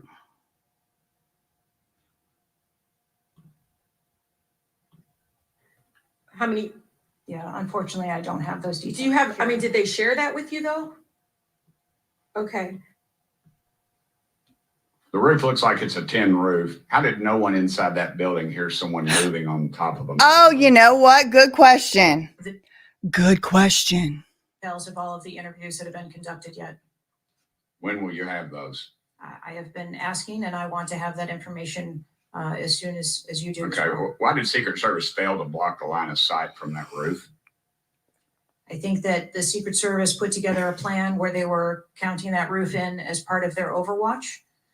And that was the plan that they had put in place that day. If you weren't going to put a security personnel on the roof, why not at least use drone technology or aerial surveillance to monitor the rally? There are a number of times that we do use drone technology. I'm not speaking specifically to this event and what was utilized. You know what I want to know? This question just came to my mind. I'm going to write it down. I want to know how many people, security, whatever, are usually at the Trump rallies and what's the usual protocol, and if this one was any different. Like, let's say they put, 3 people on every single rally he goes to of this size, then, okay, maybe that really is their protocol. But if I were to find out that there's normally, 20, and this time there were 3, that would be interesting data for me to have. Or not. There are times when drone technology is available and helpful at events, and there are times when it is not appropriate. Do y'all use Signal? Do you personally use Signal to communicate with any official from the White House? Signal On your phone. Oh, the app. On occasion, I'm sure that there are people that use Signal. Yes. Okay. Do you use it to speak with the White House? Use Signal? No, I do not. Okay. When was Thomas Crooks first identified as a person of interest? Of interest. 5'10". He was. Well, you're going to have to define person of interest, Burchett, because this lady has a lot of different definitions for stuff, and it's all just based on when her and her team decided it. And she also don't know when it was. Started with a rangefinder at 5:51. Secrets. And when did Secret Service notice him? Again, I don't have those specific timelines, but it was a relatively short period of time. Let me help you. 5:52. Cheetle, why was President Trump allowed on stage 10 minutes after the Secret Service spotted a suspicious individual? That seems to me to be the worst thing of all. all the breakdown and all this communication. You know what? BS you've been feeding us here today. Or I don't know why. Maybe it's the accent. Maybe I'm like, programmed because I'm from the South. But for some reason, the way he just asked that, it's like, yeah, that is actually, yeah. Most important question all of a sudden. feeding us. That seems to be the question. So as I've stated before, there are a number of events where suspicious people may be identified. That doesn't necessarily. Ma'am, I submit to you, you got a guy who's going to be the next president of the United States. He's on stage. I've been to these events. We've all been to these events. I haven't. The car backfires and there's a 15-minute dadgum wait. That's not acceptable. It's good to know. I didn't. President Trump, I did not know that. I did not know that. That is news to me. You spotted a suspicious individual before he was shot. I am unclear as to what the communication was with the former president. Okay, at that I'll time. take that as a no. Did y'all deny President Trump's request for more security? Yes or no? Wow. And when was the most recent request for additional? Oh my God. Who is he? Rally request for security. All of those requests were fulfilled. And were there any personnel redirected to Jill Biden's rally? No. Who made the decision Because redirect has a definition. on the direction of agents at either one of those rallies? I'm unclear as to your question on the direction of the agents. I said, who directed those agents to be at Miss Biden's rally or President Trump's rally? She won't say. Those specific agents. So there is a methodology in which agents are available for assignments, Algorithm, the computer. and they are assigned based on either geographic location or logistics or flight. Ma'am, I appreciate all that, but that methodology about got President Trump killed. Woo! Is the security detail guarding President Trump a temporary detail? The personnel who are assigned to the former president's detail are assigned to him. Why was there a different detail on the opening night of the convention than the detail that was guarding him in Pennsylvania? The president has a very large permanent protective detail assigned to him. They work shift work.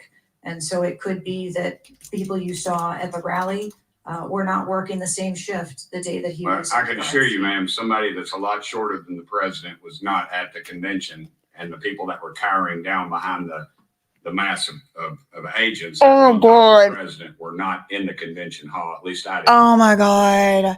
He took note of the Secret Service detail that was with Trump at the RNC and said, actually, I didn't see any of those people. So you lying. You can't answer a single question about an ongoing investigation, ma'am, and you don't know when the information will be released publicly. Are you waiting for the administration to sign off? Oh, No, I am waiting for the results of the investigation, at which time. Okay. Let me ask you one more question. You found explosives in the shooter's possession. Is that correct? The FBI found explosives. Do we know who directed this young man how to make those explosives? I believe that the FBI is still looking into that on their investigation. Ms. Cheetle, you said that the buck stops with me, and I agree. I don't think you should resign. I think you should have been fired. Ma'am, you are a DEI horror story. Oh. I've told my daughter multiple times, my wife and my daughter, we talk to her all the time about how she's going to succeed in life. She'll succeed in life by achieving. Ma'am, you have not achieved today. You've let the American public down. If it was up to me, you'd be gone. Thank you, Mr. Speaker. Mr. Chairman.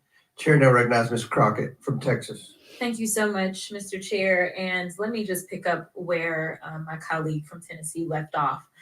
Director Cheetle, was the incident on July 13th due to DEI, or rather systemic failures in communication and potentially safety protocols? The incident on the 13th has nothing to do with DEI. The incident on the 13th has to do with a failure or a gap either in planning. I'll tell you, I have avoided talking about the DEI of it all because I have a little bit of conflicted feelings on it and opinions on it because, I mean, on the one hand, I think it's like a little bit of a easy excuse or whatever. On the other hand, well, let's stay on that first hand. I've been accused of being a DEI, law student or whatever. Like I only got into Penn because XYZ LMNOP. And it's like, well, I can tell you one thing. I did not graduate anywhere near the bottom of the class. And looking around, I'm doing more for the people than a lot of people I graduated with. So I don't know. It's like I've been accused of this before. So I do take it a little personally. I'm a little biased to it. That being said, I do think that it is not acceptable to have someone who doesn't have the physical qualifications to do a job to be doing the job. I don't think, and unfortunately, Donald Trump is actually also tall. So I don't think somebody that's like my height, 5'3", needs to be the human shield for somebody that's 6'4". There's a foot. Now, should a 5'3" man be in that position either? No. But I mean, I can understand on average, women are shorter than men on average.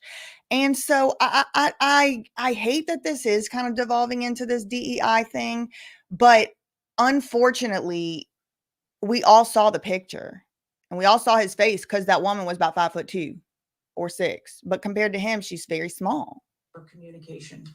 Thank you so much. In fact, I have a few articles. And I will say, oh, okay, they're gonna have Marjorie up here, y'all. This should be fun. Is that we have a number of congressional members that are engaging in violent rhetoric, and it needs to be toned down. The reality. I don't like getting preached at. Okay. I am certain that our personnel are working on obtaining all of that document. I don't believe you, and neither do the people watching this hearing. You're not doing well, as Mr. Moskowitz informed. This woman, I'm not a fan in any way. You've been sitting here for over 3 hours, and I have you know the entire country is demanding you resign and demanding that you be fired if you do not resign. Things are not going well for you. You need to answer the questions. Was there a protective intelligence team, and what technical resources were utilized for that event, specifically drone or helicopter assets? There were a number of technical assets that were deployed for that event, and there was a protective intelligence team that was assigned to that event. Why was Crooks able to fly a drone over the entire area the day of the rally and the day of his assassination attempt? To my knowledge, he did not fly the drone over the entire area. How did he fly a drone over the area, period? Any part of the area?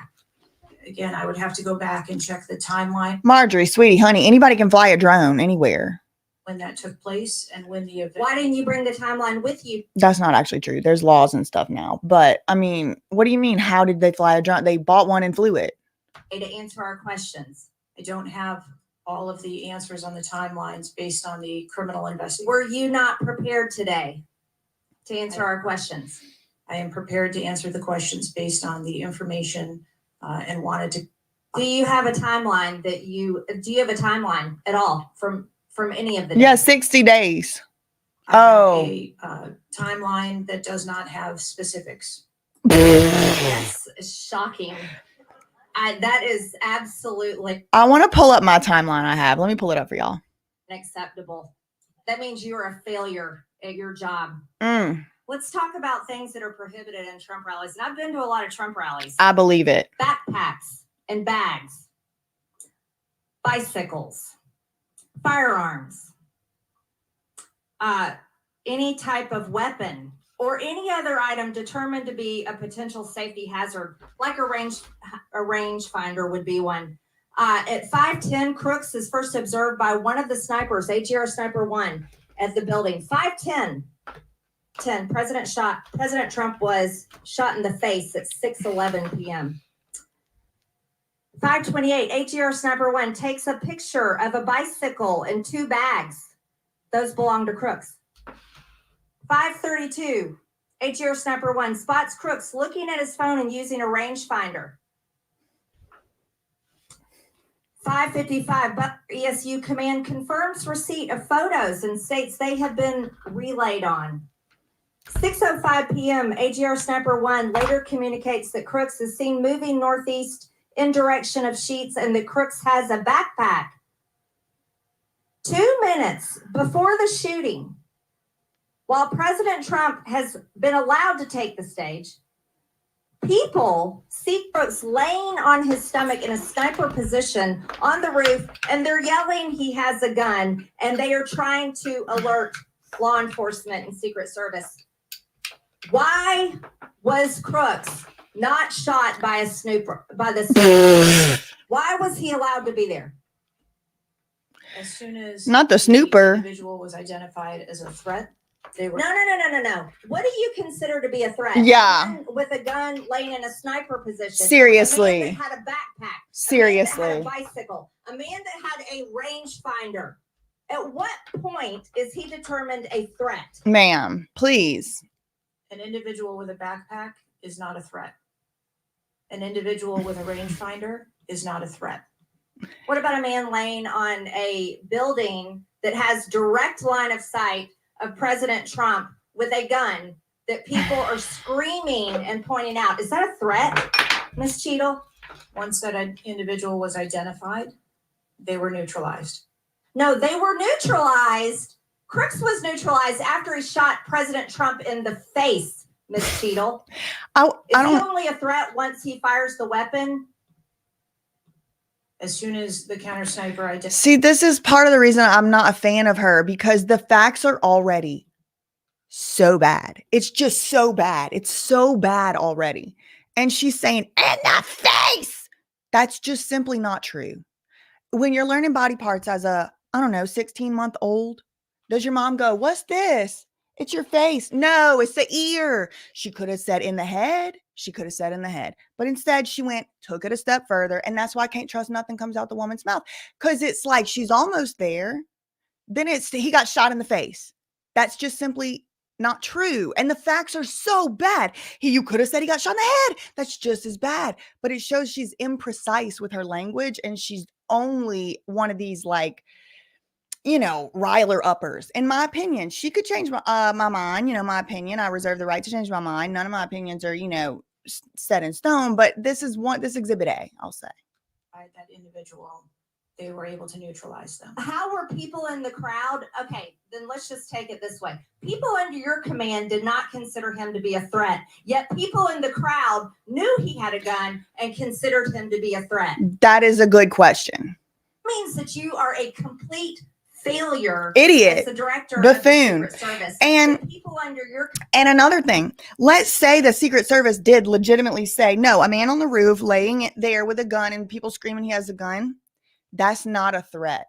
Well, then that goes to show that this department needs to be disbanded, and we need to just go ahead and hire private industry at this point. Because if a man on a roof with a gun isn't a threat, then you're obsolete. Don't perceive a man laying on a roof with direct line to the president with a gun. They don't perceive that to be a threat, yet the people in the crowd do. How is that possible? That's the last question, but please answer the question, Director. I'm not certain at this time how the information from the people in the crowd was relayed to any law enforcement personnel. No, you knew that everyone knew. The people I thought that was her last one. Knew that there was a danger. They knew there was a threat to President Trump, and it was allowed to happen. Was there a stand down order, Ms. Cheetle? Was there a conspiracy to kill President Trump? Absolutely not. Then how did this happen? And why are you still? I mean, I do appreciate that she's willing to just say it all. Everything she thinks just comes on out. Here, not turning in your letter of resignation. Last question, but please answer, and then I'll recognize Mr. Presley. Please answer that question. That is what we are investigating to determine. We're waiting for your letter. We are waiting for your letter of resignation, and you really need to consider doing that before you leave today. Chair, I recognize Mr. Presley from Massachusetts. Thank you. No one, absolutely no one should fear for their life. Here we go. At a political rally, in a classroom, in a faith house. It's going to be. Must do something about political violence. How many minutes till she asks, would they make your job easier or harder if nobody had a gun? How many minutes? Its forms and gun violence in all of its forms. Now, Director Cheetle, you have noted that numerous investigations are ongoing related to the Secret Service response, and that we can expect a report in the next 60 days. With the election nearly 100 days away, that is an unacceptable timeline, and it makes people less safe.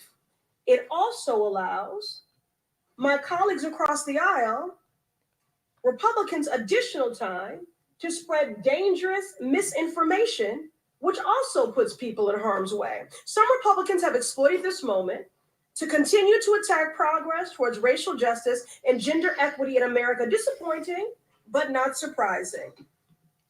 Oh, because I think she's taking issue with the DEI stuff, which, like I said, I can understand why that's kind of a little bit of a distraction because it's too broad. The same way these people saying nobody should fear for their life. It's just too broad. We need more specifics, like maybe people that's shorter than the person they're protecting shouldn't be protecting them, but I could see both, aspects of both sides. I hesitate to repeat their racist and sexist tropes, but in summary, Republicans have wrongfully and shamefully stated that hiring women and people of color hindered the response to the shooting. Now, this is part and parcel of Republican strategy to constantly attack necessary diversity, equity, and inclusion efforts, to undermine the contributions that women, people of color, the disability community, and others make to this country each and every day. And it is disgraceful. I remember quite a few of those groups she just said. I'm not really that offended by these people saying the DEI thing that much, but I do want to just mark it's 1:44 p.m. and the ground just shook by where I am. I don't know why. Gun violence and tragic loss of life, Republicans are ignoring solutions like gun safety reform and instead trotting out sexist. Here's the thing though, Presley. What's her name, Ayanna? I'm not disagreeing totally, but I haven't seen any reform proposed. All I've seen is y'all asking a stupid rhetorical question. The first guy tried it, couldn't even get it out. Then they had to send it to all y'all's WhatsApp. I don't think it's unfair to say anyone's been ignoring any proposal because there hasn't been a proposal of the sort made at this meeting. Can't say I'm surprised. I ask unanimous consent to enter into the record reporting from CNN titled "Right-Wing Media Figures Blame Women in Secret Service and DEI for Security Failure in Trump." That is true. Some have done that. That is true. I saw it. This article quotes members of Congress and others that plainly accuse DEI and the hiring of women of liability for the Secret Service.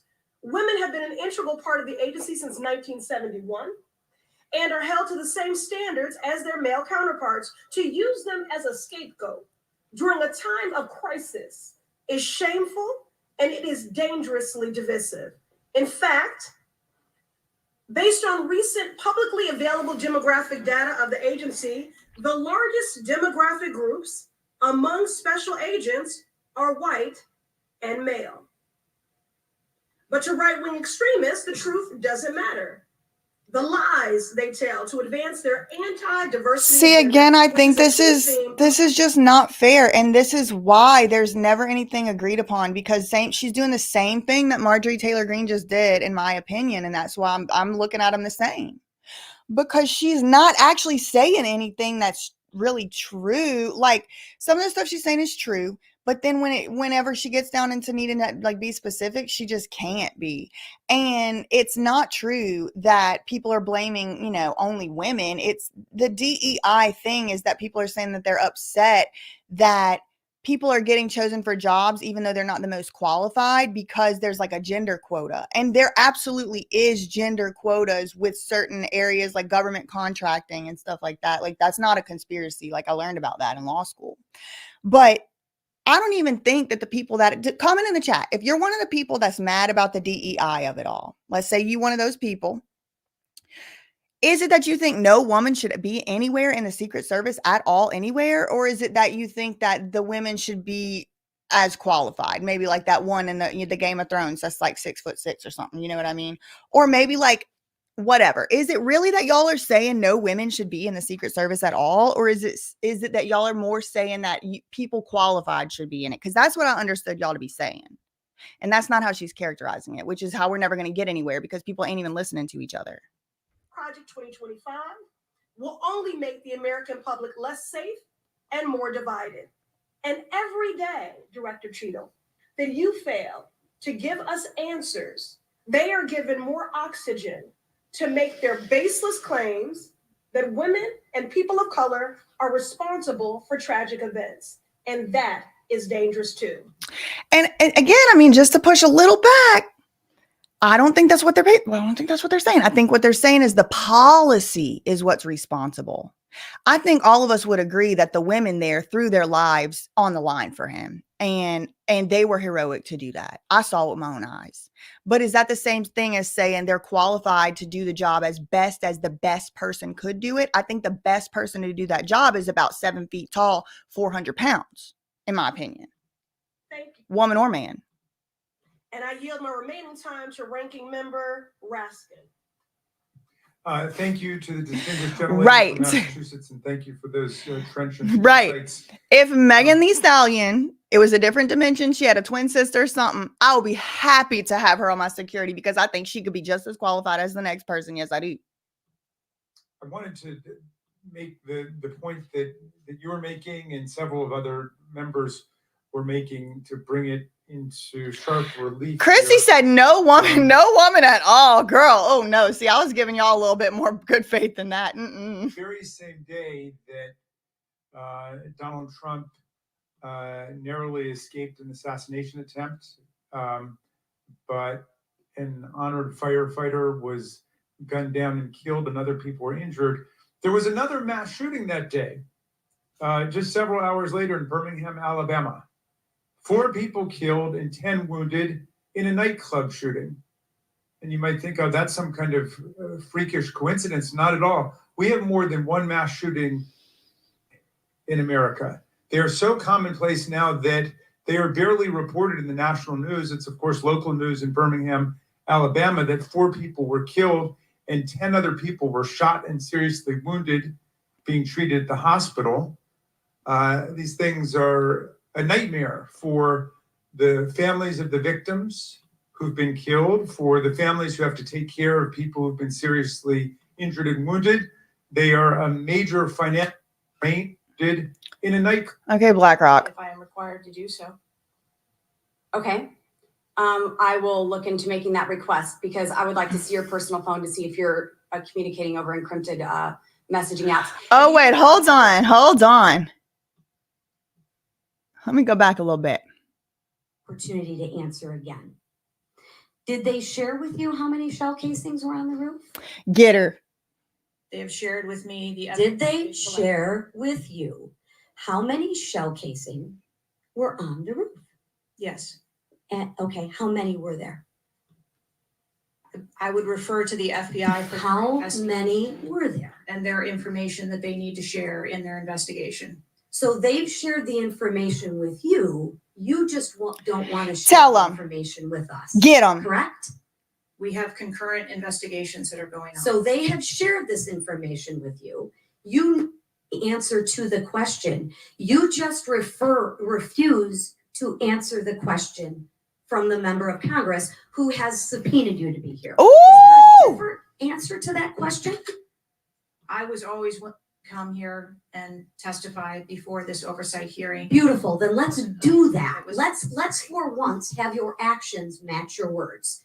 So you've been in communication with the FBI. You know the answers and you refuse to tell us the answers. So I will ask you again. You know how many shell casings were on that roof. What is the answer to that question? I think it's she won't. What is the answer to that question? I think it's pertinent to talk to you about the information that the Secret Service has and that the Secret Service knows related. I'm asking you an answer to the question. If you're supposed to be in charge, if the buck stops with you, yeah, how come you can't share the answers? Yeah. What are you covering up? And what are you hiding, my friend? I'm not covering anything. Then why can't you answer a simple question? I would leave it to the criminal investigation to answer questions. Oh, maybe she's pleading the fifth. When you talk to the FBI and you ask them how many explosives, did you ask them how many explosives were on the roof? Did they answer that question? Or in the car, excuse me. Did they answer that question for you? Yes. Yes. So you know the answer to that question that my colleagues have asked you. But again, you refuse to give us the answers. You're playing this what but me. Well, I submit to you.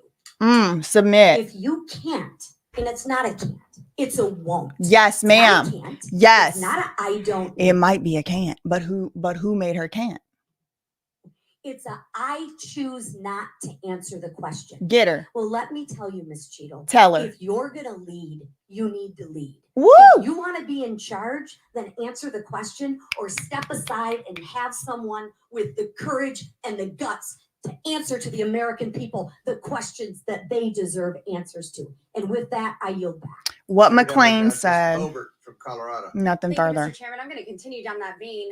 You have been here sitting today, Director Cheetle, definitively able to dismiss erroneous information and speculation. However, you are refusing to answer questions that we now know that you have the information for. You are saying that you are wanting to answer questions that the Secret Service has information to. Well, ma'am, you are the Secret Service. You are the director. You have said that you are the best for the job. Yeah. So I'm she going did. to ask you some questions now knowing that you do have answers from the FBI, whom you have been passing the buck to this entire day. Ask her why. And, I'll start with something that, maybe. I hope she asks why. Who's stopping you from saying? Who told you that? Is there a rule you can't tell us while there's an investigation going on? Let me see it. Where's it written down? Yeah, it doesn't know because it has to do with you personally. You said you spoke with President Trump after the assassination attempt. And I want to know, did you apologize to him directly for nearly having President Trump killed? Yes, I did. I appreciate that. I appreciate that you recognize that this was your failure. Now, since the assassination attempt, you are under oath, reminding you, have you communicated with anyone at the White House on an encrypted messaging app like Signal? Oh my God. Woo! Yes or no? No, I have not. Are you willing to surrender your personal phone for analysis? If I am required to do so. Okay. I will look into making that request because I would like to see your personal phone to see if you're communicating over encrypted messaging apps. Have you ever? I would assume if she is doing such a thing, she would not be doing it from her personal phone. And so she probably would be happy to turn over her personal phone. If I had to guess, I don't know. I wasn't there. Turned down enhanced security request from Donald Trump's detail, his special agent in charge, Sean Curran. You ever turned that down? No, I have not. Have there been? Has your Y'all heard how she said that? I have not. Has the Secret Service? Maybe not you personally. I believe, as I mentioned earlier, there are times when requests are made for And you have assets, denied them. They have been denied. and a denial doesn't. Has the Trump necessarily campaign mean- made requests for additional assets that have been denied? Denial doesn't mean vulnerability. Have there been additional requests? So for yes. security at Mar-a-Lago? We have made a number of enhancements to. You confirmed that there were bomb sniffing dogs that were provided. You failed to confirm if there were aerial security surveillance assets that were provided. So yes or no? Was that provided? At the rally? At the rally, yes, ma'am. We had Overwatch provided at the rally. That's not what she Confirmed that asked. The assassin was identified as suspicious 57 minutes prior to the shooting. Was the suspicious individual ever approached by an agent? Was any contact ever made with him? Not to my knowledge. Is that the standard protocol for someone who is identified as suspicious? The protocol would be to locate the individual and. And you said that he was located 2 to 5 times approximately? No, I said that the information was passed potentially somewhere between 2 to 5. And he was never times. located by an agent? To my knowledge, that individual was not located by an agent. We have dozens of rally goers who have identified him and not one agent on the ground. There are many, many, many agents on the ground, local law enforcement, Secret Service. No one was able to identify him and have sights on and see him. What I'm saying is that the agents that were on the ground at the time I have no knowledge that they were able to interview him or locate him. Thank you. Was there a local law enforcement officer who approached the roof and saw the shooter and saw that he was present on the roof? That is the information that has been shared with. Have you spoke to that local law enforcement officer? No, I have not. Are you going to? It is part of a criminal investigation. Wow. The FBI is interviewed. Well, okay. If the FBI is interviewing people, then why is it that she keeps saying that the Secret Service is also doing their own investigation? Like, is it the FBI or is it you? If the FBI is doing it, why don't you just sit there and just let the FBI do this hearing? Those individuals. Were agents stationed on the water tower? No, Why? that would not be something that would be included in a security plan. What? Was any contact ever made with him? Not to my knowledge. Is that the standard protocol for someone who is identified as suspicious? Oh, man. The protocol would be to locate the individual And you said that he was located 2 to 5 times approximately? No, I said that the information was passed potentially somewhere between 2 to 5. And he was never located by an agent? To my knowledge, that individual was not located by an agent. We have dozens of rally goers who have identified him and not one agent on the ground. There are many, many, many agents on the ground. Local law enforcement, Secret Service. You know what just came to my mind? Blair White, another YouTuber, she did a video on Pride. She went to Pride and she's transgender, so she's perfectly, like, obviously can go to Pride. And it was just like regular, like, you know, cops or something, like, on duty. It might even been private security, and like they were following her around the whole time, like, we want to make sure you're not going to do anything, which, okay, fine, but how is it that the Pride Parade has better security than somebody running for president? No one was able to identify him and have sights on and see him. What I'm saying is that the agents that were on the ground at the time, I have no knowledge that they were able to interview him or locate him. Thank you. Was there a How? law enforcement officer? How are they unable to locate him? Weren't they inside the building he was on top of? Approached the roof and saw the shooter and saw that he was present on the roof? That is the information that has been shared with. Have you spoke to that local law enforcement officer? No, I have not. Are you going to? It is part of a criminal investigation that the FBI is interviewing those individuals. Were agents stationed on the water tower? No, Why? that would not be something that would be included in a security plan. Very interesting. Very interesting. Because I went to Butler, Pennsylvania the very next day to that site. And I was unable to access the water tower because I might have video of it.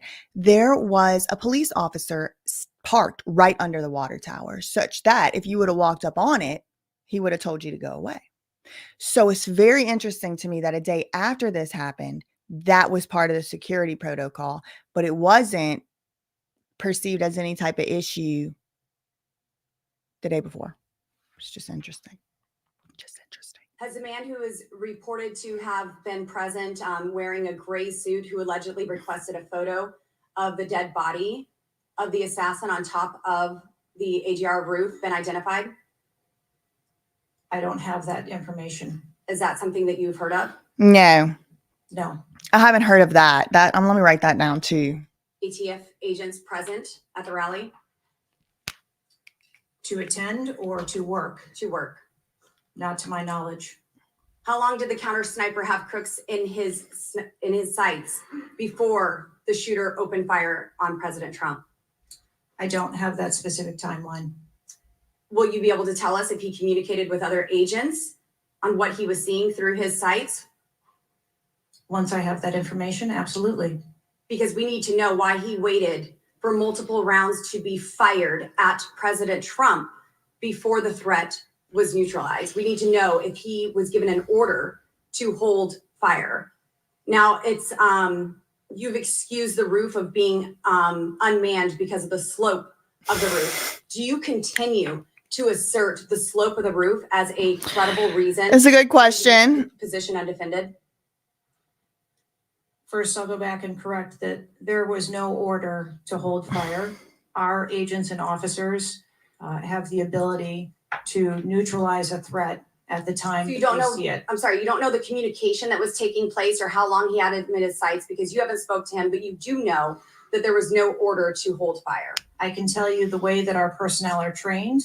They are trained on the use of force scale, that when they see a threat, they are authorized to neutralize that threat. They don't have to ask for permission. You excused the roof being unmanned because of the slope. Do you stand by that? Well, I wonder because that's a difference. There's a difference between having to ask for permission versus being told or ordered to do something, right? Like, think about it. Like, if you're a parent, right? If your kid comes and says, "Hey, mom, can I go to the dance Saturday?" They've asked for permission, and you can tell them no. Maybe they don't have to ask your permission if they can go to the dance, right? But if the kid comes to you, but if the kid never comes to you and you just say, you can't go to the dance. Well, maybe he could have before. Maybe he could have asked you before, but now you just told him he can't go. That's what I feel like could be possibly going on here. I don't know. I'm just saying, because this woman, she minces words. She does choose them specifically and carefully, as we've seen over the last 4 hours. And it's not the same. It's not the same thing to ask for permission versus being ordered to stand down. Those are different things. And I am sure somebody can order them to stand down. Now, did somebody order him to stand down or them to stand down that day? I don't know. And I'm not suggesting that they did. It's not covered with an individual on it because there was overwatch provided. Apparently not. No, there was no overwatch provided. This is very evident. President Trump died. There was no oversight provided. I find this rather maddening, especially now knowing that you do have answers from the FBI, who you have been passing the buck to this entire hearing, That is true. I got to agree with Lauren on this one. A congressional hearing, members of Congress, while you are under oath and under a subpoena. I find it maddening that the director, that our country has come centimeters away from oblivion under your watch. You have answers. You are refusing to give those to us, directing us to the FBI. And this entire thing is a waste of time. You are responsible for the loss of a life and the shooting that took place on President Trump. You do need to resign. This is bipartisan. You need to be fired. You do not need to hold this position. You are not the best for this job. I am over my time, but I cannot tolerate your watch any longer. And I'm going to continue to call daily for you to be removed from your position, ma'am. Chair recognizes Mr. Fry from South Carolina. Thank you, All Mr. right, Chairman. let's go. Director Cheetle, how long have you been with the Secret Service? 29 years, right? That's correct. And how long have you been director of the Secret Service? Just under 2 years. During your tenure as director under the Secret Service, I know we're here today to talk about the assassination attempt on President Trump, but how many other security lapses have occurred with protectees under your watch? Good question. I don't have a specific number, but there have been some lapses. There have been other lapses. Was one of them Jake Sullivan? Yes, sir. What happened there? There was an individual who was able to access Mr. Sullivan's residence. His residence? A protectee, somebody was able to break into his house. And what happened? Did anyone get fired because of that? There were individuals who have been reassigned. Reassigned. What other steps have taken? What I'm seeing is what other incidents have occurred other than Jake Sullivan?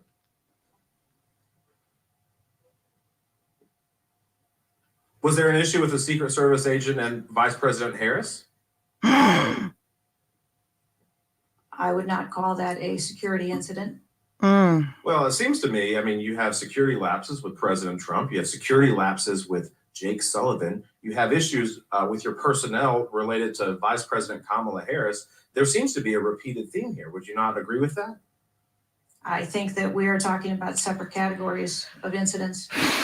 Well, I would disagree with that. I mean, I think there's a repeated theme when you've got protectees and you're not upholding your core mission. Let me ask you something else. Does the Secret Service routinely record communications between detail? Radio communications? Any communication? I don't know what he asked because it kind of glitched. Email communications are captured, as well as text messages. And then depending on the detail, radio communications are recorded. Does the Secret Service have recorded communications from the July 13th event? We do not have radio communications from that day. But you have text messages? We do have emails and text. Emails, okay, great. Does the head of the Trump detail or someone else embedded in this detail have command decision-making authority, or do they need to seek authorization from someone outside that detail? The head of the detail has the decision-making authority for things that are necessary for that detail. Is that standard for protection details? Yes, it is. Let me ask you something. During campaign events, is it common for the Secret Service to utilize other agencies? Yes, it is. What other agencies would be providing assistance to? There are a number of other agencies that provide assistance to the Secret Service during campaigns. We utilize personnel from the Department of Homeland Security. We utilize personnel from the Department of Defense, and we utilize local law enforcement partners. Are you on the same radios? Do you provide the radios to all the assets that are taking part in protection of an event? We provide radios to the personnel from the Department of Homeland Security that are assisting us. But not local law enforcement? Local law enforcement is working on their own. Are you on the same frequency? We ensure that we have counterparts in the security room, and so the local law enforcement will place one of their personnel in the security room with our personnel so that we have interoperability communications. Let me ask you something just about the timeline, because I think this is really interesting that we can't nail that down. I mean, I think there are people out there with more knowledge about the timeline than you seem to come before a subpoena in front of Congress. Was Mr. Crooks I was trying to show y'all mine, but my hard drive won't read for some reason. The AGR building prior to the shooting? He was observed on the grounds outside of our perimeter prior to the shooting. At approximately what time was that? You don't have to give me the specific. Approximately what time was that? I believe it was about 45 minutes or so prior to. Did the sniper team take a photo of Mr. Crooks? Yeah, they did. The local team did, yes, So it was a local team and not a Secret Service sniper. that took the photo. Okay. And did you relay that photo to Central Command? Again, it's an active ongoing investigation. So I want to make sure that I'm factual with the route that photo took and who that was disseminated to. And When did Mr. Crooks' status go from a suspicion, a person that was under suspicion, to a threat? When did that happen? Yeah. I want to know. And maybe I want to know. I don't even need the minute. I need to know what the thing was that finally was like, yes, a threat. Was it that he had to pull the TRIGGER? a specific time, Director Cheetle. Thank Maybe you. a certain event that happened that transformed Yes. him from a person's suspicion to a threat. When did that happen? to the best of my knowledge, based on what I've been told thus far, it's approximately 5 minutes to where individuals relate that there was an incident being worked at the 3 o'clock of the president. So that was, but it was before the shots were fired? That is correct, but again, it was not phrased as a threat. It was just that something was being worked. Yeah, but my question is, when did he become, when did he transform from suspicion Right. to threat? Because she has spent so much time.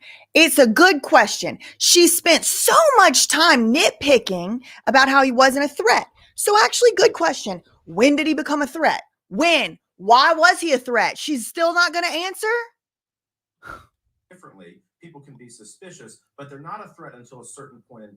So when did that happen? Yes. I believe that it was seconds before the gunfire started. Seconds. My gosh, we actually have a few questions that we got answered today. Listen, I'm going to wrap up here, Mr. Chairman, but here's the frustration that people have. The buck stops with you. That's the most damning thing, in my opinion, that she has said in 4.5 hours, is that they didn't decide he was a threat until seconds before he pulled that trigger. And yet we know through video evidence, we the people have seen, he was up on that roof for at least 2 minutes. Could have been 10, could have been 40. I don't know. But at least 2, because we saw. And it was minutes he was up on that roof with a gun, a rifle, a big scary assault rifle even, before they identified it as a threat. That is damning. Said that yourself. But the problem in Washington, D.C., it is the only town in America Hmm. that you can be so bad at your job that you actually get a promotion, Woo! and get fired. Woo! You have not been able to answer the number of agents, whether or not requests were denied on additional security, whether or not law enforcement were able to engage before the shooting with the assassin, how he got on the roof, how people got on the roof. You can't tell us how many shots he fired, whether the casings were recovered. You can't tell us anything about his cell phone. You can't tell us whether the Oh my gosh. given the intelligence that you were receiving. You can't tell us whether the car had a bomb. You can't even tell us his motive. And the American people are incredibly distrustful because it has taken 9 days to even get a scintilla of evidence out of you. Maybe if I was CNN or ABC or NBC, I would have gotten much more thorough and accurate information. But we have not received that in a subpoenaed hearing in front of this Congress. That is why the American people are frustrated. And I echo the bipartisan calls on this committee and all across this country that you should resign, or maybe when the president wakes up from his nap, he can fire you. Thank you, Mr. Chairman. Chair now recognizes Ms. Luna from Florida. Director Cheetle, can you please give me the names of the individuals who are in charge of your conduct for the rally? I'm not going to release names. Can you give me the today. titles? So no. And how many individuals? Who's she? We had a Luna. full advance team that was She's pretty. responsible Who are for the, advancing how many the site. people are the final approval authority? There are a number of people Can you that give me a are number? engaged in approving Can you the give plan. me a number? No, I do not have Okay. a firm number. Can you just confirm whether or not, I understand this is an open investigation, but in order to dispel conspiracy theories, have you guys been able to subpoena the shooter's Discord records, or has the FBI, to your knowledge? I believe that the FBI is working on those. Okay. Is it factual to say that you have not ruled out that the shooter was working with other people or persons? Again, the FBI is conducting the criminal investigation into Can the you, shooter. at least in an effort to dispel conspiracy theories, can you confirm or deny that? At this time, we do not have that there were any other people engaged. So you believe he's acting alone? I do. Okay. Have you been made aware of multiple eyewitness reporting that there was a second shooter on a water tower? I do not have any information related to any second shooter. Okay, the reason I asked that is because according to testimony from multiple witnesses, they did report that. And again, to my understanding, there were over 40 sniper teams that were briefed by the Butler ESU. And I want to make sure that people are aware, if you're saying that there's not another shooter, that we are able to clear that information, because from this whole entire briefing, it doesn't seem like much information has been able to get out to the American people. So I'm trying to dispel rumors, as I'm sure you understand. Was it true that Secret Service was present at the Butler ESU briefing? There was a briefing between the counter sniper teams Was that were working Secret on the Service ground. present? Yes, to my knowledge. Okay, I want to read you a report from people that seem to be throwing you under the bus and stated that they were in attendance and that Secret Service was not in attendance at the security briefing, according to individuals with knowledge, to also include that the AGR building where the shooter Thomas Matthew Crooks was located was a part of their She bringing the receipts. security perimeter for that. So there was not Secret Service present. It seems as though that when you were asked earlier from Rep. Kristen Morphy about what Somebody said, she said his name wrong. Somebody said there's footage of someone on a water tower. I missed that. Secret Service was aware of a threat, you had said no, they were unaware of a threat. And yet, according to communications, again, from law enforcement that were in some of these group chats, they actually have reported that Secret Service was made aware of a threat at around 5:59 p.m. as a part of the command, including Secret Service aware messages. Yeah, but it's that threat. Information about the suspect's location. Can you please tell me if you have knowledge of that at all? Again, I think we're conflating the difference between the term threat and suspicious. We. You guys did have knowledge at 5:59. These people will always say we. We are conflating. She didn't say you. She didn't say y'all. It's we. It's we. Who's we? Because we're not in the same club, me and you, ma'am. Kimberly. According to those group chats, did you not? Of a suspicious individual. Okay. Chairman, in my opinion, according to some of the testimony today, I feel that you have perjured yourself in some instances. And so I'm going to ask for a full review of the transcripts by staff. And if you find that to be the case, I do ask that you bring perjury charges against the director. I will say this, it is very frustrating, and I've talked to my colleagues and we've said it to your face, that you have been up here basically stonewalling our ability to get the answers to the American people. Get her. And what I will also say is that every single member of Congress does not feel safe with you in charge. You have heard that, and we are all sitting ducks with you and directing the Secret Service currently. But more importantly, it sends a message to our adversaries that we are not protected. And we are one of the strongest countries in the world. So you have essentially made us a less safe country because as a result of that, I'm asking you to formally step down. I share my same opinions as my Democrat colleagues. And I also think that your efforts to bring forward a full investigation and report in 60 days is unacceptable. Oh. And as a result of that, I'm going to do everything in my legislative toolkit to ensure that that happens sooner rather than later. And I'm sure that you know that we brought a vote on inherent contempt against Garland for essentially blocking a congressional investigation. And I don't think that you should be any different. So I will say that I am just completely disgusted by your performance today. And I understand that you're probably in a position where you're being told not to testify, which is why we had to subpoena you. I think that goes back to Garland.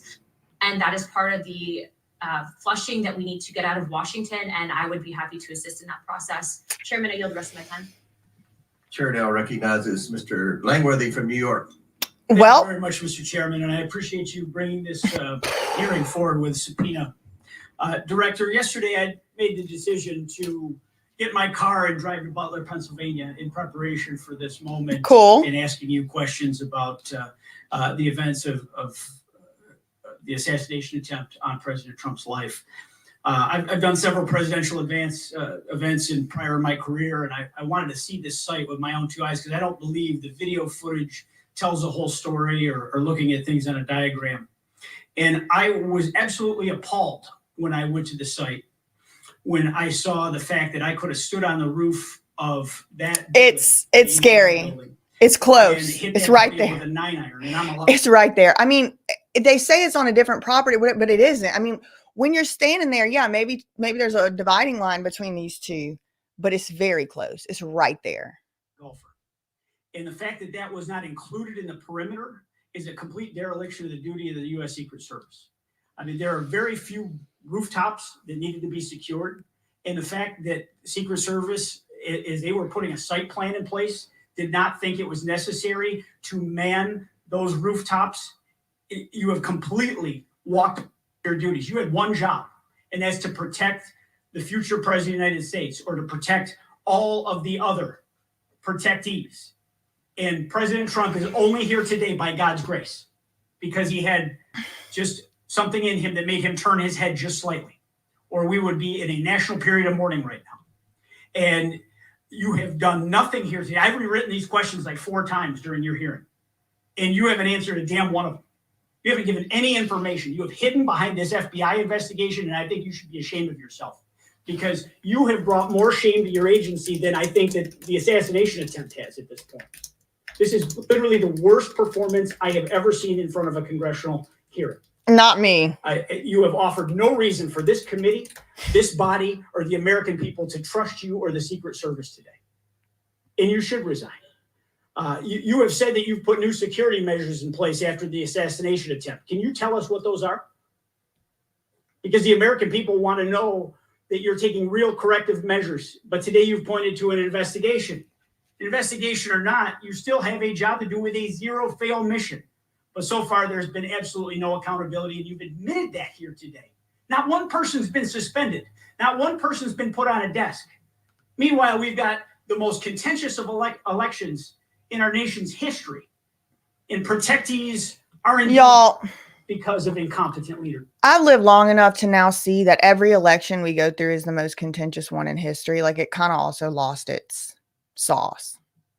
Not the agents. The agents piled on President Trump to protect his life. Those are heroes. But the administrators running your agency, they're not right now.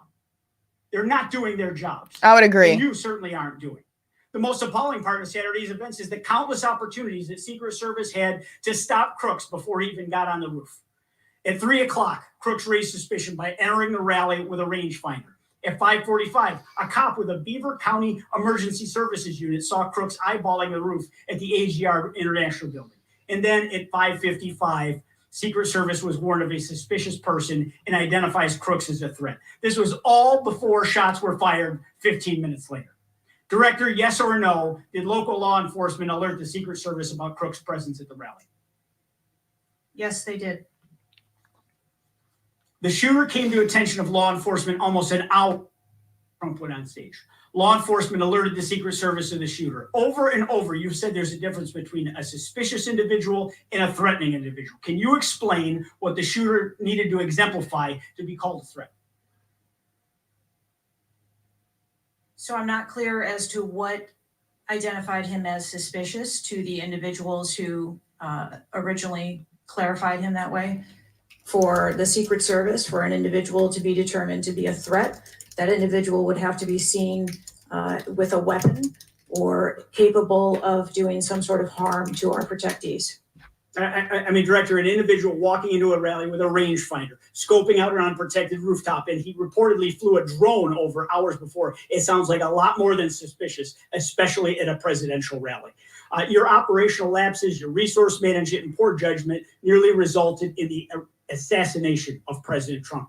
I mean, the dereliction of duty here is just appalling. The fact that you haven't visited Butler is just maddening to me. That's crazy. You're not taking this job seriously.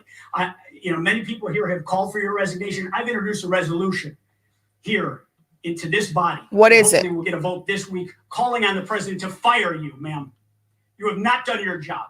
You have put two black eyes on. Nice. So there's going to be, are they going to come together, maybe sign a resolution to fire her?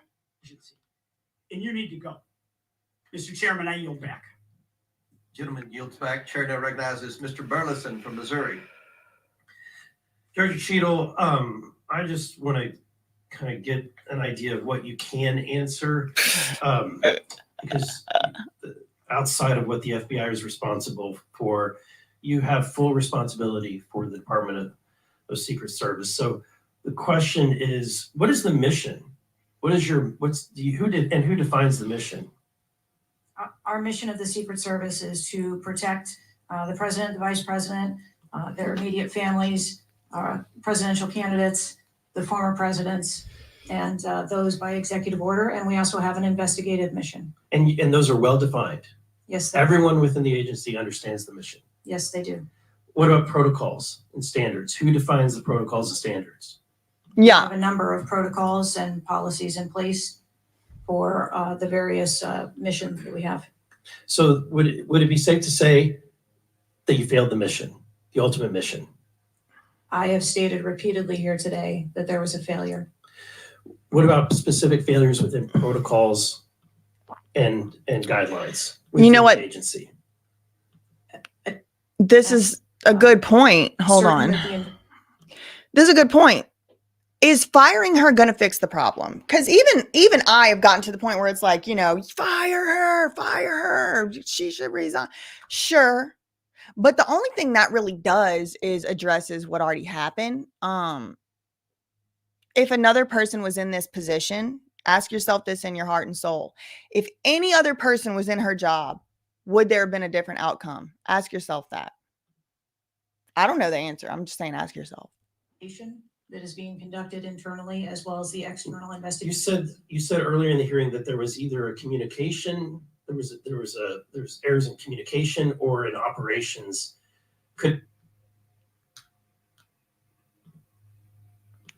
Just gonna go forward. It's an affordable agency. Things are made in writing. I understand what you're saying. I don't have those requests in front of me here. I'm not asking if you have them in front of you. Are you aware that they were made?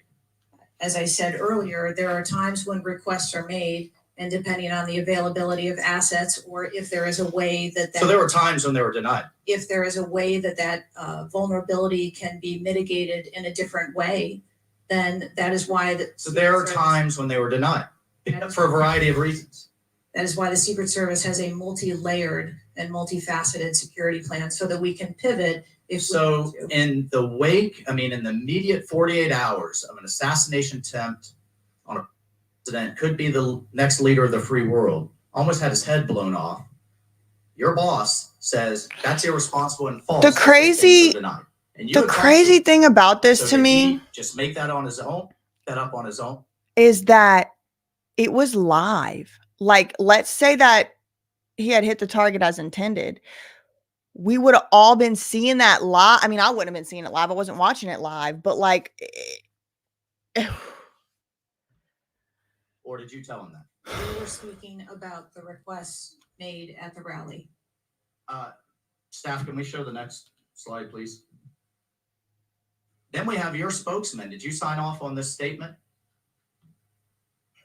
That there's an assertion that a member of the former president's team requested additional security resources and those were rebuffed. This is absolutely false. In fact, we added protective resources and technology and capability. The increased campaign travel tempo. But next slide, please. Next slide, please, staff. We have the Washington Post article that then says we now have senior Secret Service officials saying there were at times when it was denied. So which is it? Again, there've been a number of conversations going on here. Did you sign off on that spokesman's statement? The spokesman's statement, I believe, was related to requests that were made. Did you sign off on it? For the requests that were made at the rally. Did you sign off on the statement before it went out? I sign off on my press spokesman's statement before they go out. I would hope you would in the wake of an assassination attempt. Yes. You did. Categorically false that any requests were made. You signed off on it. Thank you for that. Admission. Clarity. Madam Director, how many press conferences have you held since the assassination attempt? We have put none. Press release. How many press conferences have you None. held? Gone to the mic, taken questions from the public, from the media? How many? I have not held any. Or is it this one? How many has Secretary Mayorkas held? I don't- 0. How many has the FBI held? 0. How many has the Department of Justice held? I know you know the answer. I believe there was a press conference in Butler after the incident occurred. By local law enforcement, not by you and not by the Department of Homeland Security. So this is how misinformation flies. I mean, in the darkness, in the absence of information. Damn. Now we have 9 days later before a congressional committee. We all represent almost 1 million people. Damn. And you still don't have answers. Are you? Strike what, 5'7"? I mean, he just gathered her ass. Aware that national news anchors are saying this was a hoax? On national television, they're saying, no, the president wasn't shot. It was flying glass. Are you aware of that? I have not heard this report. Are you aware that, I mean, there are rumors rampant online that there were multiple shooters? Yes. Are you aware that because the shooter had overseas encrypted platforms in Belgium and New Zealand and in Germany, that a lot of people are speculating there could have been foreign involvement? Wow. Logically? No. Are you aware of that? Uh-uh. Have you done anything to disabuse any of these notions today? No. No. No. You haven't. No. Madam Wow. Director, I would fire you. Regardless of the failure, I would fire you just how you've handled it since. You should have been the first to the mics to say, America, world, I want to assure you we're going to get to the bottom of this. I want to assure you full transparency.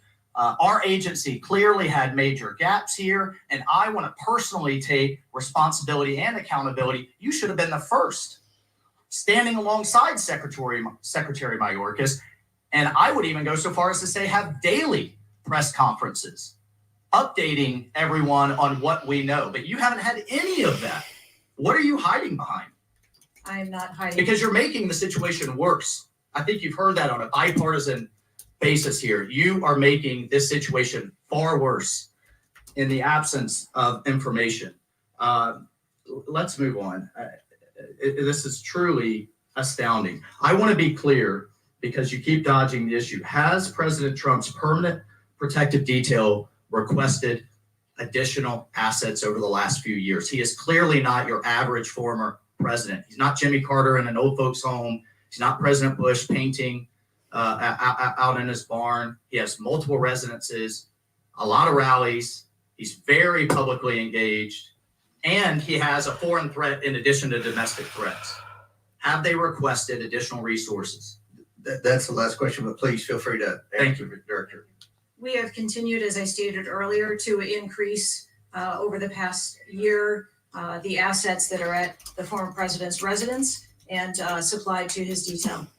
Mr. Chairman, if I could just ask for one more indulgence. It is clear you have not been to Butler, Pennsylvania. Leaders lead and should be on the ground. You have not been there. Instead, you went to the RNC, but you weren't originally even going to go there. Where were you originally scheduled to go besides the RNC, a national special security event? I was always scheduled to go to Mr. Chairman, I would like to enter into the record. Yes. The director was scheduled to go to Aspen, hobnobbing around with, I don't know what liberal elites go to Aspen. That was where you were originally scheduled to go. Not the liberal elite. I was scheduled to go to the RNC. I was going to leave the RNC for 24 hours and return back to the RNC. I hope, as your predecessor, Julie Pearson, with a security incident on the White House and under the Obama administration and Reagan's Secret Service detail lead, I would hope you would have the dignity for the sake of the agents in the service to resign. Gentleman's time's expired. Thank you.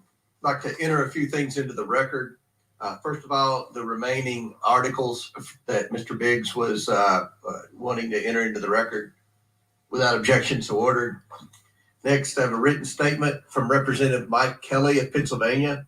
His district includes Butler, and he has a written statement that we'd like to enter into the record without objection, so ordered. A bipartisan 114th congressional report titled United States Secret Service, an Agency in Crisis. This was prepared by former Oversight Committee Chairman Jason Chaffetz and former Ranking Member Elijah Cummins. And lastly, the issue subpoenaed compelling Director Cheetle into today's hearing without objection, so ordered. That concludes our question segment. I want to thank the Director for your testimony today. I now yield to the Ranking Member for closing remarks. Thank you very much, Mr. Chairman. And Director Cheetle, I also want to thank you for your patience over the course of what must have been a very long and trying hearing for you.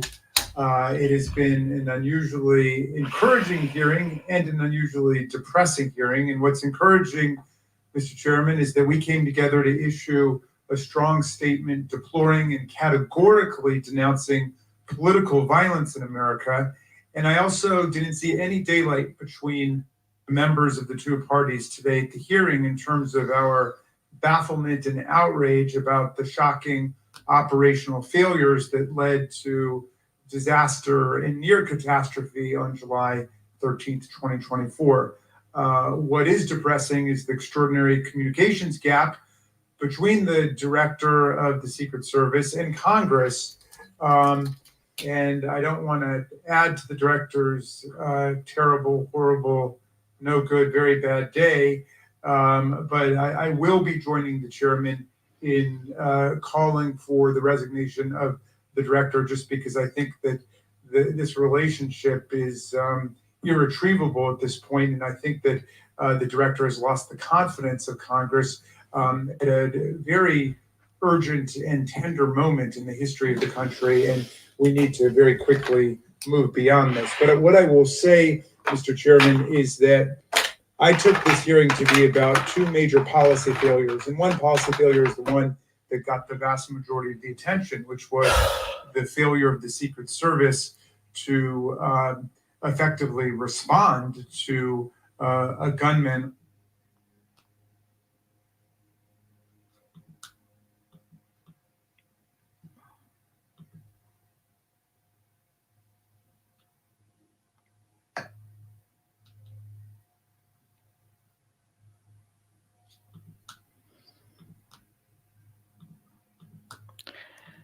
It's getting overheated. It's the demons. What's going on here?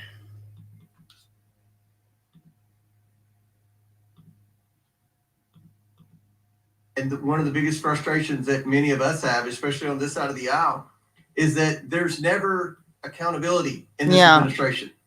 When you look at the debacles, there's really never any in any administration, to be fair. Prior to July 13th, I mean, it would be hard to beat the withdrawal in Afghanistan, the debacle there, and no one was held accountable. To this day, no one has been held accountable for that. But here we have clearly video showing people notifying the police, and the police are blaming the Secret Service. The Secret Service are blaming the police. Homeland Security is blaming everybody. But at the end of the day, after this hearing and after our request for information, we don't have any answers to the American people, and we don't have that confidence that you can lead the Secret Service to restore the confidence. And again, I commend the ranking member for joining with me in the letter asking your resignation, and we certainly hope that you will take that to heart. I think she will.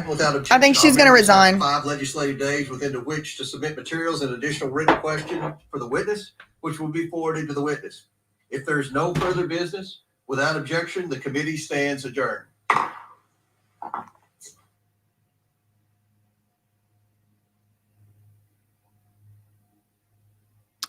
Well, that's that on that. I've been on here for 4 hours, 47 minutes, so I'm going to just keep my conclusions short, but I honestly think the thing, like I'm just thinking back on this, and the thing that stands out to me the most is this threat designation. The fact that regular, average, everyday people, some of whom were probably literally inebriated from the festivities of the day, were able to identify a threat minutes, plural, earlier than the Secret Service, who this woman is admitting. I'm giving her the full benefit of the doubt here, like taking everything for face value of what she said and assuming 100% of what she said is true.